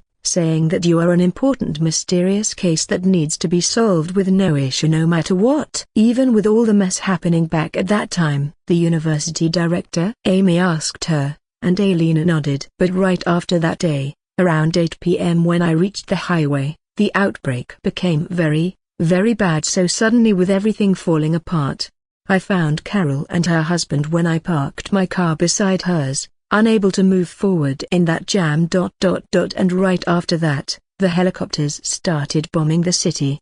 She gave him the card after he asked if he could see it. So yeah, Yukihu Sasuke, you are my lucky charm that saved me right before I watched the building I was living in just hours prior get napalmed by the military. Alina tightened her fist, remembering that nightmarish sight of bombs raining down and seeing the building that she was in just a few hours prior getting burned to the ground. You can't imagine how it felt seeing you the first time at the camp. I almost thought it was a hallucination. For me that guard was almost something that kept pushing me forward. I myself didn't know why I just clung to it, hoping it could save me once again and again. In a way it did. You did, she smiled, tilting her head. He might not know, but this boy she may have cursed countless times the first time she knew about him has become the light for her in this dark and cold world since then. Thus, she never thought of leaving his side once she saw him alive and nearby. At first she really wanted to protect him, like a younger brother she always wished to have, but that turned out to be the silliest thought after she saw him kicking Shane and doing the impossible. Sasuke grabbed the card that has his picture and basic info. Old and smeared slightly but clearly taken care of not to be ripped, covered in tape to protect it from wetness. I guess that's your own luck, miss. To be honest, I myself don't think I was in the right mindset back then. I just drifted, not knowing the place, and survived by securing a hotel. Later on, I moved to a building and found Siri and Katniss in there, and Billy the same day, and the rest is known. Sasuke improvised, deciding to leave investigating his mess for later on. His priorities stayed the same, making a safe shelter and pushing forward. Whatever the truth of his existence is, it can be left to the future. And your husband? You told us you were waiting for him. Dale, who smiled, not expecting such a heartwarming fate-based real story, asked her he remembers. She stated that she is married and waiting for her husband to reunite with her when they formed the quarry camp. I divorced 5 years ago. Sorry I lied, but I'm just not good with people. and I was afraid of being all alone, maybe jealous even, seeing Laurie with Shane, Morales and others with their wives protecting them. I made it look like I'm waiting for a husband like them too. I guess that was my coping mechanism. She scratched her cheek, embarrassed at telling that side of hers. But no one here laughed or was disdainful of that. Every last one of them had clung to anything just to give themselves hope, and she was no different. The idea of being approached back then felt both reassuring and worrying to her. She hoped for anything familiar from her life at that time, even if it was that man. Yet ironically, that card, the one she wished to rip apart at that time, was the only thing she had on her that was familiar. I guess this meant something. The world is broken, yeah, but maybe we can work to fix it somehow. We have a place now, we can work to make it better. Dale smiled, telling them that it wasn't the end yet. They still have a chance to make a place for themselves. Yeah, it's been a long day, so go have some sleep. I and Jim will have the first half. Morgan and Jenna can decide the next part if you are good with that. Daryl was on the lookout from dusk, so he needs to rest. And us? Amy asked him, wondering why he only assigned men for the night shift. Haha, it's not preferable treatment. Ladies, what is awaiting you tomorrow is the help to clean while we deal with the corpses. Hope you are ready for it. Sasuke chuckled, seeing their grimacing faces. Cleaning was okay, but in a world where guts and blood were the new paint and furniture? Yep, what this annoyingly handsome boy said wasn't something to look forward to at all. Still, they just laughed and exchanged goodbyes before retreating back to their tents. Jim is sharing a tent with Dale, while Sasuke shared one with Jenna and William. The Jones family used their tent. The Everdeens decided to sleep with Carol and Sophia, while Alina slept with Amy, Andrea, and Jess. Carol went to Daryl after putting the little girls to bed to have a light talk and pass him a late snack, telling him to rest, while Sasuke left to recheck the surroundings for the 5th time since they cleared it. He now has 45 chakra threads available. He activated the shared vision with his little snake, like he had been doing every half an hour since Billy left. The man was sleeping in a treehouse he found safe. Sasuke had added a final backup plan for his safety, one that may unfortunately result in the death of his cute little snake, but Sasuke had no other way. The paper tags she had on her belly would detonate if the need arose. Sasuke can reach Billy in 30 minutes if he runs over with his fastest speed. Thus, it was just the final backup. The snake was the perfect spying tool, but it unfortunately can't help like Billy, who needs to communicate with the other group and dig deeper. Alright. William, Duan, Katniss, Amy, Andrea, Jim, Jenna, Dale, Jess, Alina, Carol, and Jenny form twos. Duan with me. They nodded and soon grouped around him, seeing him pull a big case on the ground. Sasuke opened it, revealing stacks of guns and ammunition, making those who were unaware of this gasp in surprise. We are going to have a live practice today. I know some here want to start with taking shots at cans, but I believe the walkers are better targets. We will practice and eliminate them at the same time. He equipped Katniss, Duan, Amy, Andrea, and Dale with guns and silencers after seeing they at least know the basics. You four will go first. Meanwhile, Morgan will have the others familiarize themselves with their guns. I and Daryl will work as support. Form a W line. Don't shoot recklessly. Aim, shoot at those on your side, and work 2 on 2, shooting and reloading separately. But where are they? Walkers? Duan asked him, getting a feel of the Glock 17 on his hand. It was different from the revolver he was used to firing. Jenny looked worried, but Sasuke reassured her that he will have all of them protected. I kept a bunch locked in the next area. Once it starts, don't open doors or run. We have a clear retreating route, so use it. Advance and retreat in formation. Sasuke took the lead and walked into the second courtyard, followed by the 5 of them and Daryl, who will be the second support. Sasuke held a fist up, and they stopped. Good, they are becoming familiar with signs. He nodded, signaling them to hold their positions before advancing alone. A big group of walkers were gathered behind a fence to the side, groaning as they saw him, trying to close in on him, but the fence held them back. Sasuke grabbed a hidden steel wire and pulled, making the sliding entrance widen enough for 4 to slip through, shuffling toward him before closing it again forcefully. imprisoning the others, and retreated. In formation, they formed the W line with Amy, Andrea, and Katniss in the front, while Duan and Dale behind. Dale and Duan were used to firing guns at this point, and he didn't want others to panic and shoot a comrade in front. "Safety off," he said, hearing the clicks soon after as walkers came to view. "All right, aim, then fire." The girls' hands shook a little, being the first time to do this, and they started shooting while Dale and Duan had their guns up, ready to assist. Andrea took a walker down after 3 missed shots to the chest and throat. Katniss used 5 rounds to take 2, and Amy had 1 down after 4 shots. It wasn't that good, but it was a start. They were learning, and he soon opened the entrance, letting 5 more walkers slip in. The shots continued, and shortly after, clicks sounded from their guns, and sliders pulled back, showing they emptied the magazines. Reloading. Katniss, who practiced like others, stepped back, followed by Amy and Andrea, as Duan and Dale moved forward and shot the remaining 3 walkers with more controlled rhythm and successful headshot rates. Sasuke repeated the process one more time before calling for the next 5. The girls left that position with wide smiles, still riding high on the thrill and adrenaline coursing through their veins, feeling the ache of the unfamiliar recoil. At one point 4 walkers strode in wearing riot gear and helmets, but Sasuke stopped the fire, deciding to make it clear how to deal with it in melee instead. "I know it's obvious, but if you are met with this type, don't panic and hit that helmet. There is a clear opening in the neck part, so use it to pierce through the brain." He borrowed a machete from Jenna and took one before signaling for Elena, Carol, and William to finish the other 3 the same way. The walkers were just around 27, thus, the whole group got the feeling of firing a gun at least once, and Sasuke soon told them to stay here, as the interior was going to need those really trained to deal with it.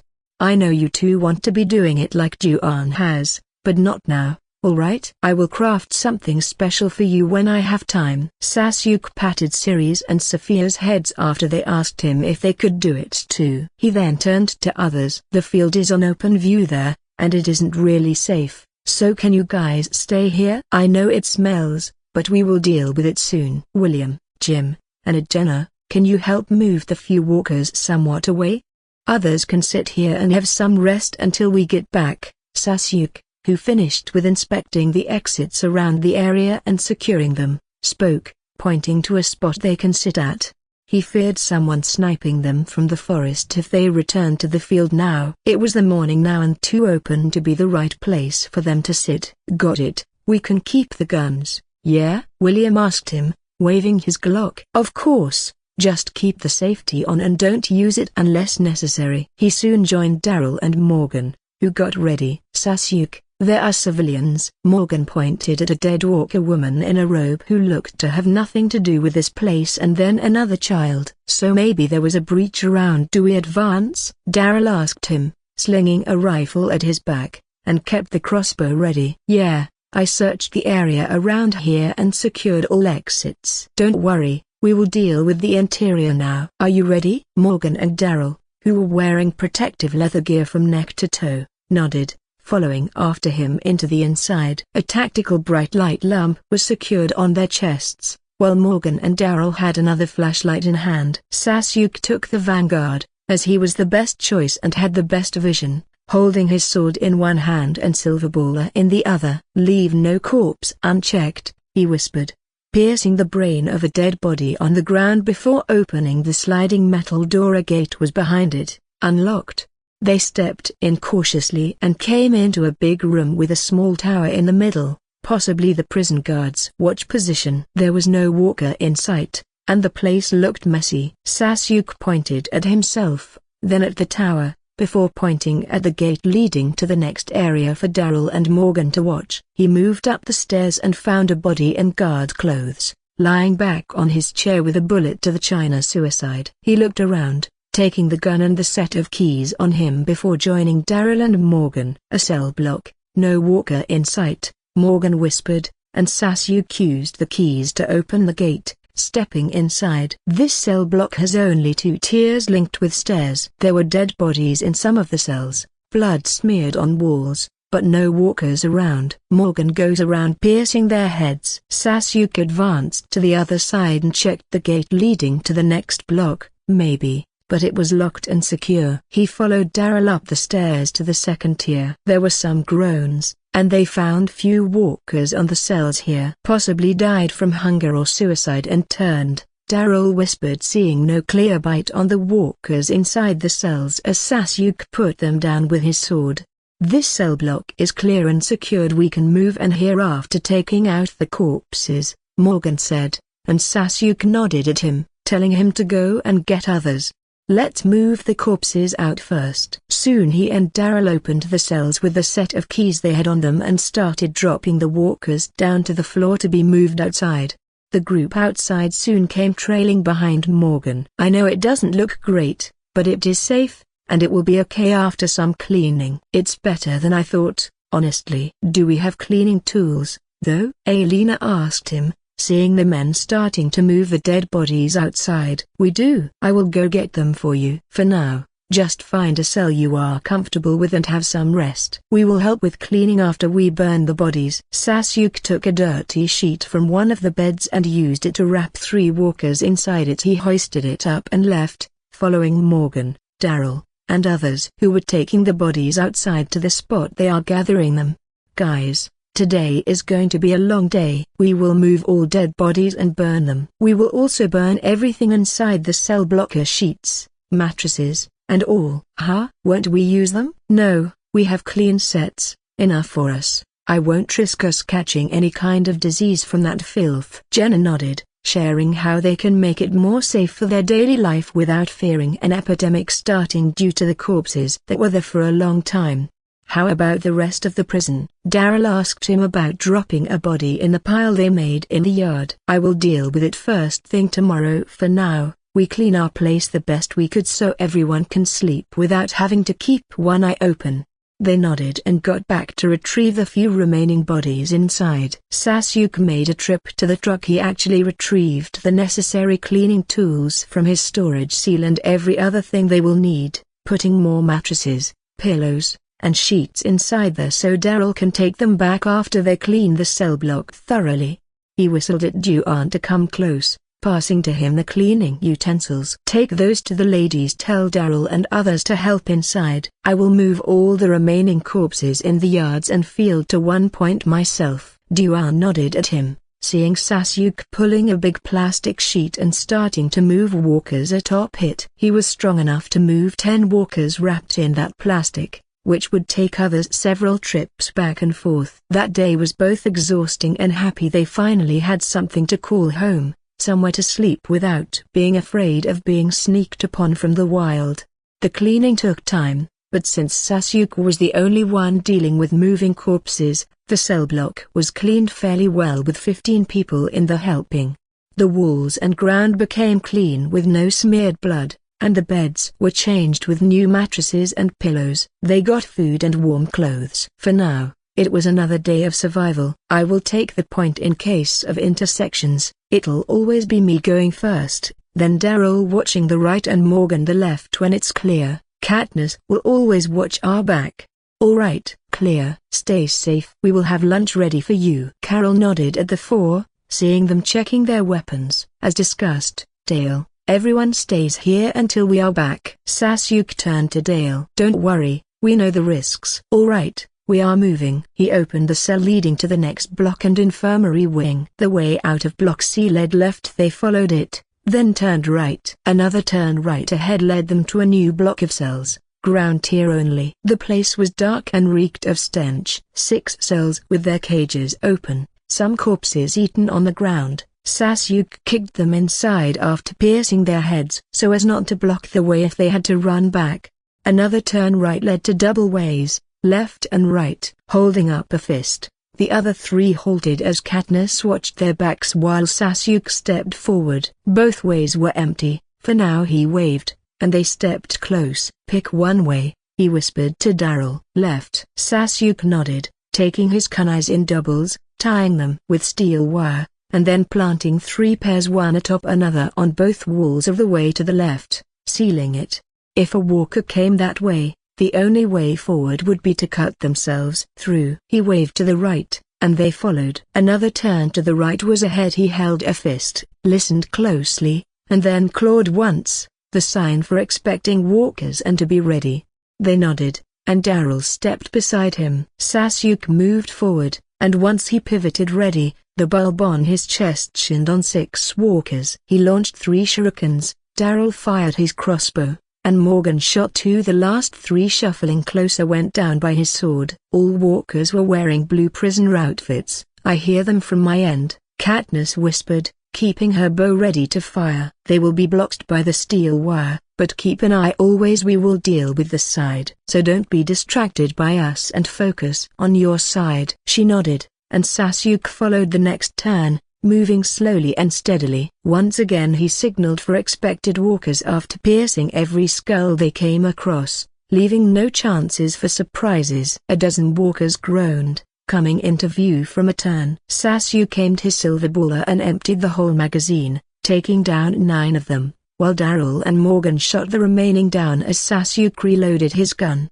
They turned to a new way and found only one door with a sign saying it was a medical wing, with a dead end and no other way forward. Sasuke positioned himself in front of the door while Daryl took the keys, unlocked it, and then opened the door at Sasuke's signal. 2 walkers who were inside got cut by his sword. "We will come for it later. Lock it for now," Sasuke told him after checking the place inside. With this side clear and checked 2 times, they were soon back in front of the steel wires Sasuke positioned, and as expected, 3 walkers were cut and mangled in the wires. They probably heard the noise and tried to follow it just to be shredded. "They are that sharp, huh? And useful." Morgan and Daryl made a note not to mess with those wires in the future. Morgan, switch with Katniss and watch Arya, please. Sure.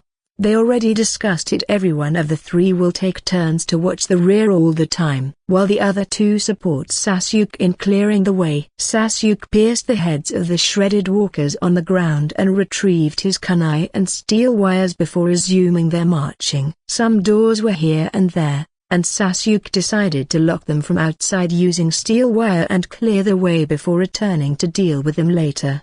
At some point, 20 walkers emerged from the turn ahead suddenly, making Sasuke, who needed to retreat immediately, strike Katniss behind him, who wasn't ready, making her fall down, but he soon controlled the situation, killing them with his sword while Katniss got up again with the help of Daryl. "Sorry about that. Are you okay?" "Yeah, the ground is slippery here, sorry." "Don't worry about it, Morgan." "Do we advance forward or turn left?" "Let's take the turn." Sasuke nodded and proceeded with blocking the way forward with steel wires before following the road left. They took a turn right and found double doors ahead. "This thing is blocked by cuffs from the outside." Sasuke pointed at the cuffs keeping the double doors to the front locked. "So someone put them in the while leaving, either to keep the place and supplies there safe for people, or maybe a bunch of them." "Do you hear anything?" Daryl asked him. "No, move back all the way. I will break it in 10. They nodded and stepped back, aiming their guns in case walkers were in there. Sasuke used his Kusanagi to break the cuffs and kicked the doors open, stepping back. Nothing came from there. There were some visible tables inside but no walkers. Sasuke heard a whisper and a gasp. He held a fist and the made 3 fingers sing,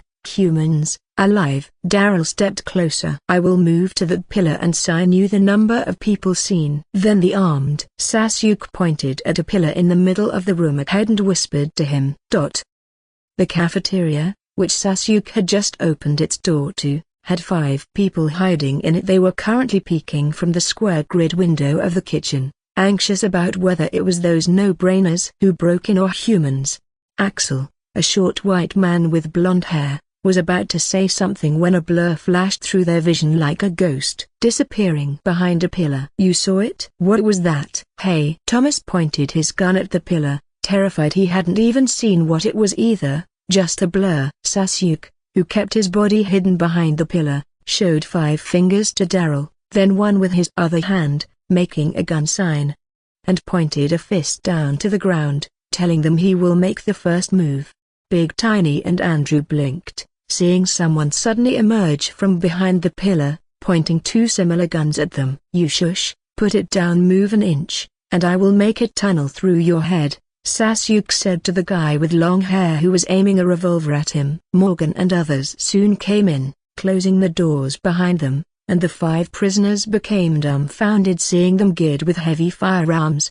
"Are you the rescue team?" the guy with long hair and a cobra tattoo on his arm asked, keeping his gun pointed at Sasuke. "Get here. I will give you 10 seconds to toss that gun. You can choose whether to do it or have your dead body keep it." Sasuke remembers very well that the gunman was a bad man from the series, but he couldn't recall what happened with the others. "You are no rescue team. Who are you, and what are you doing here?" Thomas, their leader, hesitated before putting his revolver on the ground and kicking it his way. "Not your damn business," Daryl sneered, aiming his crossbow at his head. Soon all 5 prisoners stepped out from the kitchen as Axel started pleading not to shoot him, while Big Tiny, a huge black man holding a club bat, told them that they aren't bad guys.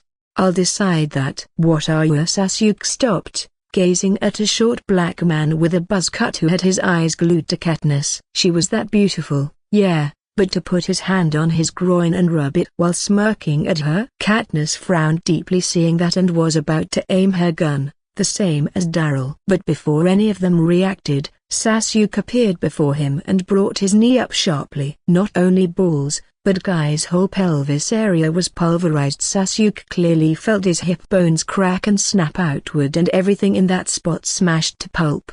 Aga-gaga, a deafening, pained scream echoed, startling everyone who turned to see Andrew lying down with blood oozing out from his groin in splashes. Big Tiny moved reflexively to shove Sasuke away, and the other prisoners watched dumbfounded as that pretty boy stepped back agilely, then caught the giant man's outstretched arm, yanked back, and kicked the back of his knee, causing him to fall like a cement bag. Big Tiny only saw the world spin, and he was face first down on the ground. His hand was pulled up, and a foot on his back kept him in place no matter how much force he used to get up. Sasuke just forced him in place, gripping his wrist, and kept the barrel of his silver bowler inches away from Thomas's head, ignoring the horrified prisoners who were hearing Andrew's agonizing screams and the scene of his blood seeping out like a river from between his legs.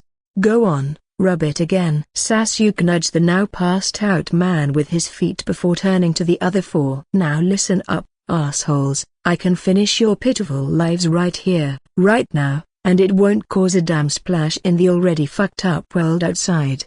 From now on, I will do the talking, you answer when asked. If you feel otherwise, I'm always ready to better my craft." He pointed at the quivering man on the ground, whose blood and pieces of shattered bones were clear now on his hip and washed out pants. "Now listen up, assholes. I can finish your pitiful lives right here, right now, and it won't cause a damn splash in the fucked up world outside.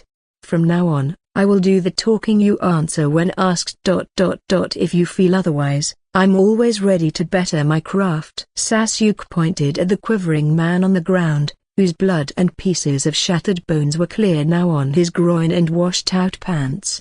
"Don't do it, man. I swear I'm not like him." Axel started crying, seeing what happened to that arsehole. "First, where does the way left from the exit here lead to?" Sasuke asked, seeing them all paying close attention now. "The laundry room where we used to clean our clothes and all, then block B, cell block B, where my cell used to be, is after that point," Axel answered, hoping for mercy.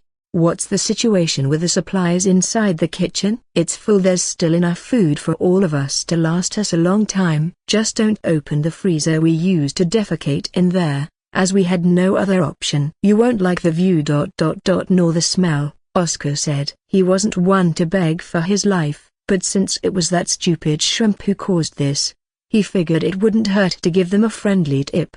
Sasuke nodded, and Daryl gestured that he will go check the supplies. He then pointed at the revolver Thomas used and asked, "Why are you here? Whose gun is that?" "A guard escorted us when it all happened." He gave the gun to Thomas and left to see what was going on and to call for help. He hasn't returned since then. Big Tiny, who was still shaken from being bested by someone who is half his size, spoke, rubbing his wrist after Sasuke stepped away. "What is inside the metal doors in this corridors?" "They are either solitary cells, storage units, or a way down to the basement. Generators are in there with some other stuff. Oscar told him what he knew. You know what they control exactly? Katniss asked, wondering if they can benefit from the generators and have light on the cells of Block C. Huh? Everything running on electricity, I mean, screens, machines, sirens, etc. Axel answered, confused by that dumb question. Sirens? Yeah, those used by speakers around the prison, the ones that sounded in the riot back then. Are they loud? Morgan, who was silent till now beside Katniss, asked at hearing that there are sirens. Very. It sounds like it might reach half to a mile or so. Morgan and Sasuke exchanged alerted glances, knowing they had to turn off whatever those generators were doing. All right, you will come with us, Katniss. Help me tie him up, will you? He pointed at the passed-out man, and she nodded, then dragged the now half-man to a pillar, tying him. Thomas gritted his teeth seeing that and asked to at least take him to the hospital. He will die this way. It wasn't not because he liked that guy, but Andrew was the only similar-minded person here who could plan with him to take back control. I'll give him medical treatment if he is still alive by the time we are back from Block B. Now we move on. Sasuke gestured for them to stand. You want us to face those things outside? At least give us guns. Your hands. Sasuke ignored Thomas and said, gripping Big Tiny's hands behind his back and tying them. Why are you doing this? Are you going to kill us too? Stop screaming. I'm not a psycho. We will take care of walkers outside. This is so I don't have to deal with your stunts on the way. Now move. He did the same with the remaining three. Thomas and Axel struggled before giving up, feeling that iron grip, but Oscar, as Sasuke noted, was unfazed. The man only put his hands behind his back to be cuffed and asked if he could at least have a phone to check on his family. Sorry to say this, but the chance is very, very low. So far I've met less than 50 people alive since 2 months ago. The rest are all dead. Walking phones aren't working anymore, as everything outside is already lost. Like I said, I'm not killing you or anything. This is merely a backup to keep my team safe. Once in Block B, I will set you free. And my gun? Thomas asked him now more urgently after hearing that. You will have it back. Katniss glanced at Sasuke, surprised. With no ammo, he clarified, not even planning to do that. He just wants him to shut up. Daryl, who got back from the kitchen, whispered to Sasuke that the amount of food in there was staggering, enough to last them at least 5 months with their current numbers. Though he didn't tell him that he checked the freezer because he didn't trust Oscar, and the scene inside may be unable to be washed away from his mind. Morgan opened the doors, and Sasuke stepped forward with Daryl beside him. From this point, if any one of you makes a sound, I won't hesitate to bust your head. Stay in line. Katniss and Morgan took the rear, keeping the 4 prisoners in the middle. The last one was still passed out and bleeding, tied to a pillar. Sasuke had no intention of healing him. He didn't care if the guy was joking, good, or bad. That shit angered him, and that's it. Others are welcome to do the same if he himself ever came to do that action for a girl he just met. Thomas, who was seething at being treated like this, followed silently, contemplating how to have revenge, but soon came to see just what kind of monsters those people are.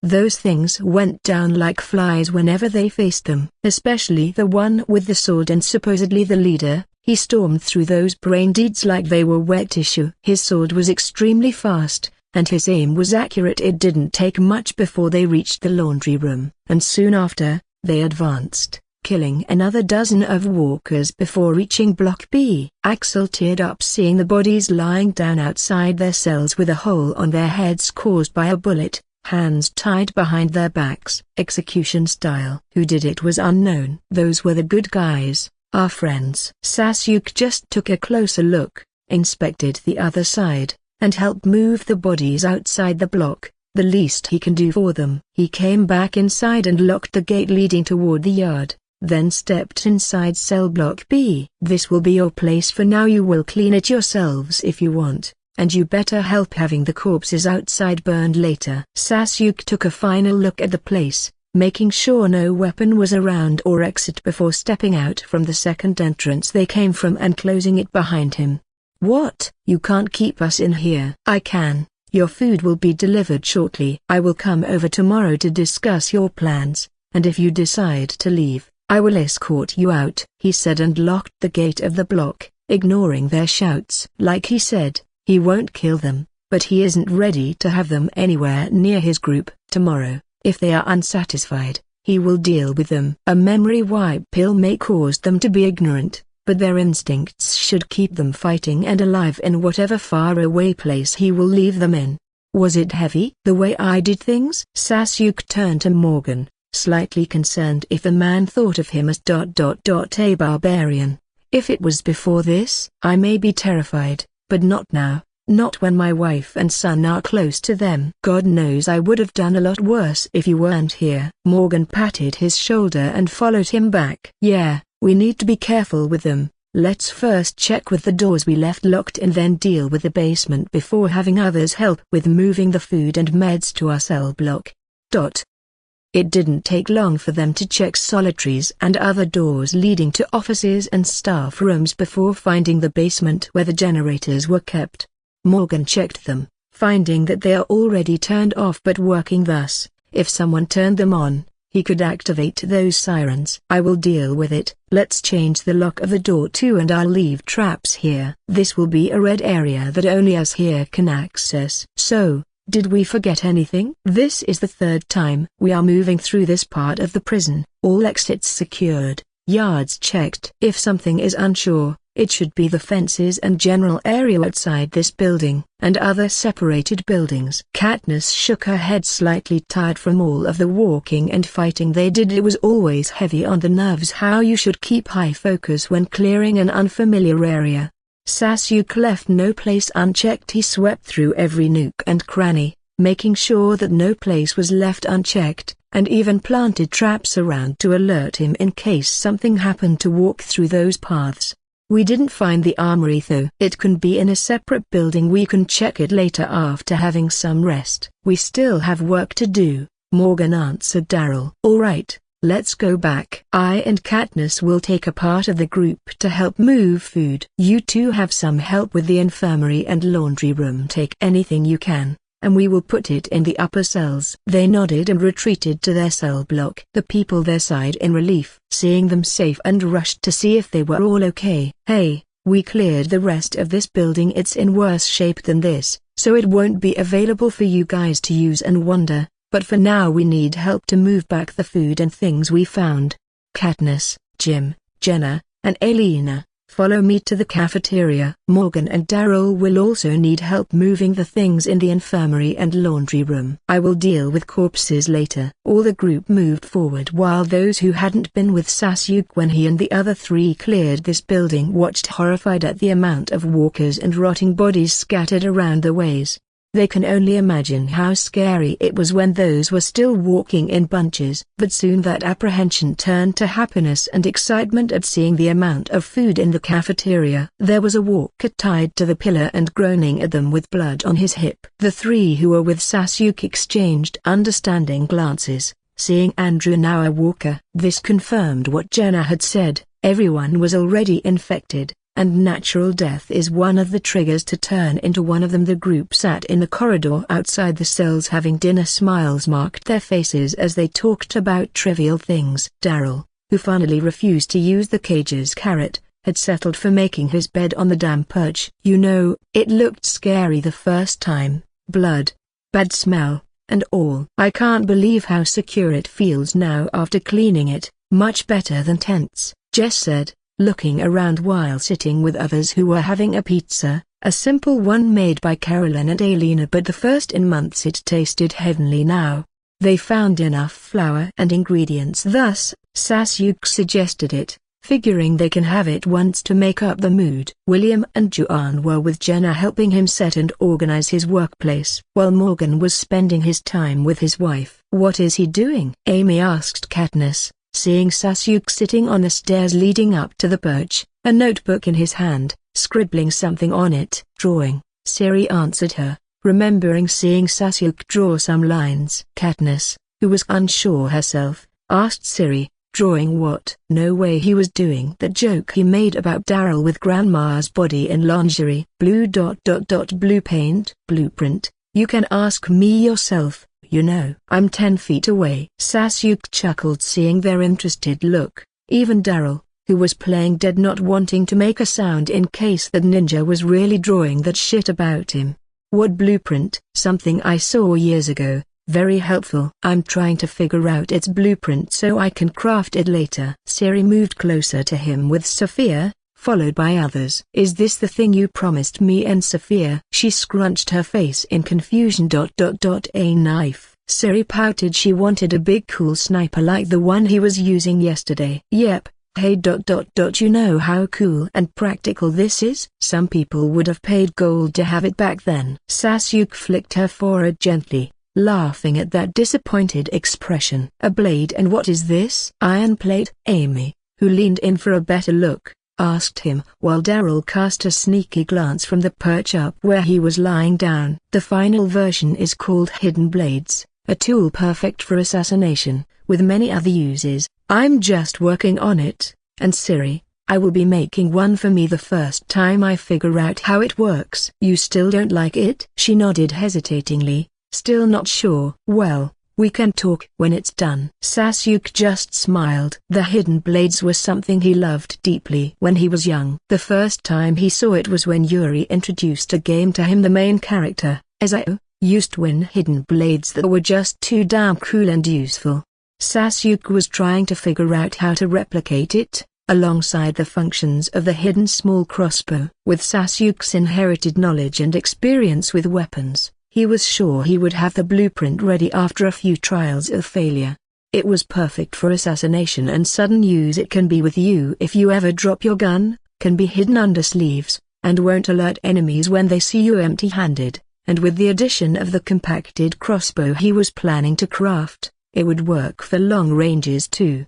Simple, efficient, and easy to equip. Juan, Siri, and Sophia can train with them. In a few years he will have expert competence in assassination arts. He himself was planning to make one perfect for him. Though, he needs to first figure out how the damn thing works and the right materials. If Alta A tilde Macron R and Al Mualim, who were assassins in normal world, can make them, so can he. A shinobi who used to shape the damn raw thunder into a sword.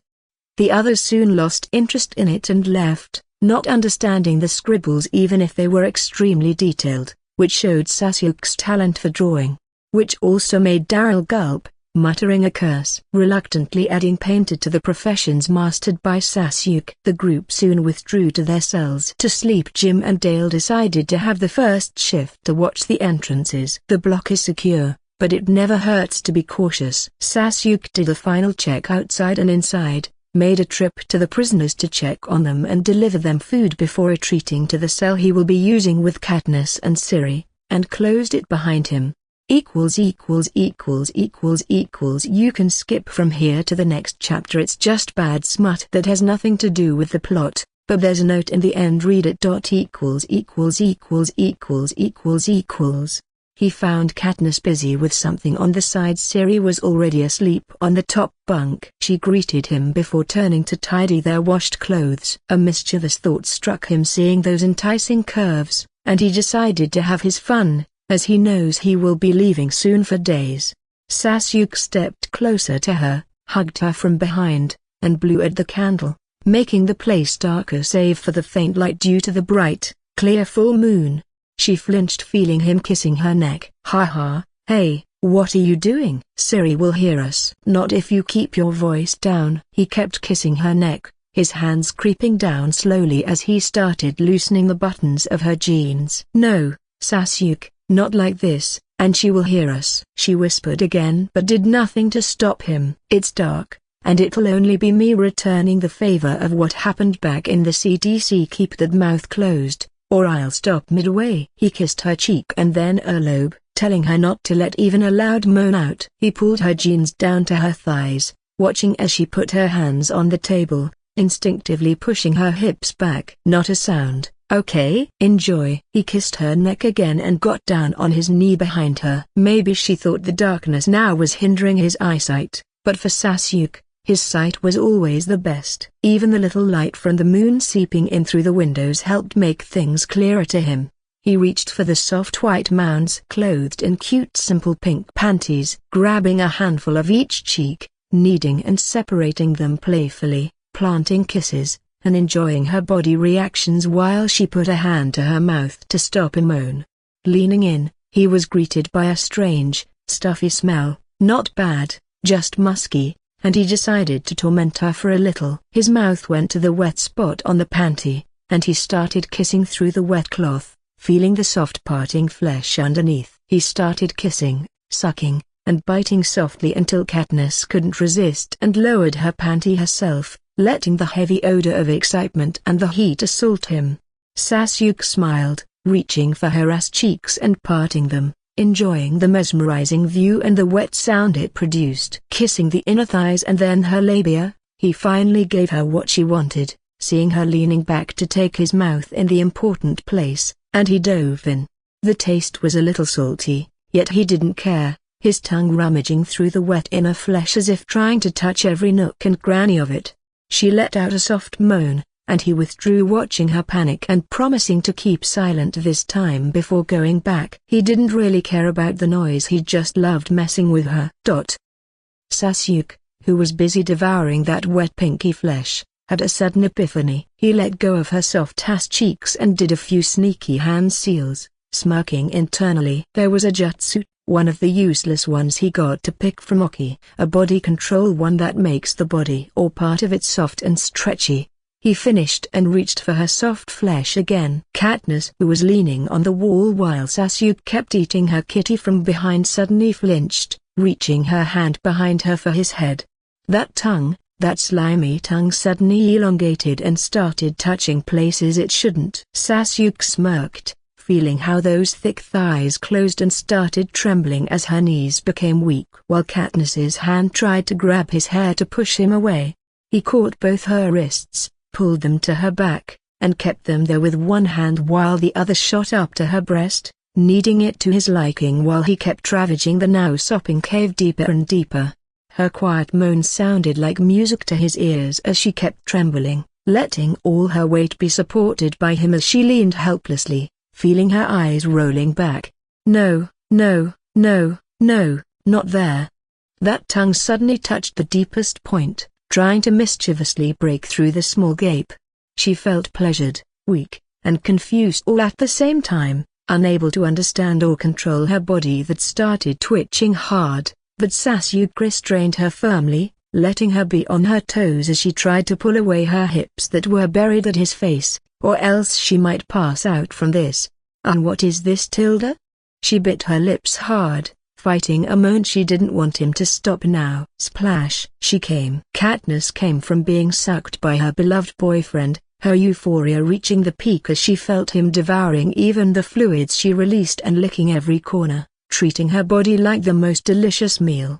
Thanks for the meal, my lady. That damn incubus whisper sent a shiver down her spine. And it was at this moment she knew that she wouldn't be able to resist him anymore. The last thing she remembered before closing her eyes was him catching her and his annoying handsome face grinning as he licked his lips, jaws wet, and leaning in to kiss her one last time. Huff huff huff.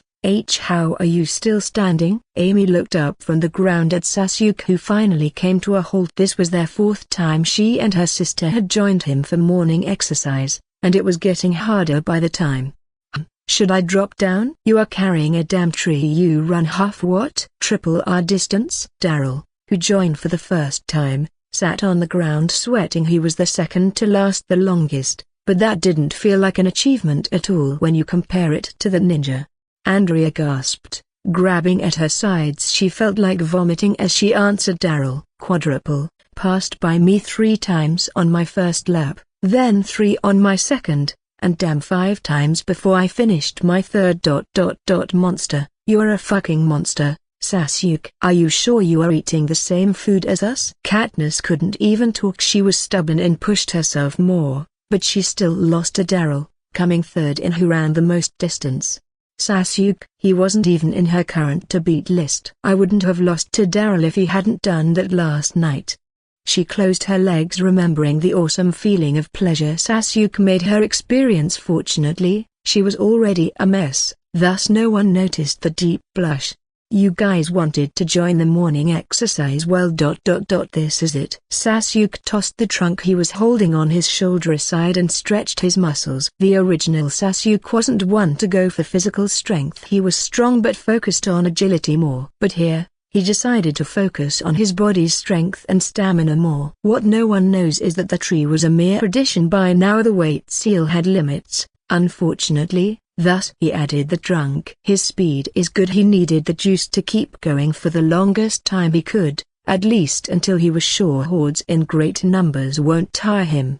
Take it after water. You won't feel hungry for 5 hours, as this will replenish whatever your body lost and more. So don't force food into your stomach. Wait 5 hours or don't take it from now. Sasuke tossed a soldier pill to each of the 4 tired people, which was just something resembling a rice ball, and brown. What's this? Good shit, bad taste. He let them see for themselves. Daryl, curious, took one and munched it. He forced it down his throat. Tastes like mud. Your version of energy drink. Whoa. That's new. Are you feeling it? You would need to offer that stinky ass in the clan if you knew its damn price daily, and even then, no one would have taken you on that offer. A thank you would be nice, though. Amy stifled a laugh, swallowing the one in her hand just to scrunch her face. Mud? That tasted like wet hair. Don't even ask how she get that. They all agreed that the taste was awful. Yet everyone showed surprised looks shortly after they were standing up a few minutes later, like all of the effort and exhaustion was a dream,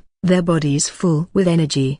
This is amazing. Are you sure it's not dope? Drugs? Daryl asked him, flexing his muscles and feeling no more ache. Don't get used to the feeling. This is just because I felt generous today. Let's go back. You won't eat one? Amy asked him curiously, seeing how he didn't consume one. Nah, I'm good. Katniss closed onto him, pinched his hip and whispered to him, you already have that scary stamina. You aren't planning to consume this when we do it, right? Hey Sasuke.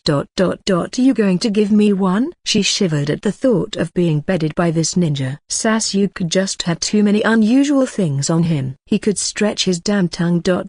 She didn't want to imagine what would happen to her if the thing that choked her back in the CDC got any longer.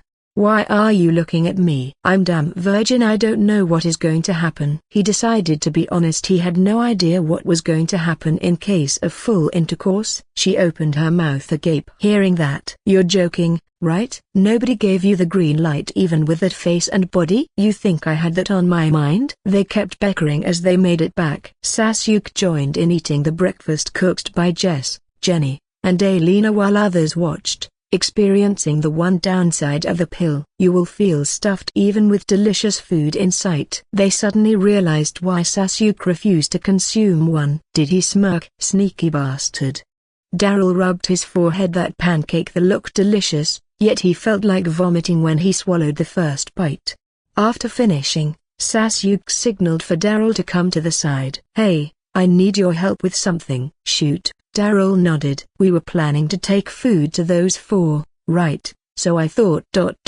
How about a test? I have something to announce later, and I need that thing clear from now. Daryl became interested in that. What test? Moral test, humanity test, IQ test. I still don't know how to call it. Anyway, I need you to act as a clueless guy, a bait to see what they are made of. I will be close watching your back. Just tone down your instincts and give them an opening to act. It will help to see just what kind of people they really are. Remember, they still think it's just us 4 in here. After detailing the plan, Daryl nodded, agreeing to it. He took the food prepared for the prisoners, as Sasuke had already told others what happened and his thoughts about them. And soon Daryl was in front of cell block B. Oscar was up, sitting on the stairs and reading a book that Sasuke gave them to pass time. Your breakfast. Thanks. Yesterday's pizza. It tasted amazing. Thank that bowgirl for us. Daryl nodded, not correcting him, keeping his gun and ready to act. He waited patiently for others to eat before telling them they need to get out, move corpses to the field, and burn them. We can at least relax for some time outside in the sun. Yeah, bro? Axel asked him, and Daryl nodded again. He followed behind them, opened the exit, and they stepped into the sunlight. The corpses Sasuke helped move were nearby. You will need to move them to the yard there and burn them. I got some gasoline here. He passed them the bottle and watched from the side. What no one saw was a man standing upside down under a shadowed dark spot on the roof of a building nearby. Sasuke, sticking to its surface and keeping himself hidden, watched all of this unfolding, his gun aimed and ready to drop whoever made a move. They aren't hostile, but as expected, he is ruthless. Sasuke watched the man with a cobra tattoo named Thomas gripping a walker's arm sneakily.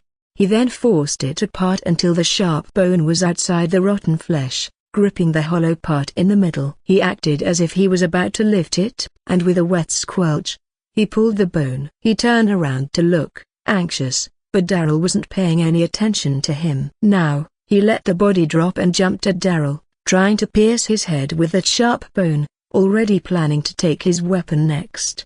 Oscar, who saw that, ran trying to shove Daryl away and watched as Daryl jumped forward, evading the strike, while a bullet went through Thomas's head. Dropping down, Sasuke approached others who dropped to their knees seeing him and Daryl aiming their weapons at them. "We did nothing, man. I swear we didn't know." "We aren't with him, bro. Please, don't do it. We have nothing to do with this. They were the bad guys who used to terrorize us, Thomas and Andrew." "Please believe me." Big Tiny and Axel tried to tell him that they got no business on this. "I know, you were caught for theft, you were caught for having a gun, and you were reported to have beaten the husband of your ex-wife." Sasuke nodded, pointing at Oscar, Axel then Big Tiny respectively, and told them what he discovered from the records. "I was just nearby and he was trying to hit her." I simply interjected, "But he was a cop. I got no chance at the court." Big Tiny clarified his case while Axel swore it was a fake gun. The one they found was his brother's. While Oscar remained silent,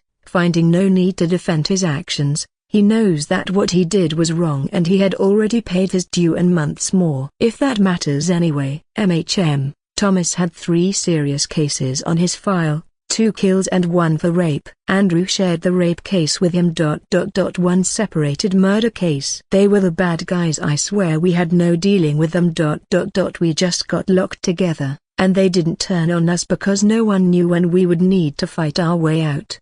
Sasuke put his silver bullet on the holster again, gesturing for Daryl that it's fine to do so too. "I will give you 2 choices, 1 chance." "Anything, man. I would be leaving soon. I need to figure out some place, and my planned route is heading toward Atlanta, so if you want to, I can drop you somewhere on that route." They stayed silent. Oscar glanced at the walkers gathering way down at the fences. There were at least 10 of them, and this was the prison area, away from the population. He doesn't need to be a genius to figure out how the city is now. A tear ran down his cheek imagining his mother and wife. What would have happened to them now? They were in the heart of the city. "Are you sure there are no big shelters where survivors hold in?" he asked Sasuke. "I wouldn't come for this prison if there was any." "What's the second option?" "You keep in the cell block, fed and clothed, until I'm back." "Then what?" "Can't we join you?" "We can help you guys," Axel asked him, while Big Tiny nodded. They both saw how strong this guy is, how well armed he is, and how well trained he is. He has the whole stack of food now. It looked like the best choice now. "Once I'm back, we will work on that. Frankly, I don't trust any of you. You are strong men, so we can help each other." "Yeah. But that needed to be left until I'm back." "Just know that I take my group's safety extremely seriously, like with him." He pointed at Thomas's body. "I won't hesitate to put anyone who threatens them down. And I'm good at it. So are we good?" "You stay in that cell until I'm back, or the former choice, I'm heading in the direction of Atlanta." "You want me to drop you someplace?" With memory loss, he kept that to himself. And Daryl knew Sasuke wasn't stupid enough to leave that to chance for him. He thought that Sasuke would probably have them dead some way or another. Brutal? Yes, but for him, that was the right thing to do. Eventually they agreed to his term to stay in the cell block. He helped move bodies to a far spot and burned them, Thomas's included. Sasuke, who was with Daryl heading back to their cell block after having the 3 ex-prisoners in their cells, spoke clarifying his decisions. Daryl trusted him, and he deserves to know some things. "The morning pill I gave you saw its effect. right? Daryl nodded. Out of the world. Getting your body to peak with no serious side effects? Priceless. I have another type once consumed. It causes a memory loss of at least the last year, depending on the target. For shinobi, that substance effect may be a week at most. For those here, he figured it would be many times that. I'm not even surprised. So you planned to have them amnesiac, left in some corner out there to fend for themselves, huh? If they decided to leave. Of course, I'm not taking any chances of them having info on our numbers and all. They would have been ignorant but still kept the instincts to fight and survive. Loose ends are never good. You know, it's great to have someone think that deep in every decision and act decisively upon it. Yeah, I think people back there are still discussing whether to kill the walkers in the barn? Daryl asked him, remembering the talk with Rick yesterday. Unless something happened to make them change their minds today. Sasuke shrugged, not particularly concerned. He had bigger things to waste his brain juices on. They had contact one time each day to check on the group since the separation. And Rick asked them if they were fine, when Daryl asked him on the CB if they had dealt with the barn. It has caused no problems so far. Glenn and others are keeping watch on it. That shit nearly made Daryl curse at that stupidity. How long has it been since they separated? 3 days? They cleaned a whole damn overrun building inside the prison, making it their shelter, even the field outside. Found more food and medicine and are about to progress further into other buildings to search for an armory. Yet those at the farm are still debating over whether they should kill walkers or keep them alive in a fucking barn meters away from the house.